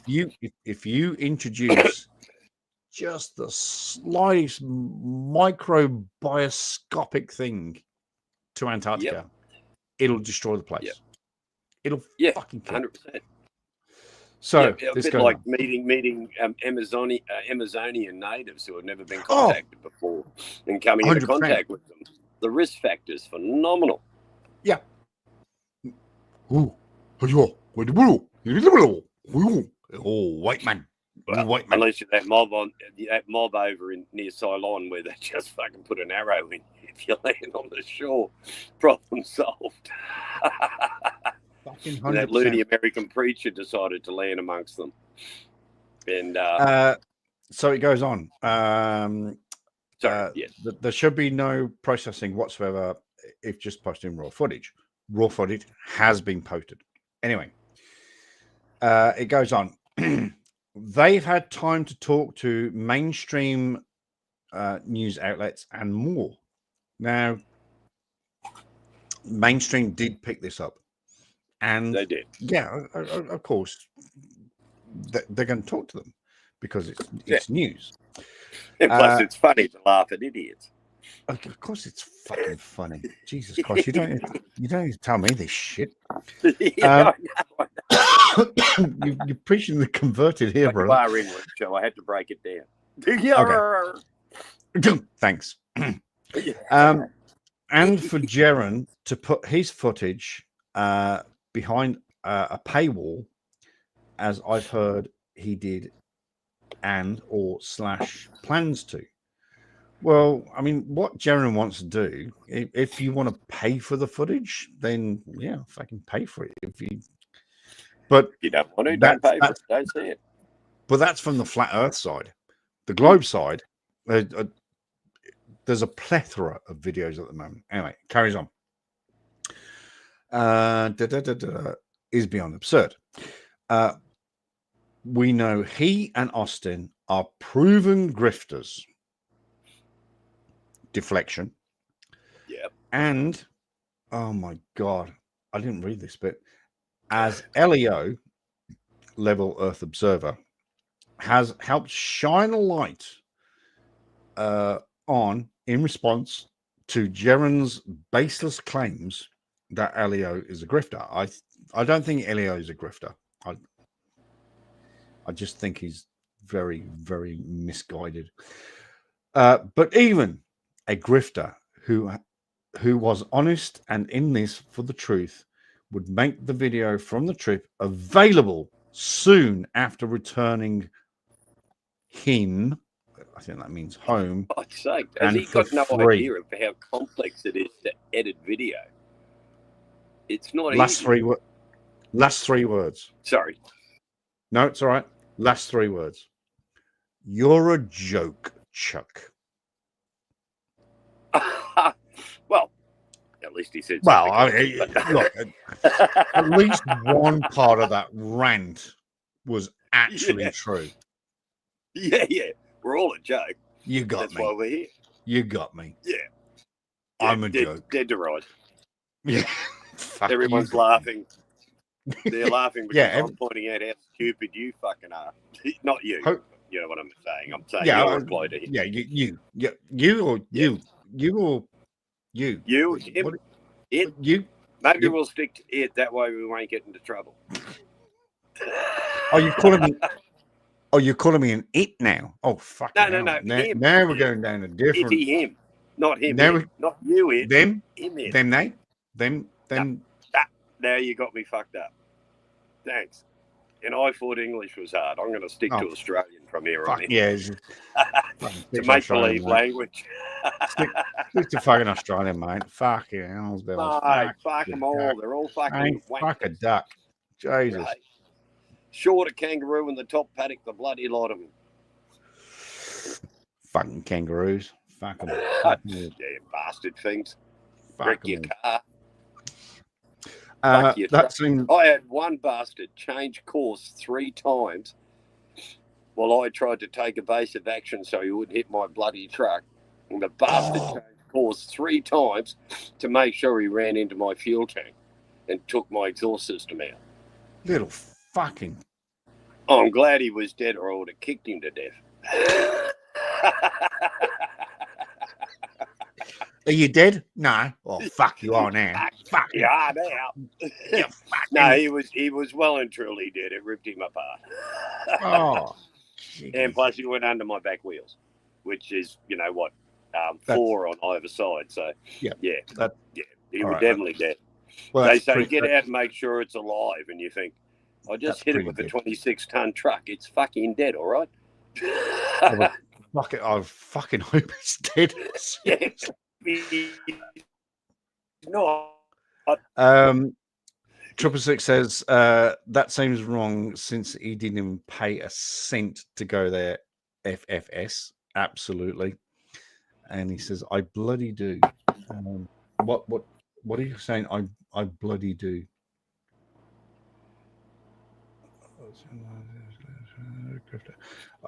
Sorry, 666. So 666. It's a little one-sided at the moment. It's 666. A wee convict in New Zealand trying to fight with the greatest people on earth, Australia.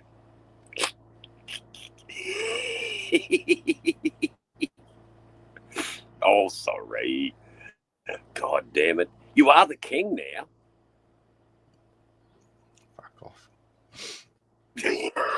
Well, your ears aren't as big, but I'd like to express. I'm dying to see the. I'm dying to see the new coins with his profile on it. My God, it's going to look bad. Yeah, one big ear hanging out the side and this fucking enormous nose, and the Habsburg fucking jaw. And the reverse of the coin is going to be the other ear because Hey, hello, Big Ear's just talking to us. I remember he came to Brisbane many years ago, and I went along when I was at uni, and we pretended to be the official university film crew, and we got to muscle in with all the world press and God, Chucky. I don't. It was want to hilarious. Know I don't want to know where this is going. We got this mob of, British security people and Australian security people eventually come over, and they're going, just who the hell are you? I mean, I'm jeans, wearing a Jackie House singlet and a cowboy hat on. And unknown to them, I've got a Eureka flag stuffed down my pants. And the idea was when Chucky appeared was to whip the flag out and wave it at him and go, fuck off. Because we were just going into the referendum whether or not we should leave the bombs behind. Oh, yeah. Oh, fuck. That was you. That was... Yeah. Back in the 90s. Yeah, that was a fucking long time ago. Oh, yeah. Well, I am an old man. got my degree back in 2000 or something. I mean, to be fair to you, it was probably just yesterday, but to the rest of us, that was a fucking long time ago. Like yesterday. Oh, fuck yeah. But I mean, old Chuck, and unknown to me, there had been death threats against Chuck, and someone had a crack at him in Sydney. And next moment, we're surrounded by these security guys, and they're going, "Just who are you?" And we're standing our ground going, "Oh, we're the official film crew from the university. We're here to film him. He's opening a building on our university campus. Yeah, we're just here to film him." And this voice from behind me goes, "We're the official film crew." Oh, God. Oh, fuck. Okay. Gig's up. So we get immediately evicted from the press room. Oh, that's to join funny. the peasants. As soon as I get outside the press circle, I immediately whip my Eureka flag out and start flapping it around. Oh, yeah. I don't know why my ASIO file keeps getting thicker and thicker. It beggars belief. I'm confused. I'm totally confused. Same here. Yeah, I just can't believe it. Or as like the daughter and I like to say at this point, "Sorry, ASIO." Always listening. Or just go, Hey, Agent Smith, how you doing? It's me. Go, bro? You know me. Hey. You know I'm not a terrorist. Christmas at my place again. Yay! Yay. Please, this time, don't stay outside in the car. Knock on the door, come and have a cup.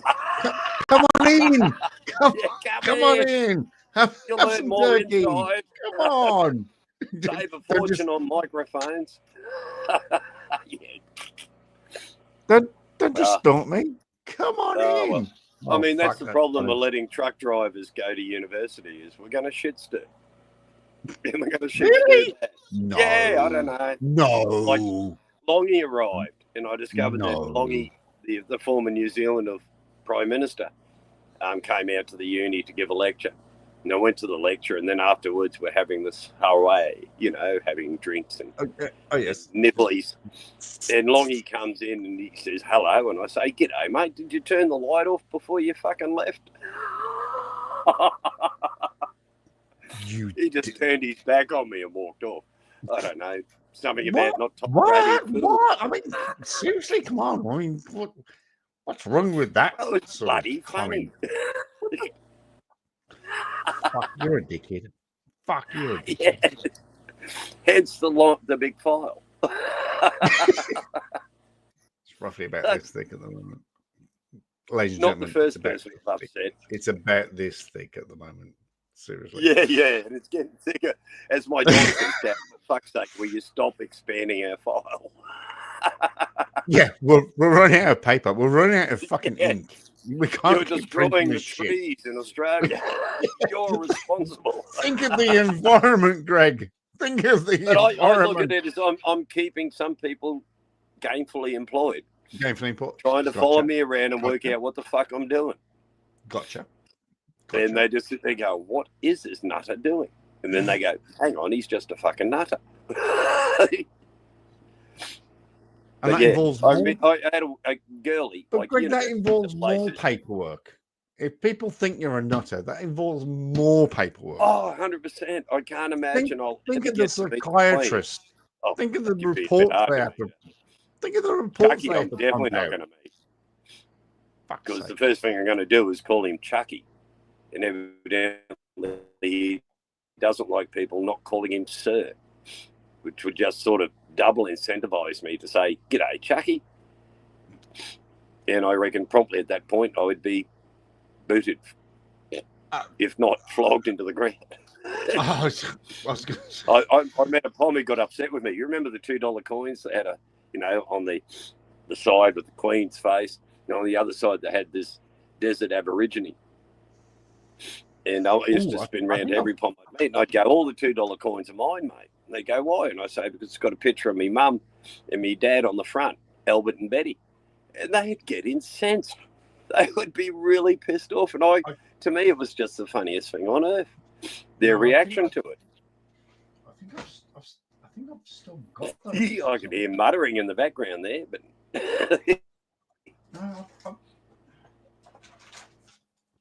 Oh, here we go. Oh, And of course, probably singing "Ding Dong, the Wicked Witch is Dead" when Betty passed didn't go down well either. Stop it. But soon as King Chuck became King Chuck, I thought of you. Thank you, sir.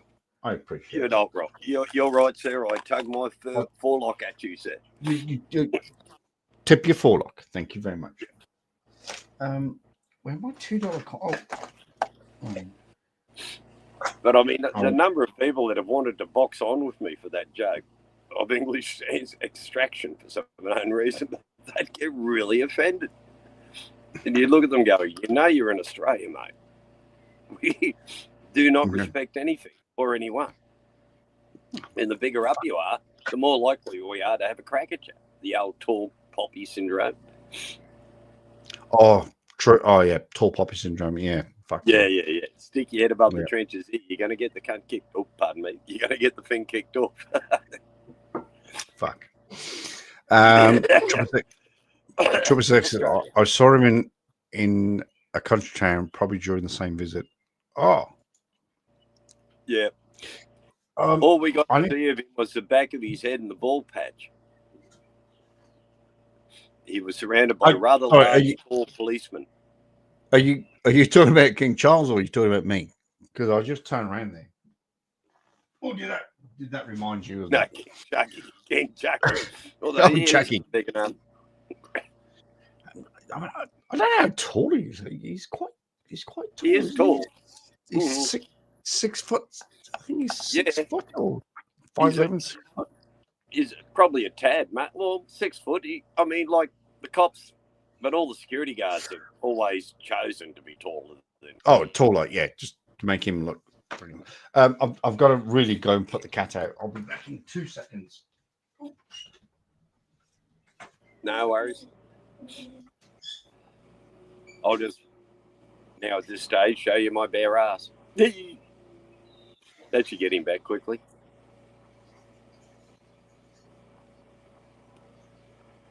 What are we up to? 4:20 in the afternoon. It's a muggy, nasty day in Australia. It is that time of year. It's January. Yeah, February. It's not until mid-March before we start getting reasonable weather again, if we're lucky.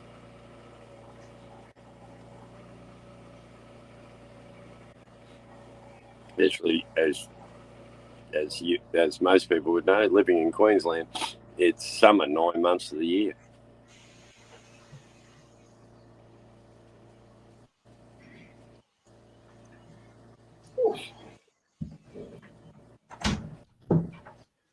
Holy guacamole. Oh, I really need to put the cat out. So what's it like up there at the moment? Your weather would be quite mild, wouldn't it? It's fucking shit at the moment, mate. You wouldn't believe it. It's absolutely fucking shit. It's but you got a big low just to the east of you, haven't you? That'd be causing some havoc. The current temperature is fuck. Oh, we've got more rain coming. Fucking hell, I'm over the rain. Leave the rain. Fucking stop the rain. Yeah, fucking 16 degrees. And pissing down. It's 26 degrees here. Feels like 27. Stop it. Stop it.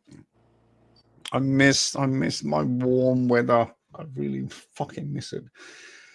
Oh God, living in New Zealand is fucking horrible at the moment. It's absolutely fucking horrible. Oh, chickens. Hang on, I've got a new email. What's this? Oh, it's interesting. But it's absolutely. So last week, on Christmas Day, we had a barbecue just outside here, and it was overcast, but it was warm. The sun was out. It didn't feel too bad. It was okay. And then New Year's Eve and New Year's Day was pissing down like you wouldn't believe. Absolutely pissing down. Yeah. Hang on. I believe it. We got hit by it the week before. Like, we had probably 45 plus knot winds here in the river.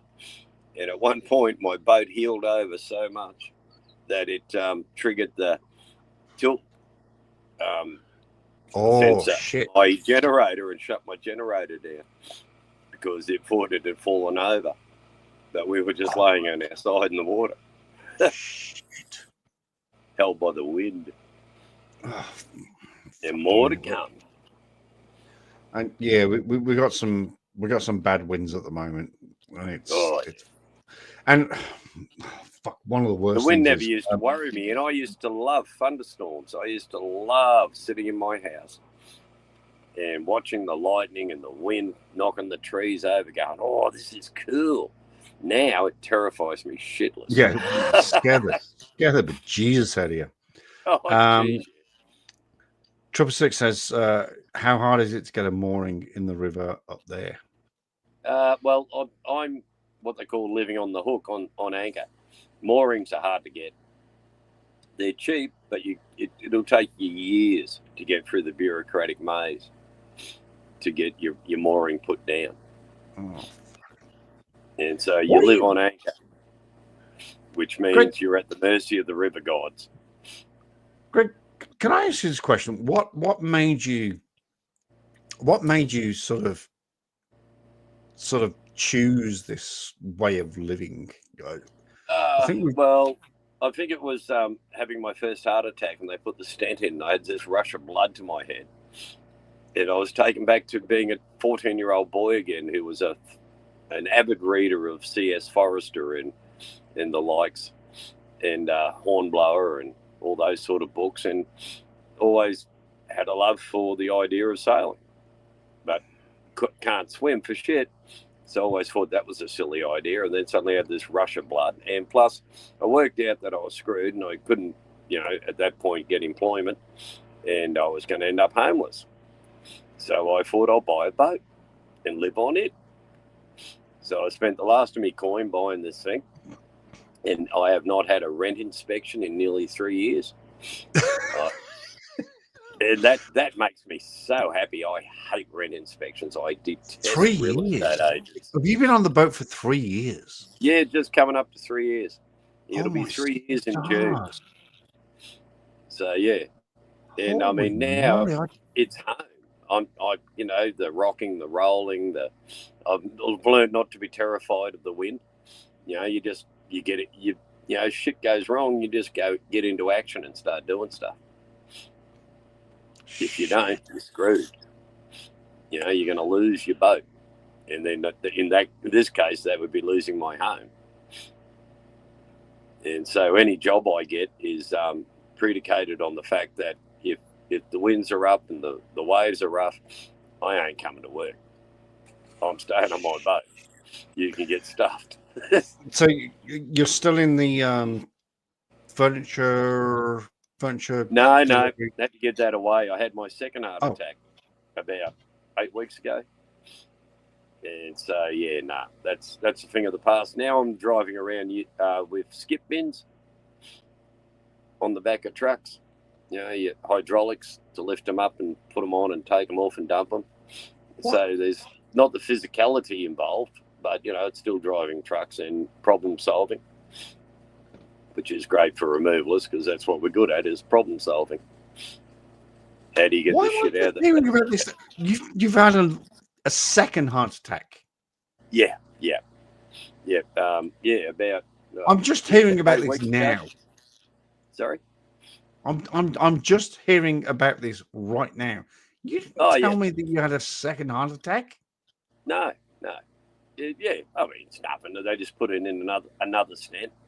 Told me I better stop smoking and drinking, and I thought, I might as well die if I do that. Yeah, well, that's not going to happen. Yeah. No, and they went, well, how about you just cut back? And I went, yeah, that'll work. And I mean, shit, you hear for you're here for X period of time and then you die. I mean, I'm not going to give a shit once I'm dead. Yeah, there were some really bad floods just before I got here, 666. And 4 people lost their lives in just the reach of the river that I live in, with their boats going down. And you know, but of the 4, three of them were drunk, and one was just really unfortunate. The others were just being silly, and you can't be silly on the river or in the sea, any water. It's dangerous. And, you know, and that's part of the fun. You know, you go through some experiences, you come out the other side and go, wow, that was fun. Part of the fun. Terrifying. Yeah, I'm alive. I'm still afloat. Fucking Jesus, man. And lots of MacGyvering. You know, shipwrecks. Oh, fuck, love MacGyvering. Love MacGyvering. Yeah, you got no option. You know, something breaks, water's coming in. You got to work it out and just get on with it. We'll grab this and grab that and do the other and grab that as well. Fucking. It was extreme. It was a phenomenal we'll fix flood. it up. Like, there was a guy here who had one of those plow anchors, and he was in the river, and the force of the current bent his plow anchor. I mean, a plow anchor is a solid piece of fucking steel, and it bent the flutes on the fucking anchor. That's how much force of the river coming down. Shit. And then people doing stupid shit. And you just can't do stupid shit on the water and expect to live. Fucking hell. You've got to, you know, at all times remember that the river gods win. Yeah, it's like I used to say when I've said this before when I was a policeman, and you get sent as a traffic officer. It's car versus tree, and you just look at your partner and go, tree wins. Yeah, tree wins. Every time. every time, tree wins. Yeah, the river wins here. Like, I regularly make offerings to the river gods. I think there's 14 pairs of reading glasses that I've dropped over the side of the boat. I had the most educated, well-read fish living under my boat, along with telephones and various other shit that all fall overboard. And every time it does, I go, there you go. There you go. Don't kill me this year. I made my offering. The fish are underwater, sort of reading books and on the phones going, oh fuck, Greg's just hey guys, get to Greg's boat. He's just dropped another phone. He's a good lad. Don't kill him. And plus, I had a deal with the sharks. I had this long running deal with the sharks that I wouldn't piss in their ocean if they didn't drink in my pub, and it worked wonderfully. And now I live in the river and I piss in the river every day, and the sharks live under my boat. Like, the Brisbane River is just full of fucking bull sharks. Does your boat have a big lead keel? No, it's steel iron, pig iron, I think, and it's 8 ton in my keel. So, and it's relatively shallow, 1.55 meters of draft. So, you know, relatively shallow, but that's pretty you really don't want to push your luck, especially Moreton Bay. It's a sandy bay. It's shallow, relatively speaking, shallow, and the sand moves constantly. So if anyone who's lived or sailed or driven even a motorboat in Moreton Bay and says they have not run aground is lying. Everyone runs aground in Moreton Bay because the sand just moves. Like, you could go past this, you could go the same track for months, and the next time you go there, the sand's moved and you run into the sand and come to a screaming halt. And sometimes a violent bloody halt. But I have a few techniques for dealing with that. That is, spin the wheel in the direction of the deep water and open the throttle up as hard as you can, so you hit the sand as hard as you can, so that you might just bounce out. What was that? What was that story you told me? It keeps you upright. The keel, the beauty of the keel is it brings you back to upright once you've been leant over. You know what I mean? 45 plus knot winds. Trust me, there's no boat that's not going to heel over when it gets slammed, unless you're a really big boat. My boat's 35 foot long, has 11 meters mast, and what was that? If the wind wants to blow you over, you're going over. What was that story you told me? And now I think about it, it was 2 years ago, I think. The story about the boat that slammed into me. There was a boat out of control and it slammed into your boat. Yeah, stuck on my keel. I'd been on the boat about 3 weeks. Yeah, and, that's once right. Again, you'd only just been there. That's right. I remember. Yeah, very inexperienced, and I get woken up at 3 o'clock in the morning by my bow suddenly just diving down about 15 degrees, and that woke me up strangely enough. And running out on deck to find a catamaran speared on my bow. Oh, that was it. The catamaran. That was it. Yes. Yeah. And then sliding on my bum down the deck to the catamaran and then kicking the living bejesus out of this catamaran while cursing it, as only Australians can, and, until the bloody thing let go. Excuse me, catamaran. Would you awfully mind just disappearing away from me, please? Thank you so much. Oh, yeah. No, it's a great way of dealing with fear, is by screaming abuse and whatever's scaring the living shit out of you. And fluently, as Australians do. You could imagine it was called everything under the sun. Oh. Oh, excuse me. Yes, of course. It was just... Yeah. You mongrel boat. Excuse me, you piece of excrement. Could you please get away from me? Yes. That'll be awfully marvelous. Thank you so much. Off. You fornicator. You fornicator of all fornicators. Could you please just move away? To be in bed, and my bed's at the up in the bow. So, suddenly I'm almost not standing, but it's like laying on a low boy that's set on a 15-degree angle. And then just hitting the deck and running out the back and up on deck and looking and seeing this thing speared on my boat and going, shit. And of course, you got no time. You got to do something. Oops. And that's all I could do was go down there and abuse the shit out of it and kick the living shit out of it until eventually I could get it to just move just a degree so that the wind and the water would catch it and take it off my bow. Otherwise, eventually, it probably would have sunk me. I had a 3.8 meter tinny with a 25 horsepower Mariner and a high power pitch prop. And I found a rock slab about an inch underwater at full throttle. You were lucky. You were very, very lucky. My brother-in-law believes in these navigation systems, where it shows you where you are and the depths of the water and shit, and believed his nav man.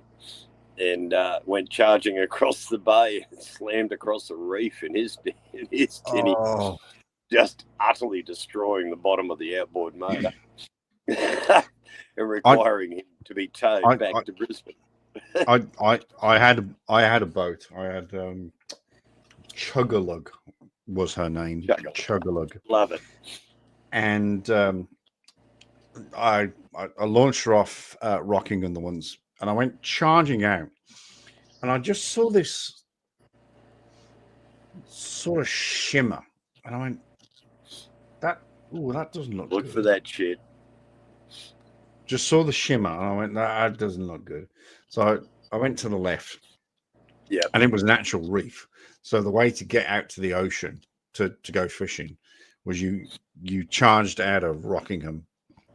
Yep, Rockingham Bay.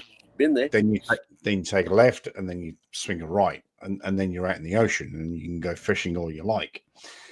But I just remember the first time I just went, that looks like a reef, and yeah, and then I saw a couple of other boats sort of going left and right, and I went, thank fuck for that. You know, I mean, I'm not a very experienced salesperson, sailor, whatever you want to call them. Know the feeling. Boat, whatever you want to call them. But yeah, I saw that and I went, well, it just doesn't feel right. I don't think I can go straight ahead. And no, you can't. So when I got back, I got back home and put the boat away and all that malarkey. And then I thought, I'm going to Google this shit. And then I went to Google Earth, and sure as shit is eggs, there is a massive reef that comes out of Rockingham Bay. Not your Rockingham, by the way. This is Perth, Rockingham. Yeah, I know Rockingham Bay. I've been there. I've been to Perth. That's right. Yeah. We drove from Perth down to where's that place the girlie comes from on the news? No, it starts with a B. It's south of Rockingham Bay. No, not Baldivis. Baldivis? No, it was no. There was a girl that used to be on the morning news show.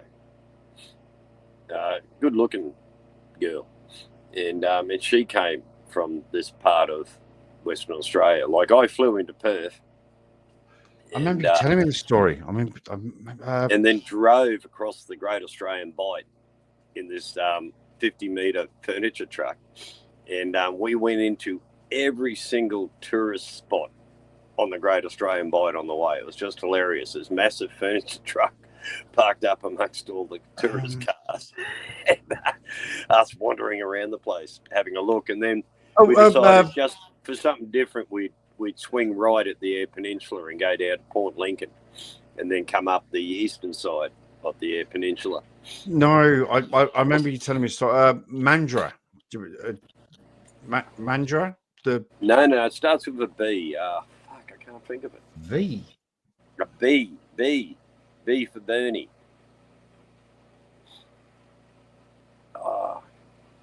It's after Rockingham Bay. What I got to see of Rockingham Bay, all I wanted to see was the sun set over the ocean. Because being an East Coast lad, never seen that. Oh, yeah. Well, you wouldn't. And so we got to Rockingham Bay and we had two choices. The truck was breaking down and we either went to the Rockingham Bay pub and stayed there for the night, or we went down to the sea and broke down there and got to see the sunset over the moon, over the water. And the pub won. Obviously. V. Oh, my stars. Fuck, it's some strange name. It's a relatively, for Western Australia, a largish city outside of Perth. Town, maybe. City. Town. Can't think of the name of the damn place. Oh, fuck, neither can I. But it was that girlie that was on the on with Carl and that on the morning news. Fuck. I love Carl. Yeah, People he's don't like hilarious. Carl. That guy cracks up laughing. Oh, I'm sorry. One of my sound bites, one of my memes is Carl crack. In fact, I'll play it. Oh yeah, cool. Fuck it, let's play it. It's what have I? While you're doing that, I'm going to find a map of South Australia. You fucking go for it, mate. Google would probably be the best place for that. Oh man! How come I ended up back in StreamYard? Laughing. Yeah, I know the places you mean, but no, this is just sort of not all that far south of Rockingham Bay. And then we went back via Kyogle and, the Kalgoorlie and all those sort of places. Spent a night in Kalgoorlie. That was interesting. Oh, that would have been interesting. Yeah, that About as interesting as watching paint dry. And seeing for the first time ever private police in South Australia. The private police force they employ there, which is uniquely strange, and of course aimed entirely at the Indigenous population. Coal, I think. Oh, it was under sea coal. But fully armed with, dogs and everything, and the power to arrest. But they're actually a private firm, not a government police force. South Australia is the only one to do it. In that case, I hope it does not spread. In that case, they do not have, unless there are a government agency, they do not have any form of power to arrest. These mob do. They honestly do. No, well, no, you can't. But mainly if you're of the dark persuasion, then they will target you. But if you're like me, white, they tend to be leery of you and respectful. But if you're black, nah, you're just going to get your ass hammered by these guys. They're blatantly racist. It was one of those shock horrors to see in, the 20th century in Australia. Oh, well, the 21st century, I think, by that time. To see the level of racism, South Australia stunned me. And I was just going, wow, this sucks. I mean, Queensland, everyone reckons the most racist state in the country, but South Australia runs a close second. I was going to say, I thought Perth would have been pretty up there, but no, I didn't spend a great deal of time in Perth. But wouldn't the sort of arrived, broke down? Wouldn't the NT be pretty up there? Oh, yeah, it is. Yeah, nah. I've seen some pretty up there, incredible things out there. Like, and then how easy it is for us to misinterpret what's going on. Like, I was driving from the Queensland border back to Catherine. Not Catherine. I was driving back to Darwin, but Tennant Creek, the three ways and whatnot, it's called.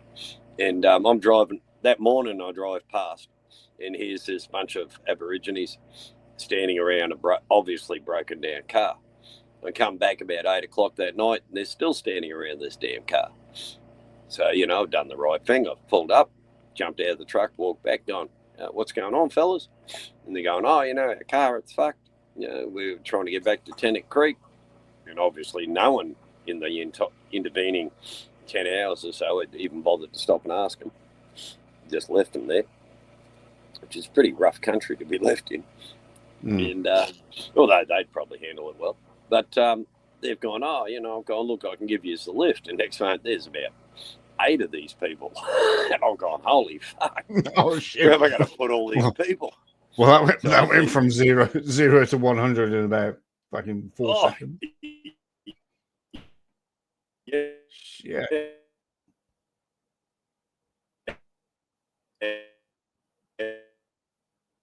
Oh.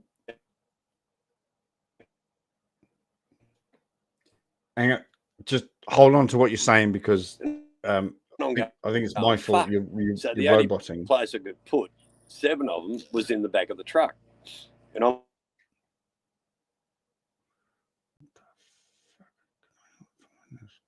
okay, stop. Just stop. Either you're roboting or I'm roboting. I think it's me. So just stop talking for a second and let me try and fix this. Yep, it's oh no, it's him. Oh, it was him. No, it was, I thought it was me, but we've lost Greg, and I'm still trying to find Carl laughing. I know I've got it.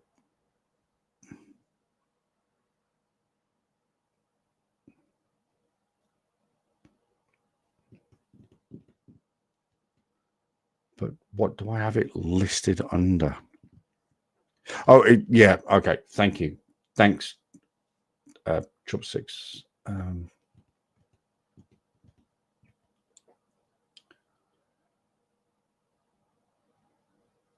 Oh, where have I got that saved under?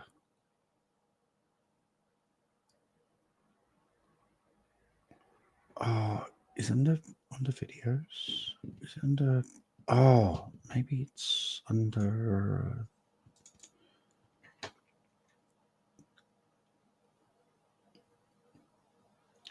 Sure, saved under Carl. Nope.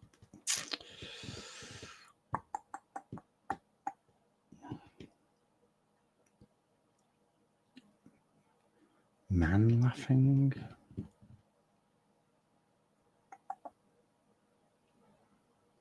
Nope. I've got man laughing. I know I've got Carl. Oh, is it a shark? Because it was a shark attack that he was laughing at. I mean, I know we shouldn't laugh at shark attacks, but shark. No.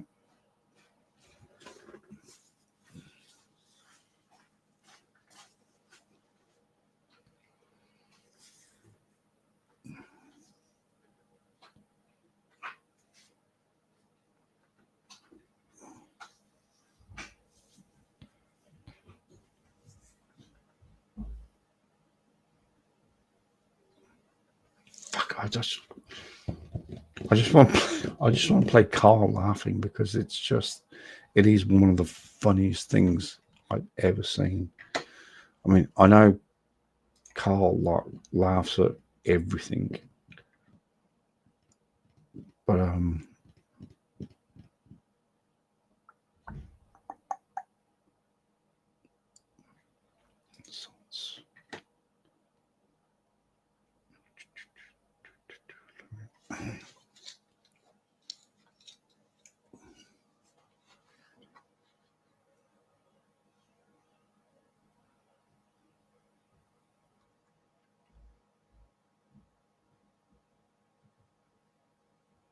oh, there it is. Fucking got it. Jesus Christ. All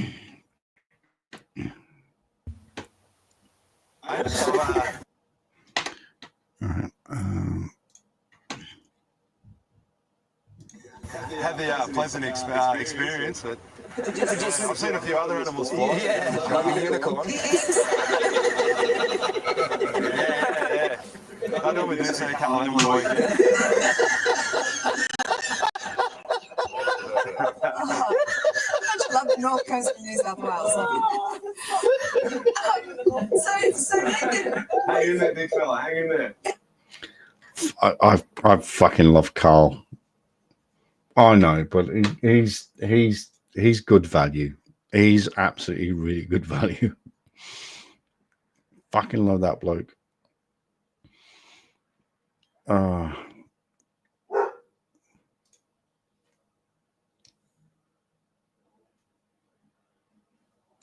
Fucking happy. All right. It looks like so I found out what this was about. There was a hair in there, an ingrown hair, and it was literally about that big, and it was curled up into my face. So I found the edge of it and I pulled it out, and it was literally about that big, and that's what's caused that. So yeah, that was all. That was that. Right. I think I'm guessing that'll do it. I've just worked out I don't have any food in the house,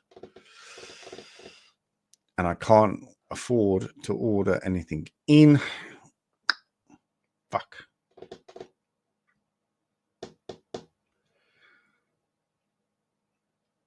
Shit. All right. I guess it's pot noodle tonight. I know. I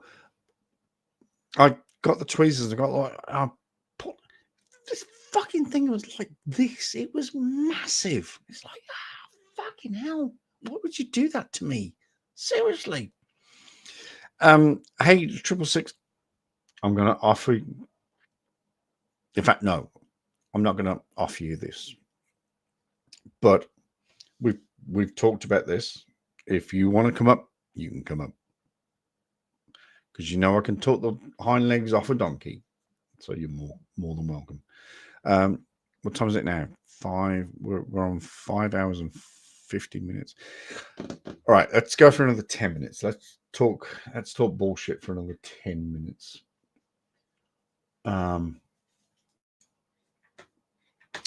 Sorry, let me just close that down. Yeah, I think I do need a feed, to be honest. I also haven't eaten since, well, to be exact, I haven't eaten this year. Yeah, I'm just surviving on cheese and crackers. Abby, shut up! I'm just surviving on cheese and crackers at the moment, quite literally. I knew a shearer who actually had a strand of wool grown out of from between it. I knew a shearer who had a strand of wool growing out from between two. That's just, oh my stars, that's just wrong.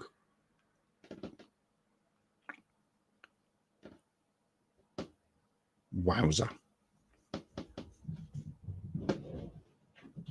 Just wowza. That's just, I can't say wowza enough. I don't think I can say wowza enough. Can we go for another 8 minutes? No, that's fucking, let's try it. But yeah, that really hurt. That really hurt. It wasn't until I got the tweezers in there and fucking sorted that shit out. So we kind of went off on a real weird tangent about El Royale, and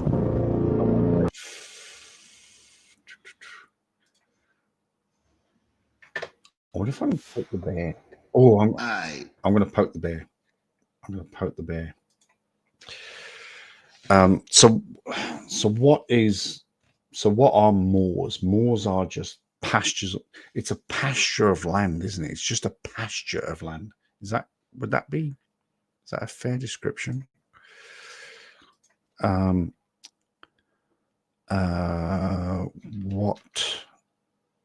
What are moors in relation to land? A tract of open country, maybe either dry or heather associated with vegetation. Oh, fuck yeah. Oh, God, we're going to copy and paste that motherfucker. Copy and paste. Oops.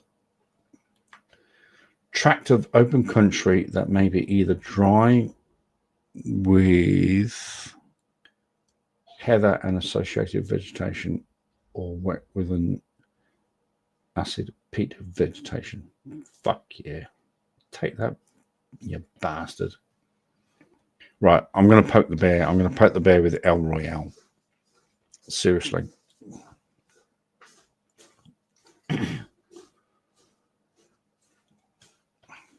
Fuck him.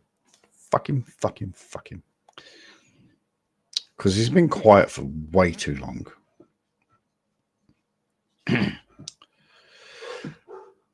5:54. All right, let's give me another 28 seconds. Right. Thank you very much to everybody that popped in on this New Year's Day live stream. Thank you to the Queen of Karma. Thank you to Paracord Princess. Thank you to Gregory Laura. Thank you to Robin.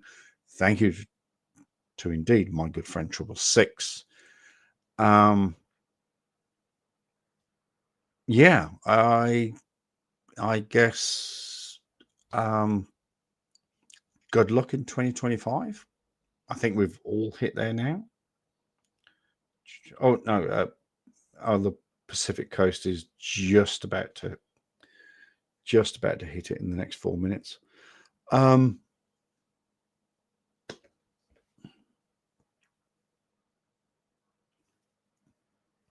don't know. Well, let's see what the new year holds for us. Let's have some good times. Let's have some fun times. Just be kind to each other. And be kind to yourself.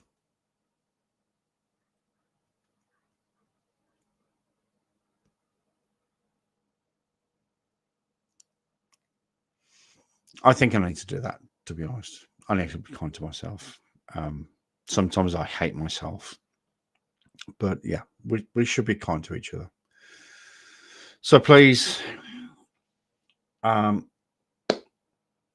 enjoy the next 12 months. And, yeah, let's just be kind. At the end of the day, let's just be kind. All right. Chuck signing out. Thank you very much for everybody. Sorry, I'm looking for my mouse. I've lost my mouse. Where's fucking mouse? Thank you to all of my supporters and subscribers and Patreons and people that just kind of like me. Thank you. To one particular person that didn't come up, I'm sorry. I mean,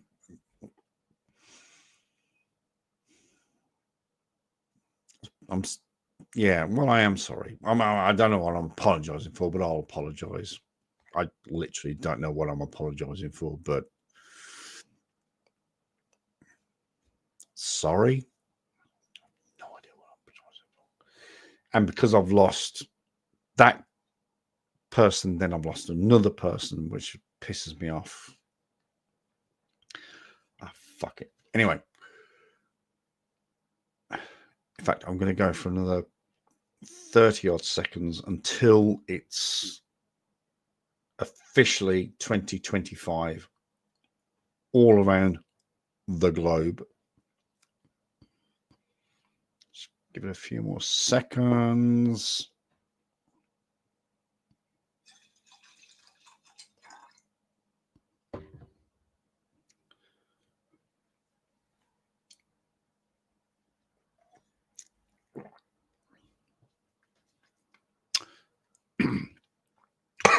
Oh shit, that's raw without some Coke in it. We're just going to give this. I was wondering. What are you wondering?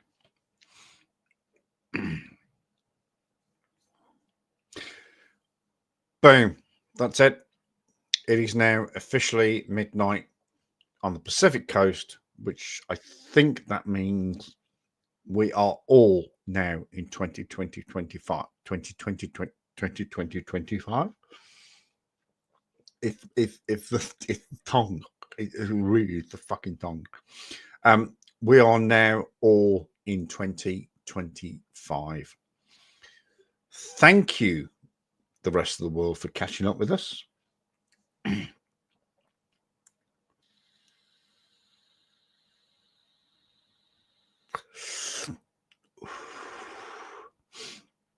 There's so many seconds. Yeah, just wait for the rest of the world to catch up with us.